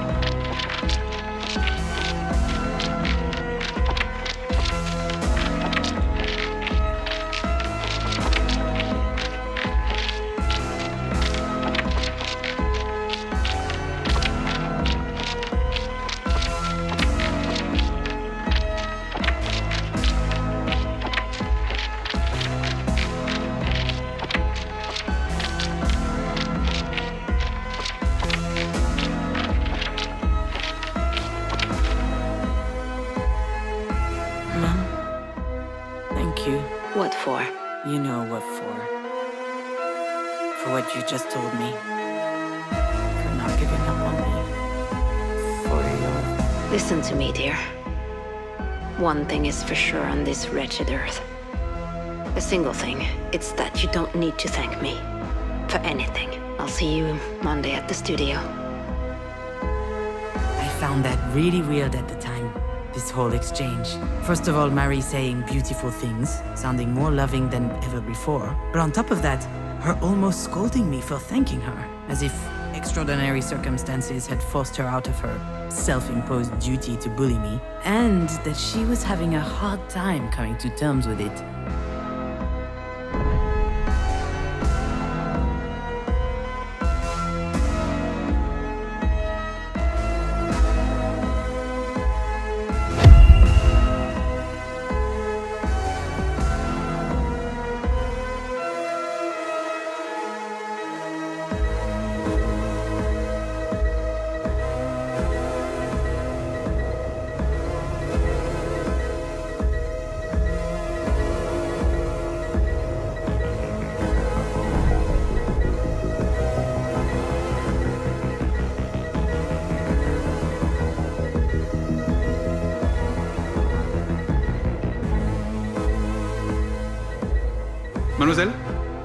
Could I have another glass of champagne? Oh, I don't work here. I'm Marie Demange's assistant, also her daughter. Her daughter? Remarkable. But you don't look anything like her. Do you paint as well? No, I don't. I'm more of a... Of course you don't. Well, why would you, with such a talented mother around? I've never felt like I'm competing with Marie.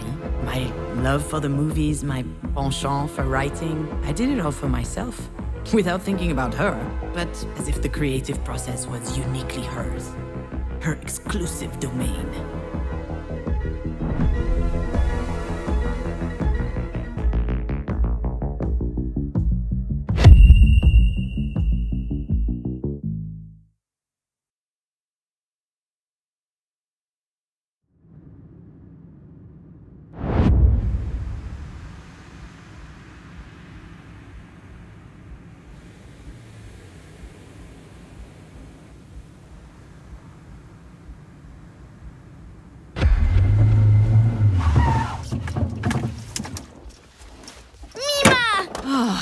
It's stifling hot in there. Yeah, sorry, AC's broke. Get in, we're running late. Don't sit on my script! You could at least crack a window. All that rain brought a cool front. Mima! Oh, sweetheart. How are you doing? You look great today. I'm a princess, the computer princess. That is so special. Can we get going? All right. We have time. I don't. I need to drop off Astrid at Mina's and then I have a meeting at the production office to show my... Just start the car. That will teach me to ask you for a special favor. Yeah, this is the third special favor this week, Marie. Just go. In great.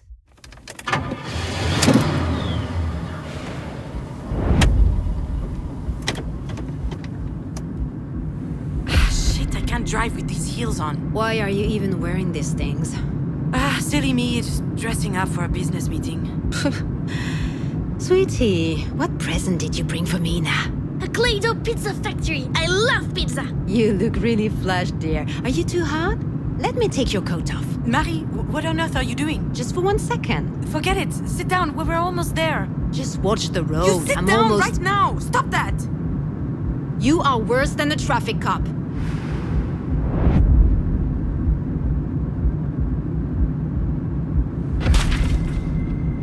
Shit, watch it, my script! You're still writing for this garbage? Damn, Scavis. You might have the lowest self-esteem I've ever seen, but I must admire your perseverance. No one asked for your opinion. I didn't sleep all night. I can't focus. Also, I'm too old for this. Okay, I'm taking off my coat now. Anyway, sounds like you're not yet too old to be a mediocre writer.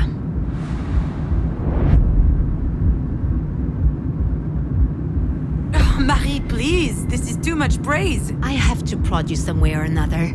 You are so incredibly lazy. And they keep coming. All these flowers. Really, I can't. Nothing ever comes easy to women in this industry. I had to build it all myself. No, I slept 4 hours a night when you were born. I worked all the time to provide for your needs. Oh, you really gave me everything, Marie, except perhaps self-esteem. Oh, and a father. You're not making sense, June. You and your sister would be nothing without me, and you know it. You're both churlish and fearful. I gave you everything, and you're just squandering it all to write soap operas. Maybe you'd be a better writer if you had to toil a little bit more. Who knows?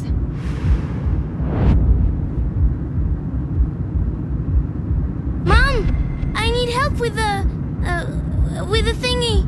What's that, my little phone? Sure, just change the subject. I am not changing the subject. We weren't talking. What am I supposed to say when you get mad like this? I get mad because I believe in you. Stop yelling! We're not yelling, sweetheart. Anyway, this little one is only one thing you've done well. Speaking of which, if we could But avoid... if you're mishandling her the way you fucked up your career, that's concerning. Children are delicate. They need protection. You can put even the best child in a shitty family, they're gonna blow up. Wait, why are you even saying that? What are you talking about exactly?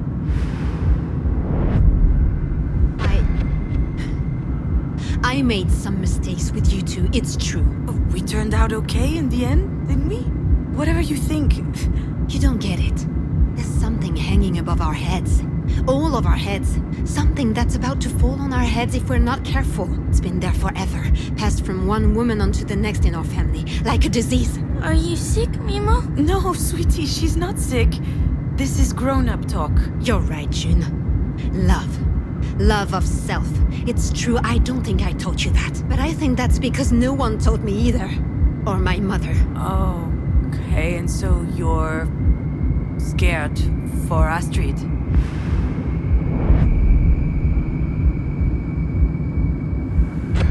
Hold on. You, Marie, the great Marie de Mange, you believe in that nonsense? There's no curse on our heads. Next time I'll keep my mouth shut. Unless you keep it open, actually. I know hardly anything about your life. Not a thing. But I do realize that you had a hard time. And that you're scared. I'm not scared. I think you are. You're scared we'll turn out like you. But we can change. Everyone can change. My dear daughter, I'm not sure about that. Do you think so? I know so.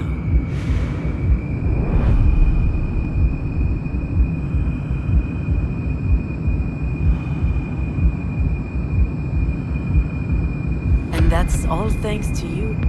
You taught us that in your own twisted, painful way, but still, I did what I could. And in the end, you did give us the means to change things. You've taught us how we could blow off the entire world and do whatever we wanted.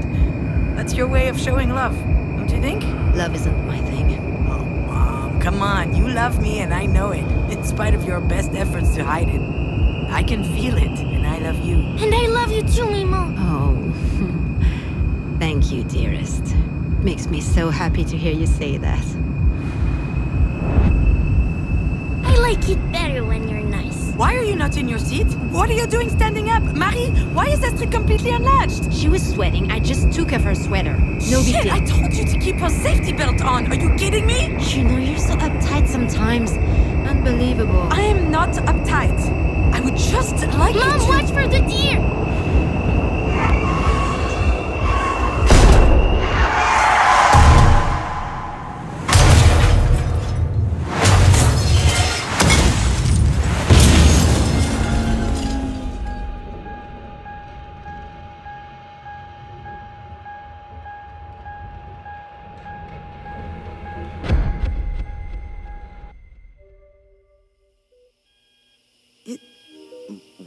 It was you?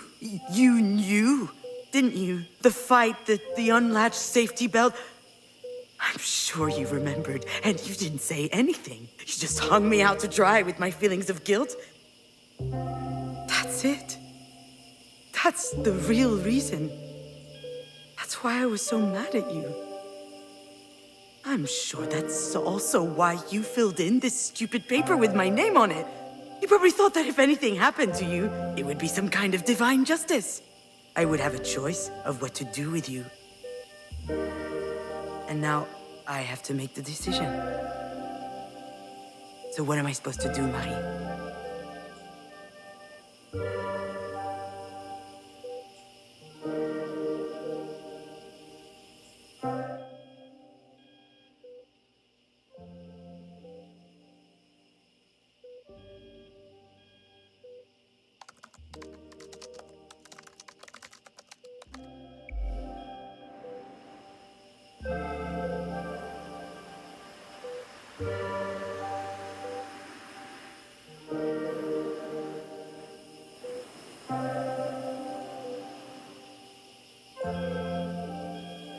Maybe we could invent something else. We deserve that.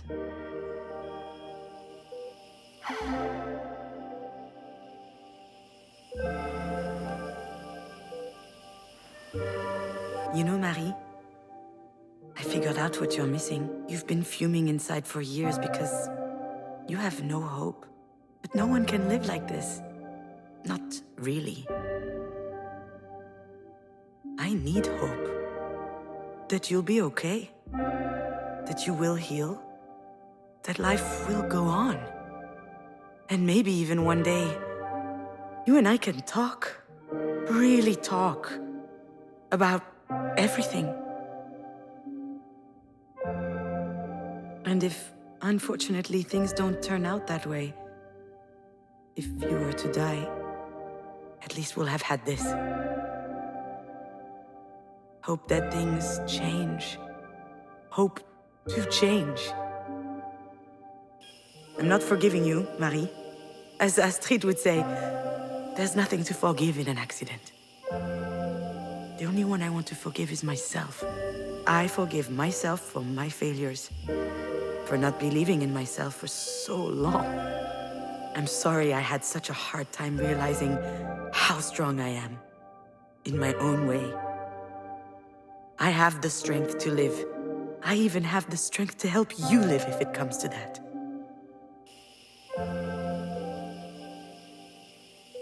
And with some help from the people who love us, you and I can heal.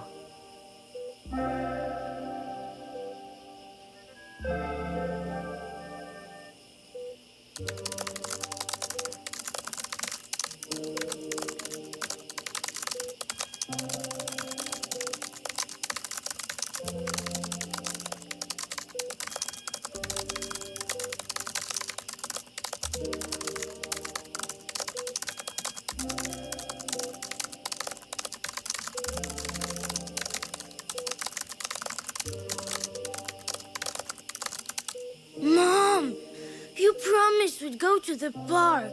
And we will. Just give me 5 more minutes, will you?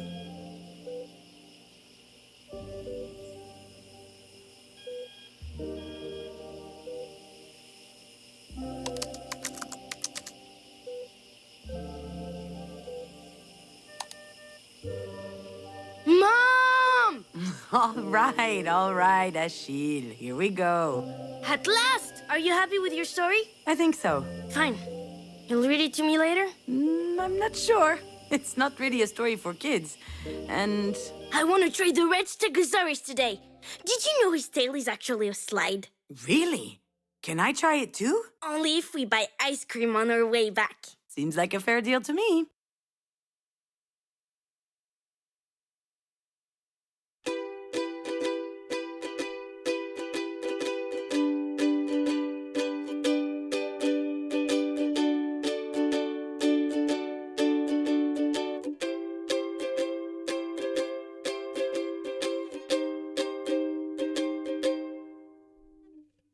Gone are the times when I fell into my bed like a rock with no need to grind, no weed. I just had to close my eyelids into oblivion until next morning. But then came the day, came the night when I had this dream of you like a rock. You felt so very warm as I held you in my arms. It even woke me up, bursting in love. How could I pretend to even go to sleep like a rock when I know you are there? As I feel I can sparkle your resurrection till next morning. Should I dream of you? Could I dream of you? Would I dream of you? Would I? Would I? Should I dream of you? Should I? Could I dream of you? Could I? Would I dream of you? Think I'd like to if you allow me to, but you stole my nights, my freedom to surrender like a rock to the ceiling beam of uncontrolled dreams. And no, I can't rest without